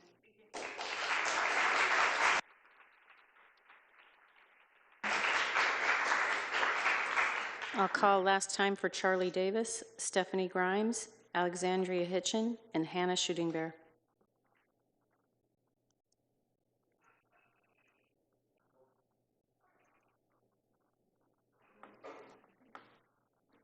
Can you ask her if she wants us to bring a microphone to her? Hannah, would you like us to bring a microphone up there for you?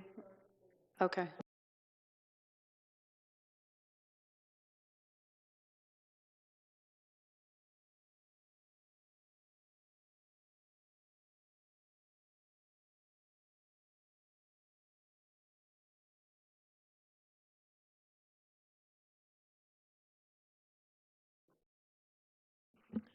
Good evening again. Here I am in front of you. I came here listening this time. I'm glad somebody attended that Data Center Advisory Committee meeting. I was there all day. Their final findings are going to be tomorrow morning. What they're going to take to the governor on what you guys are talking about. So I assume, I'm hoping you guys are on there listening. Because again, temporary jobs, bad water, even though they're enclosed, that's toxic water that will come out of there. And you say jobs, Ward 6, where I'm from, you guys were just talking last week about Habitat for Humanity, affordable housing. Those are what these jobs could be doing for our city. The reason why I'm calm today is because I talk to my elders. I talk to my elders every day. I'm telling them what's happening here. They're going to come for us next on our Lakota lands. They're already setting up in the sacred Black Hills of my homelands to drill for the lithium and uranium that they want for these data centers' batteries. So I'm fighting here and over on my homelands So always remember this, people. You guys are my immigrants. My elders are my people. If you want to be really listening, start talking to these big wigs up there at the big house up there, the senators and representatives, because she or they could stop, because I want banning of all data centers across Turtle Island, especially here, because I got grandchildren that live here. And also one last thing, do you see what's outside? Did you even go outside and breathe that fresh air out there? That's the smokes that are coming from Washington and Oregon. And you think this is bad? These data centers are going to do worse to us. And remember, people, who put you in these offices when it's time for re-election? Where are you going to be at that time?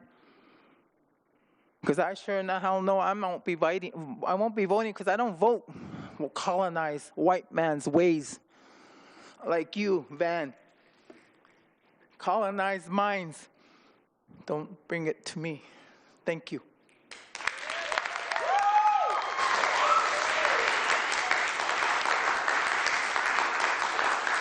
David Winkler, Stephen McClanahan, Jeremy Robbins, and Haley Bench. Again, David Winkler, Stephen McClanahan, Jeremy Robbins, and Haley Bench.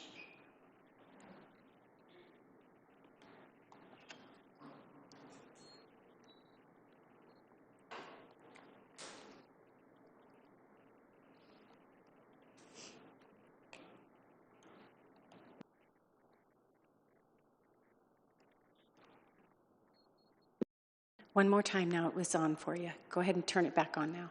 Thank you. Good evening, councilors. I'm Stephen McClanahan. I live in Ward 1.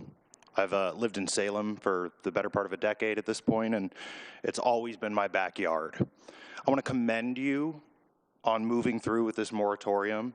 It is within our interests, and I am certain within yours. With that said, within these 120 days, where we will scrape and fight, we the people, to keep you accountable for that moratorium, I want to use this time to remind you of everything that we've said in the simplest way possible. Councilors, Veris and other entities like them that would come in secretly are not our friend. If Veris had any of our interests at heart, they would at least have taken some time to reconsider their project as an act of good faith towards us. They will not, nor will other actors like them looking to use this opportunity to treat us as an opportunity. True friends listen to the concerns of those they care about and take action to right wrongs and address harms. Veris's antagonism towards state intervention with an immediate pivot towards more land reflects their disinterest in the values of Salem and Oregon more broadly. To Veris, we are not friends. We are not neighbors. We are a roadblock to a resource. And to that point, councilors, we have been presented with double standards by these entities. Despite literal hours of statistics, evidence, and thorough reasoning and testimony last week, Veris and their goons continue to condescend to us, their potential neighbors, with calls for us to educate ourselves more, as if we haven't been doing that all the way up to this point. When the best they can give us in testimony is, we promise this one's going to be the greenest it's ever been. They have no actual experience to back it up, and no amount of bully tactics of packing out-of-town contract workers to eat microphone time with AI nothing is going to change that. Councilors, it's really simple. If we have the well-being of Salem in mind, you will do everything in your power, everything in your power. You will go to bed at night and wake up with these words in your head. Choose wisely.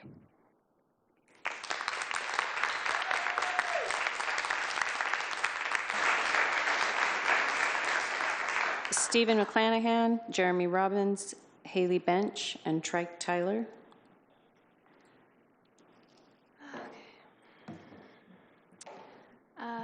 My name is Haley Bench. I live in Ward 3, and I speak for the trees. Or at least that's what the Lorax would say if you guys have watched that and taken a page out of their book. But unfortunately, our trees are on fire. We have 2 million acres burning in Oregon alone. And even though I didn't live here then, I've heard horror stories of the fires that happened in 2020. Red skies, ash falling everywhere, having to wear masks wherever you go, even indoors, because the air quality was so bad. It's never going to end if we keep building these centers that keep using up our resources. Scientists and environmentalists have already shown statistics that have proved that we have consumed almost double the amount that the Earth can replenish in 1 year. And the year hasn't even finished yet. This AI boom, this data center boom, there needs to be a stop to it. We do not need to be living in a dystopian industrial revolution that we read about in textbooks, that we see in sci-fi fantasy movies. That's not the land and the future that we promised my generation and the generation's going to come after me and the generation after that.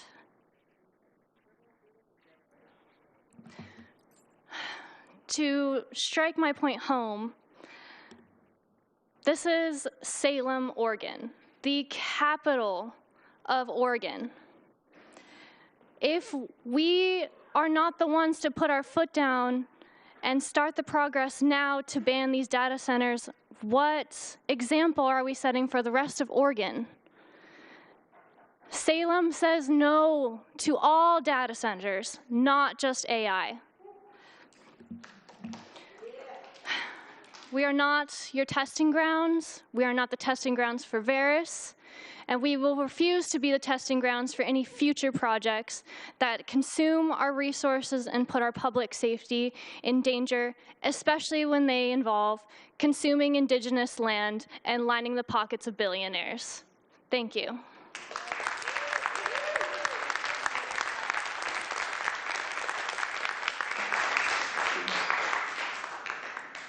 I see Trike Tyler, Kelly Nielsen, Preechat Dami, and John Apla. I will be taking longer than 3 minutes per ADA stuff, because I do have a couple things I want responses on. Sure, may I have your name, please, so we know where we're at on the list here? I'm Trike Tyler. Thank you, sir. I did some quick calculations based off of quick Google searches of population densities of the city of Salem and, converting square miles to acres and whatnot. And under the original proposition of 75 acres for this data center, that is the equivalent of 432 people living in it. That's the land that 432 people would live in per the population density of Salem. Just to let you guys know that. And that's at 75, not 100. I'd like to point out that in other areas, specifically along the Colorado River, thanks to Native American grandma back there, thinking of you, in more drought-stricken areas, they pass laws to limit watering of lawns and landscaping and things like that. Why should we, if we're in such a drought and water's an issue, why are we watering computers? Computers don't even grow. These construction workers, they're worried about their jobs. Why aren't we building houses, not freaking big-ass computers?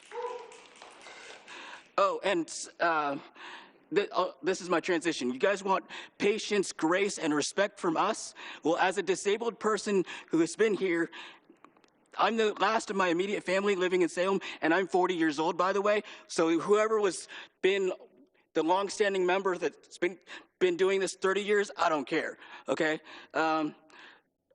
I'd like to know, what the heck were you guys planning for the last 7 days? I mean, you guys had a week to get things better organized, rent a larger venue. I mean, charge it to Varys's pocketbooks. But this is abhorrent. I mean, everybody goes home. Last week, I would have been up at about 11:10, 11:15 would have been my turn to speak. I'm probably going to miss my 11 o'clock bus. So my question is, who's got an SUV and taking me to Northeast Salem, around Schmekeda area? I don't need a ride. I should be able to get an Uber or whatever on their bill, you know? But that's the other part of this problem with this data center. So it costs $5 billion or whatever. Tack on some extra money. You guys, as the city, do not have a penny in the Chariot's pocketbook as far as supporting it. If they want to put a data center in, which apparently they don't because they fled, then basically they need to show us ahead of time to build the infrastructure, because that construction alone will cause havoc along there traffic-wise, you know, to the college, the university right there. I mean, I went by, actually, I rode the bus past there this afternoon and took pictures of where basically that electrical substation will be adjacent to that bus stop serving Corbin University. You guys need to make this more equitable for the people with disabilities, especially these future town halls. Find a different location, a bigger venue. You guys can do it. And I don't know why you guys didn't have another 20, say, trash cans out there. I mean, I was like walking around trying to find a trash can before the meeting. I mean, come on. You guys want ideas? Call me, email me, Mr. Brown. I still want to ride the bus with you. I don't know where that idea went. Come on. You guys can do better.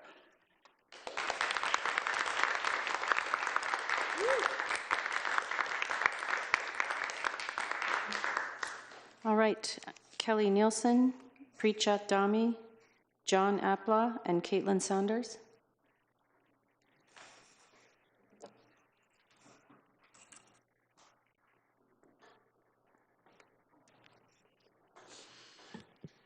Good evening. I'm John Alpaugh. I'm from Ward 3. I wish Mr. Matthews could be here with us and maybe communicating a little better, but that's okay. It's the end of the night, so like a lot of people said, there's not really much left to say. I do want to tell a little bit of a story while I was waiting in line. Really talks to the bankruptcy of Varys's moral initiatives. We have the union people here, but there was a man in line in front of us, and he was an actual worker. I don't mean to disparage the people who came in, but he was wearing dirty, work clothes, and he had a hard hat, not a pristine safety vest like a lot of the gentlemen in the audience had. They'd never been near a construction site. And he was not really sure why he was here. He said to one of the volunteers, well, there was just a mass text that went out and told me to show up, and when he learned what it was about, he went home. I don't think the union representatives speak for everybody. I'm here in my work clothes. I came right from my job. I've been up since 5 this morning. I'm sure many of you have. There's, where is Varys? Who is in support of this data center besides a couple of people in suits and some bigwig union guys who look like they're too old to even work a tool? I don't mean to disparage, but what can you say at this point? Besides that, I think, and thank you for passing the moratorium, for sure. It's a great start, but we need to always be thinking about the future, not just the next financial quarter or the next fiscal year for the city, but like the future. What is this data center going to be like in 10 years? We're only just now learning about the health side effects on the animals and the water table and the hospital and the electrical grid. We've talked about it over and over and over, but you want to say that it's progress and that it's the future.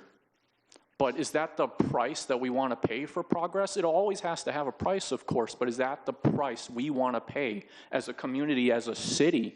Is that the future that we want to be the heralds of? Is that the future that you all want to be the heralds of? It can be a future, but it doesn't have to be the future. It doesn't have to be Salem's future. Thank you.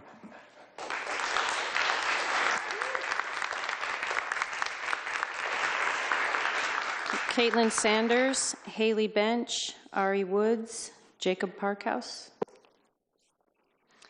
Hello, my name is Caitlin Sanders, and I reside in Ward 4 under Councilor Gwynn. I did not grow up here, but I did move here in 2021, so it was after the fires. But I moved here, and I loved living here so much that I bought a house here because I love this city. It is a beautiful city. This current decision to have a data center encroaching on our beautiful land and encroaching on our city does not reflect the place that I fell in love with. Varys, I know that there's going to be some intern that listens to this later. I ask you how you expect to win the trust of the city that you want to build in by performing backroom deals, leaving public meetings early, and not properly addressing the concerns of those who live here. You claim that your new system is better than other data center setups, but we have no solid proof of concept, and we do not consent to being your guinea pigs in testing this. We see how you are operating. We are not impressed. Others have spoken very extensively on the environmental impact as well as the cost of the infrastructure of the city. So let me now speak on a topic that most can understand: money. The location that Varys wants to build on is located in close proximity to several big money makers. Low-frequency hum can emit and be heard up to 2.5 miles away. Within that 2.5 miles, there is Corbin University, a private evangelical university that brings in approximately $34 million in revenue every year. A lot of those students are out-of-state students. Those students will likely choose a different college to attend if they are going to be competing with a low-frequency hum when trying to study. I'm not a Christian, but I do advocate for them having the ability to have an actual solid education. There is also going to be 2 major retirement and assisted living facilities in that area, Bonaventure and Boone Ridge.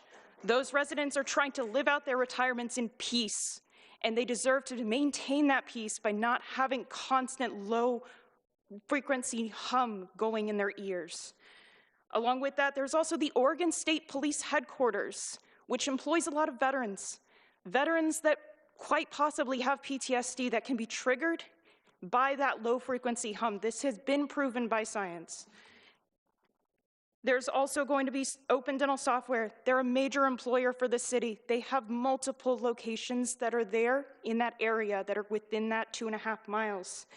The Oregon Humane Society and the Marion County Shelter are within that zone as well, and that is going to be animals that do not have a voice. They cannot speak for themselves, so we have to speak for them. Thank you.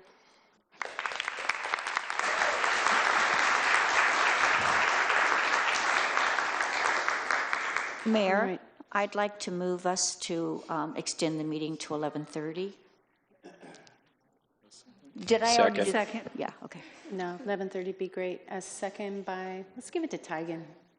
Let's give it to Tigan. Yeah. All right, any opposed to extending to 11:30? All right, seeing none, that is approved, passed. And we're moving on to Ari Woods, Jacob Parkhouse, Tristan Coffink, and Asia Scott. Please announce your name so we know where we're at in the list. Thank you. I am Jacob Parkhouse. I live in Ward 4. A lot of things have already been said. I do also want to echo the sentiment of respect for everyone on the council. You're all humans. You all have jobs here doing this, and I do appreciate it, even though I don't have a lot of time to really go into as much detail. A lot of the things that I was going to say have been said already, but I would like to point out a few things that have been missed or have slipped under the cracks. I would like to begin by saying the laws that have been spoken about and the actions that have been taken are talking a lot about reasonability. And I would like to say, what is our perspective on reasonability?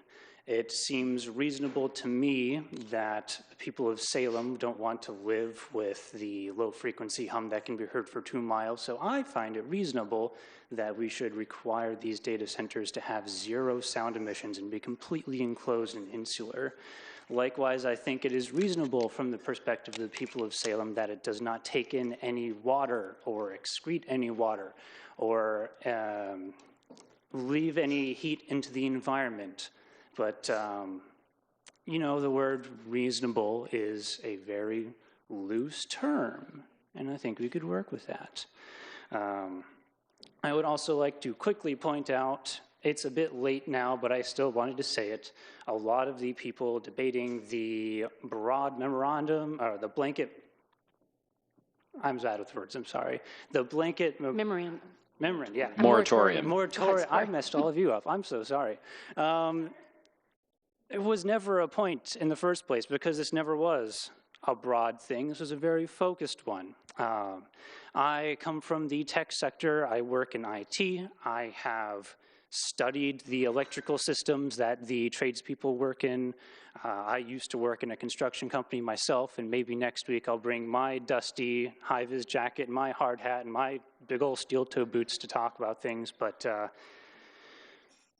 I know how these companies work. It's very underhanded. We had some person speaking about that already. I very much appreciate that. I would also like to point out the issue of heat. Sure, these systems may be closed-loop systems, but that heat goes somewhere, and if it's not being released in steam to go off into the atmosphere, it's just sitting around itself, which causes itself to heat up more, to require more heat dispersal, and it is a self-feeding system that will eventually create a huge high-pressure area and draw in storms from down the area, causing all of our rain and weather systems to be worse. A lot of these things are spiraling problems that will go wildly out of control, and we are not in the first inning of this ballgame. We are deep into the 15th in terms of climate change and such. We can't afford it. Thank you.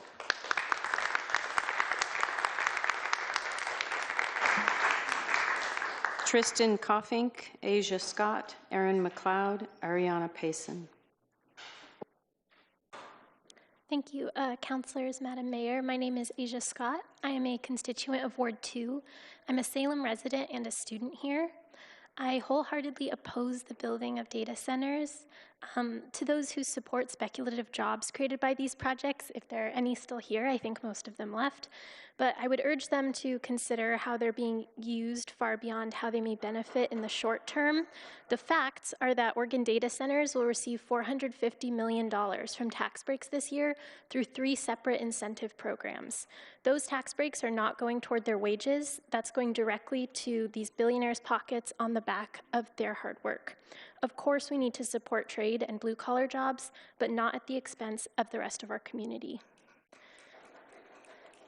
To the Council, thank you for your vote to consider enacting a moratorium on AI data centers, and may that continue into real action. I also urge you to amend the city's zoning code to ban AI data centers and no longer allow private developers to shroud their intentions with NDAs. There is no space for them here. Beyond these narrow actions the Council agenda offers, I echo the previous comments that we are not interested in perceived bureaucratic barriers to action. We must get creative and try everything possible to prevent the building of harmful data centers. If city action is too challenging, let's approach this from the state level. According to state procedure, the Water Resources Commission has authority to grant a temporary preference to water rights for human consumption or stock watering uses. Moreover, review timelines may be expedited when an area is in drought, as Oregon is. Further, during opening comments, as it was said, AI data centers represent new and emerging technologies and thus require careful consideration. However, no matter what the technology is, this approach is not new. This is an age-old pattern of exploitation and gentrification, of external powers with vested interests and profit coming into a community like Salem or anywhere, exploiting this land, its resources, and the people already living here, And if you understand that, it should not be a difficult decision between what is best for your community that is not allowing data centers to be built and what will continue to line the pockets of billionaires, offering economic growth through mechanisms that only stand to benefit a select few and harm the communities they infiltrate. Thank you.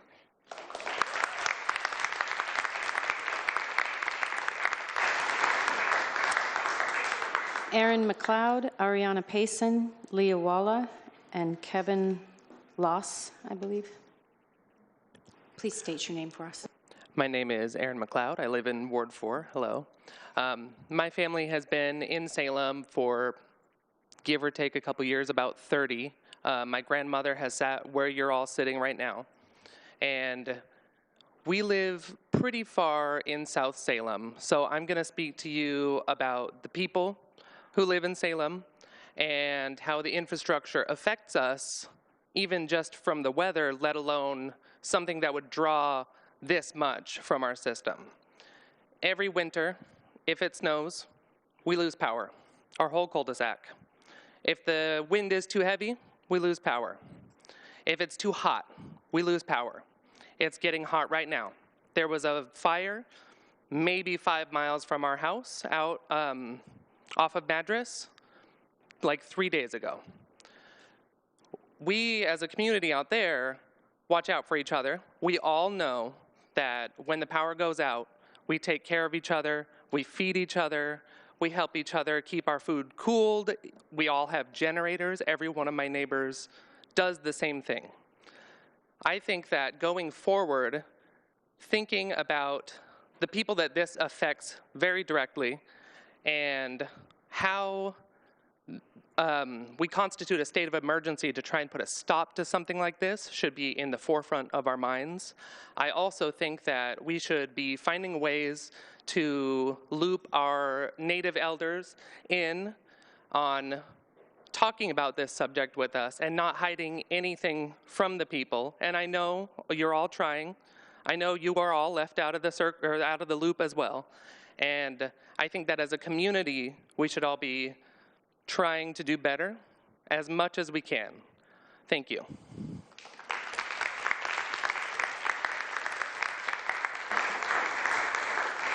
Ariana Payson, Leah Walla, and Kevin Loss. Hi, my name is Ariana Payson. I'm a resident of Ward 3. Tonight, you've heard many incredibly well-researched, data-backed arguments as to why the city should reject the scourge that is AI. Arguments about the AI bubble already collapsing, arguments about noise pollution, water pollution, environmental concerns, native land concerns. All of these incredibly important and integral arguments that I both support and echo. I will not use my time to belabor their well-made points. I'm an activity director for a memory care facility. To be clear, I am not here to speak on behalf of my company, but if some of my residents didn't have a 7 p.m. bedtime, they would be here with me tonight. And if they are at home watching, hey guys, I made it inside this time. On a daily basis, I work with residents with dementia, early onset and otherwise. And when I say that AI has been a daily detriment to both myself, my job, and my residents, I am making the understatement of the century. My residents do not understand that the videos they are watching are not real. The photos that they see do not depict actual events. The answers that they find online are not true. They have this inherent trust that if it's on the internet, it must be true. And as much as I firmly believe that old dogs can be taught new tricks, teaching an old dog to recognize an AI photo when they can't see half of the colors and have glaucoma or other sight impairments is a whole other story. It's an insidious, creeping replacement of things that they can trust for things made of flights of fancy. What they do understand is their kids are scared. Their grandkids are worried, and they are too. They did everything they thought they needed to in order to leave their descendants a better world to live in, a world which they can see no longer currently exists. From a moralistic standpoint, it is on you to encourage your citizens to reach for better, for brighter, to aim for better themselves. It is on you to encourage education, to encourage growth, to encourage your citizens to think for themselves. Data centers not only cull any possibility of growth in an environmental sense, but also in a personal, societal sense. It is infuriating to see our governing body supporting a technology that is an active hindrance to its peoples. It is infuriating to see you be willing to hand over our common sense, our critical thinking, our knowledge, and our humanity for something so pathetically and entirely soulless. For what? Possibly 75 permanent jobs at the cost of everyone and everything else. That is a pretty fucked up trade. We don't want AI. Our community has shown up and made this blindingly clear. We want support for actual people. We want support for our actual community, not at the expense of our community. A community, I feel that I must remind you. I'm sorry, your time has expired.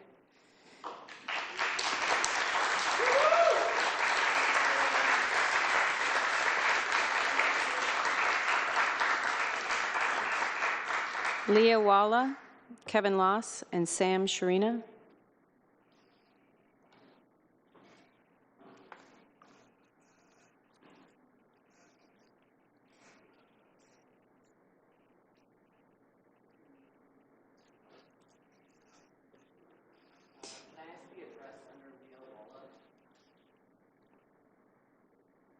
The address under Leah Walla. I don't have that here.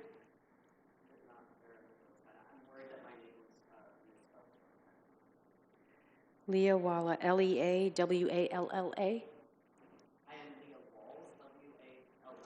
Okay. Thank you. It was typed in here as Walla, so I'll cross that out for the record, okay? WALLS? Got it. Thank you so much.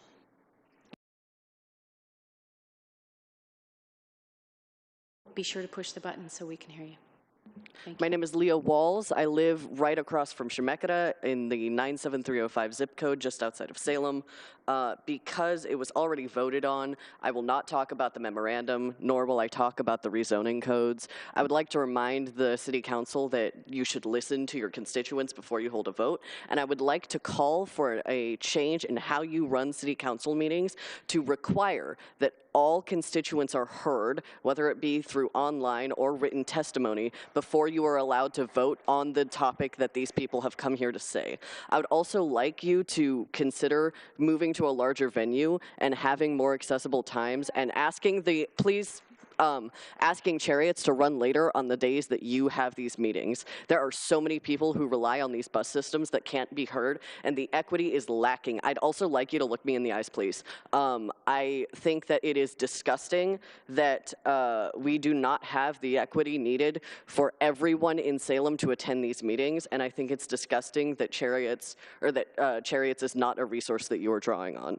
I am calling for the names of everyone who signed the NDA to be publicly released in an easily accessible list, and I would like for all of those individuals to be fired immediately because they did not help Salem with the NDA that they signed. They directly hurt us, and that in the Veris data center will not help us. On the topic of Veris, I would like the City Council to be extremely creative with how they fight back against Veris and any future motion that they need. They still need to build. They still have permits they need to obtain to operate. I would like each and every one of you to find every single way possible to make it harder for them to operate. Stall them until you can legislate against them. That is possible. If you're having trouble coming up with ways to do this, talk to your constituents more. I am sure that there are a plethora of us without the legal jargon needed to do this, but with ideas. Talk to us. Physically in person more, okay? That's your job. You're city councilors, you signed up for it. I believe you can do it, or someone else will fill your seat next time. I promise you. And on the topic of economics, we have a city here in the U.S. that has been able to, A, pass a memorandum on data centers, and B, still get their economics in straights. That's New York. Under Mamdani, childcare has been made to every New Yorker under 2, groceries has been lowered, a rent freeze has been implemented, and all of this has been done without AI data centers. They started taxing the rich. We can do that. That's under our ability. We can raise taxes for those who are rich. Also, if you invest in your homeless population and get them back on their feet, they're going to be doing jobs that you can then tax. If you start educating your people, Thank you for your testimony. Your time has expired. Kevin Loss and Sam Sharina. I call Kevin Loss and Sam Sharina. I am Sam Sharina. I don't see Kevin. Thank you. So a lot of the things I was going to say were already said. I was going to suggest having a retroactive pause or something to affect the Veris project, but it sounds like that can't be done with state law, from what I understand. I would say, please look at everything you can do to, I guess, work against the Veris project, since, or like, their data center, since that is still being done right now. The moratorium, from my understanding, does not affect that. Please correct me if I am wrong. Some other things, this is still applicable, what I wrote here, so I'll read this. Veris's actions are duplicitous to them claiming to work with the city and the people in the city. They have snuck in before a moratorium that is only being considered because of their presence, and doing so goes against the notion of the consent of the public they pretend to care about. This is not something that anyone operating in good faith does. If Veris wishes to do anything to show real consideration of the public, then they should withdraw their application now and wait on the decision of the moratorium. Yeah, we already did that. At a bare minimum, if they cannot even do something as basic as this, why should we believe their word for any part of this project? As I surely do not trust those who do not value consent. Another thing I would like to say, since I have additional time here, I am a programmer. I'm part of the group of people that they're trying to replace with AI and all that stuff. I've looked at it a lot. I'm obviously concerned about it because it might replace me, right? They have not been able to do so. And I have looked at, I think it's Ford, replaced 300 engineers or something in the past year or something. That fell through. They're trying to hire them all back. The same thing happened with Uber, with a number of people. I'm not convinced it's actually going to do very much. Like, it is impressive technology, but it is not this completely world-changing thing that they're acting like it is. A lot of that is just a lot of hot air so they can sell, and they want us to buy into that so that we have the bag at the end, as in we are the ones liable to pay at the end, so they don't actually have to carry that. So let me see here. There was one other thing. Can I remember here? Okay. Oh, yes. I also wanted to state that, my background is in computer science. The inventor of it back in the day, in the 70s, used to say, oh, we need more computational power. He was correct, but you usually get laughed out of a room for doing that if you say that to computer scientists, because our goal is to be efficient. You're supposed to make efficient algorithms. Making these giant things is not effective. It's not worth it. That's all.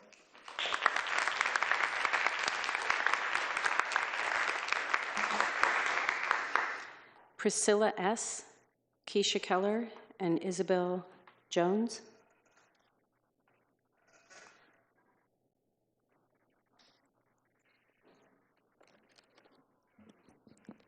Hello. Good evening, Madam Chair and councilors. My name is Isabel, and my ward is number 4, Gwen. I am in support of a moratorium. I don't have extensive background in land use laws, but I do love research. In order to make a smart decision, we must search out the consequences of this proposal. We need to investigate how this data center impacts the health of both humans and animals, native culture in the area, the environment, its energy use, and their current infrastructure, and also tourism. AI data centers do not have the proven track record to back up their claims, and we must ask ourselves, is the risk worth a reward that isn't guaranteed? I understand the union's support, but we can build something by the unions for the people of Salem. This doesn't close the door on blue-collar workers, but instead it points us in a new direction. We also need to consider our legacy. The City of Salem website states, Salem, the capital city of Oregon, lies in the center of the lush Willamette Valley, surrounded by green pastures, fields of flowers, gardens, vegetables, orchards, and vineyards. Technology has its place, but adding a data center for the sake of getting ahead of a potential revenue curve is not reason enough. I don't mean to pick on you, Ward 5, but I heard the words, change moves slowly. When Salem faces a technological industry that is evolving at a rate faster than what we can currently keep up with, that statement is an excuse. It's an excuse for slow-moving politics. Yes, change has moved slow, but that doesn't make it acceptable. A quote I find that perfectly encapsulates the feelings and frustrations seen by everyone is, if I feel too passionate, it's because I care. If I come on too strong, it's because I feel strongly. And if I push too hard, it's because things aren't moving fast enough. Thank you.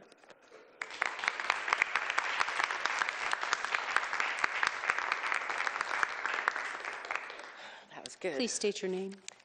I'm Keisha Keller. Thank you. I'm from West Salem, not really in a ward. I'm out in the country. And this, well, first of all, I want to start by saying thank you. I felt like last week you really did hear me. And when I asked for the moratorium, at least, and you did that right away. And I thank you for that. Because I know that if people don't feel heard, then they'll start shouting. And if they still feel unheard, then they can resort to violence. And I think we don't want that. And I want people to be calm, measured, and do the research that's necessary. Right now, it's all over the country. And a lot of smaller city councils are being sued because they entered into contracts that they shouldn't have or whatever. There's lots of problems. And I think it's crafty, big-time lawyers, no offense, but they work for these companies that have lots of money, and so they have resources available to get through and figure out ways they can get in before we've even thought about what we got to do next. And I see a little bit of that happening maybe here. Last week I loved the comment by Huckleberry when he said, "You got yourself in a little crawdad." Whatever he said, it was so funny. And I thought, really, yeah, that's what they're doing. They're looking for communities that don't really know what they're doing. And I'm not saying you don't know what you're doing. I'm just saying maybe the NDA rushed us ahead of something that we should have been a little more measured with. I don't know. Everything was really said tonight that I was going to say. I watched videos this week trying to learn more about these data centers, these massive data centers that are so different from the rest. And I saw really disturbing stuff. I mean, there was one guy who's doing drones, thermal imaging investigation, and he's seeing the massive heat signatures coming off of these big monstrosities. And they haven't even figured that all out. So I don't know, I'm glad we're doing the moratorium, and I'm thanking you for doing that. But I'm excited about the task force. And nobody talked about that tonight. I know it wasn't part of this tonight, but I want to know more about that. And I'm just hoping you'll be forthright and transparent. Thank you.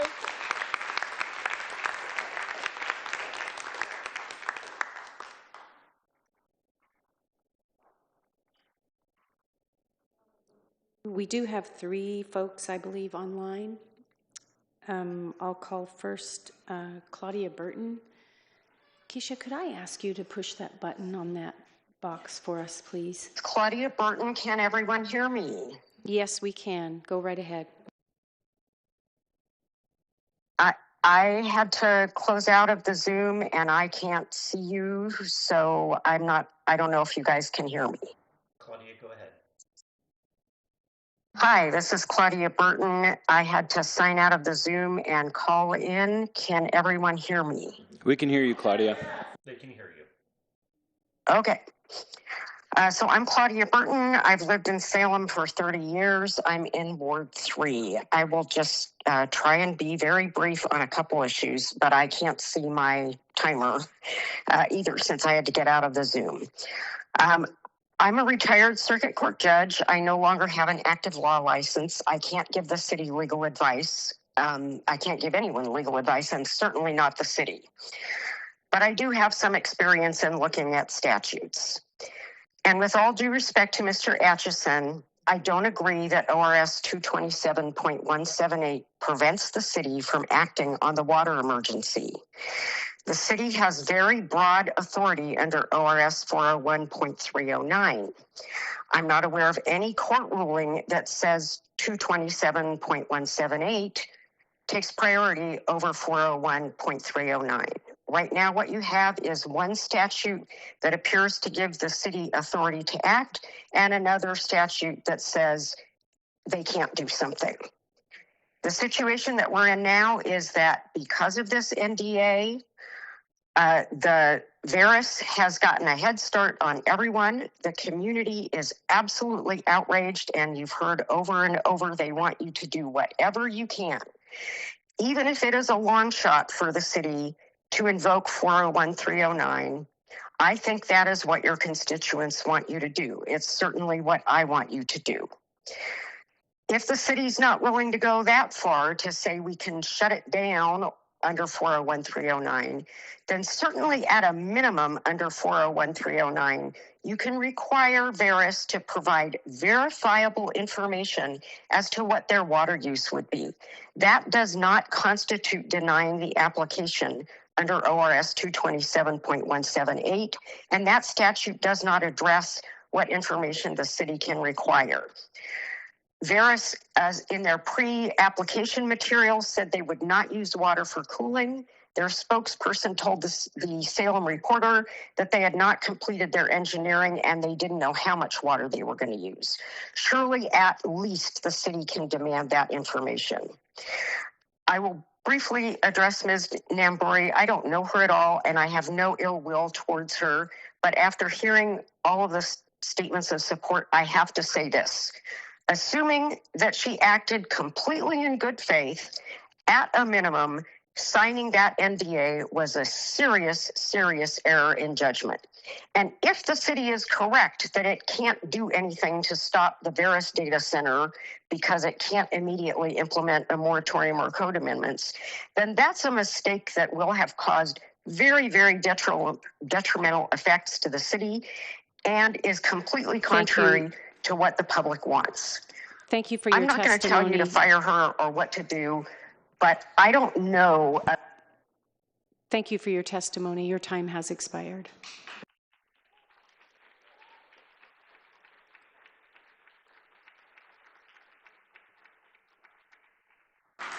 I'll call David Jerka next. Do we have him online or by phone? Yeah, 1 minute, okay.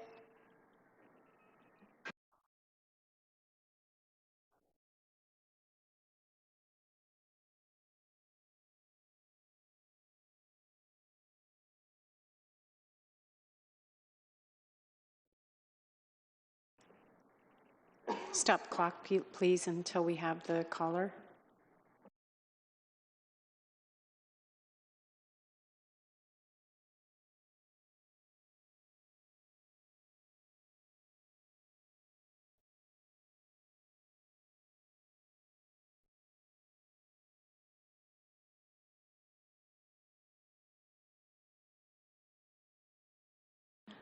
While we have time, would you like to make a motion for 5 more minutes in case we're slow?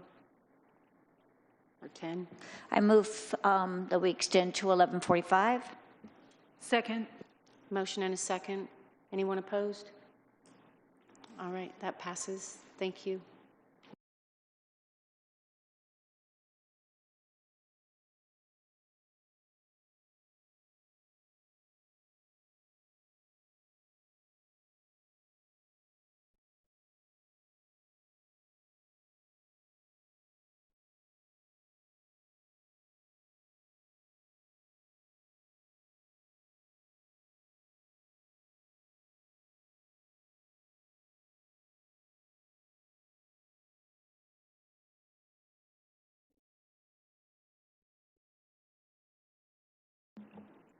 Okay, we can hear in here.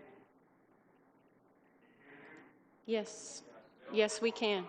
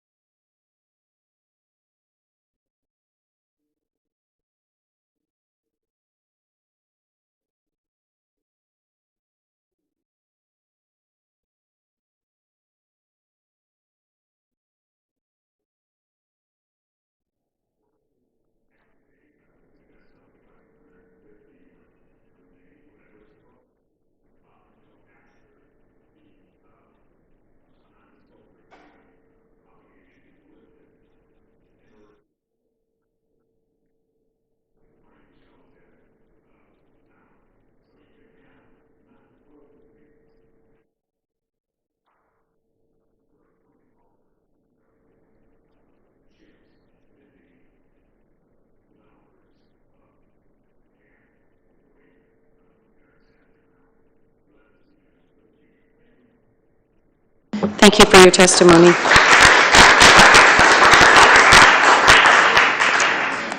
Paola Gonzalez Soto.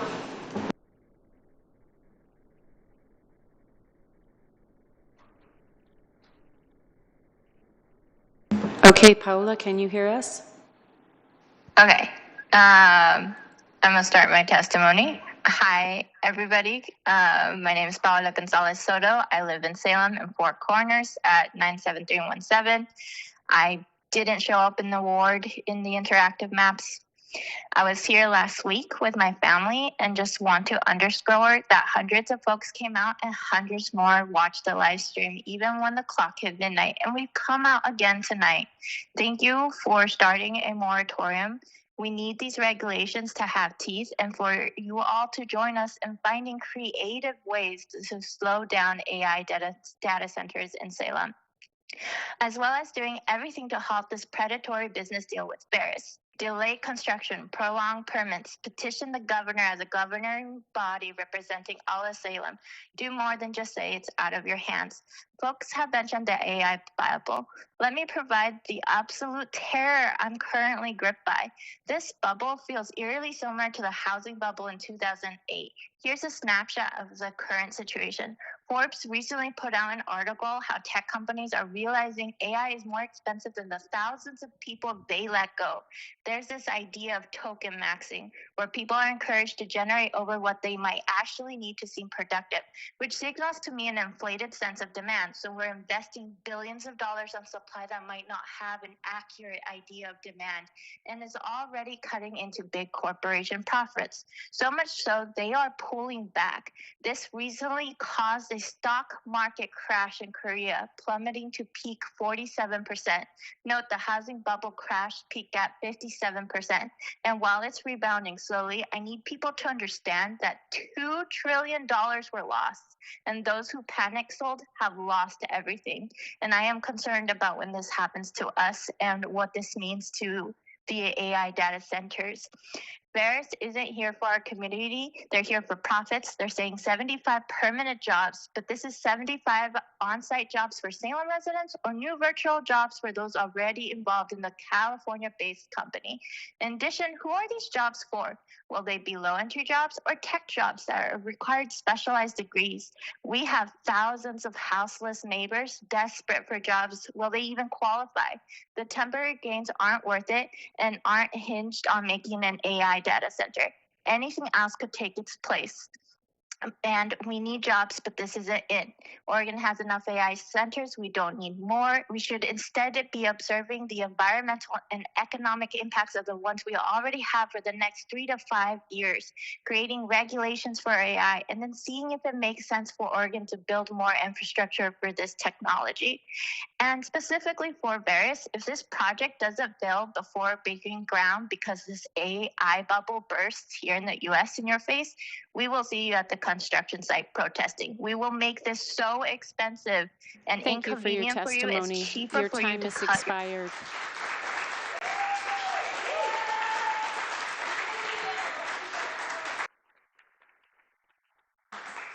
Does anyone have anything further? Then we're adjourned.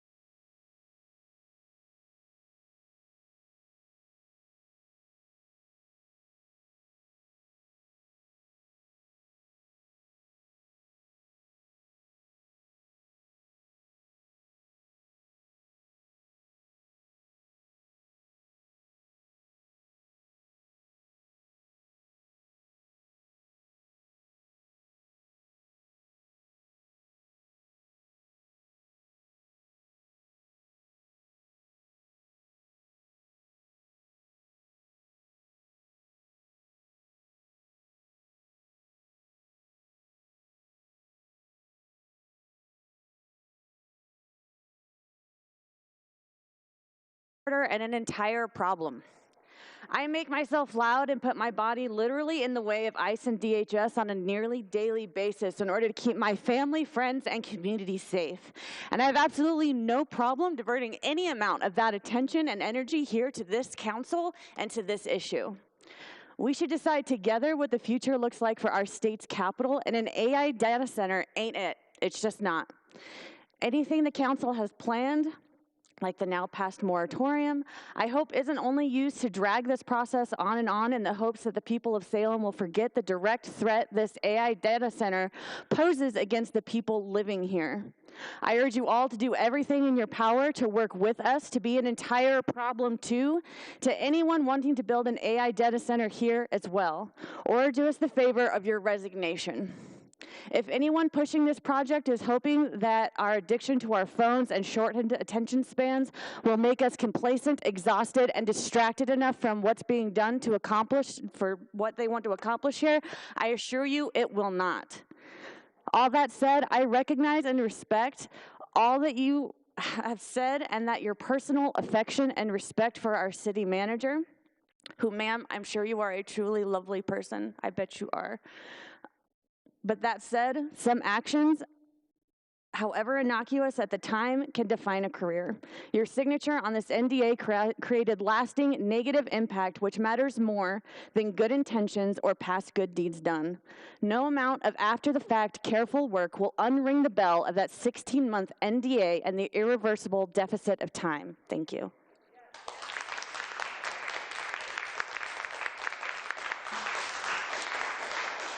All right, we are adjourned.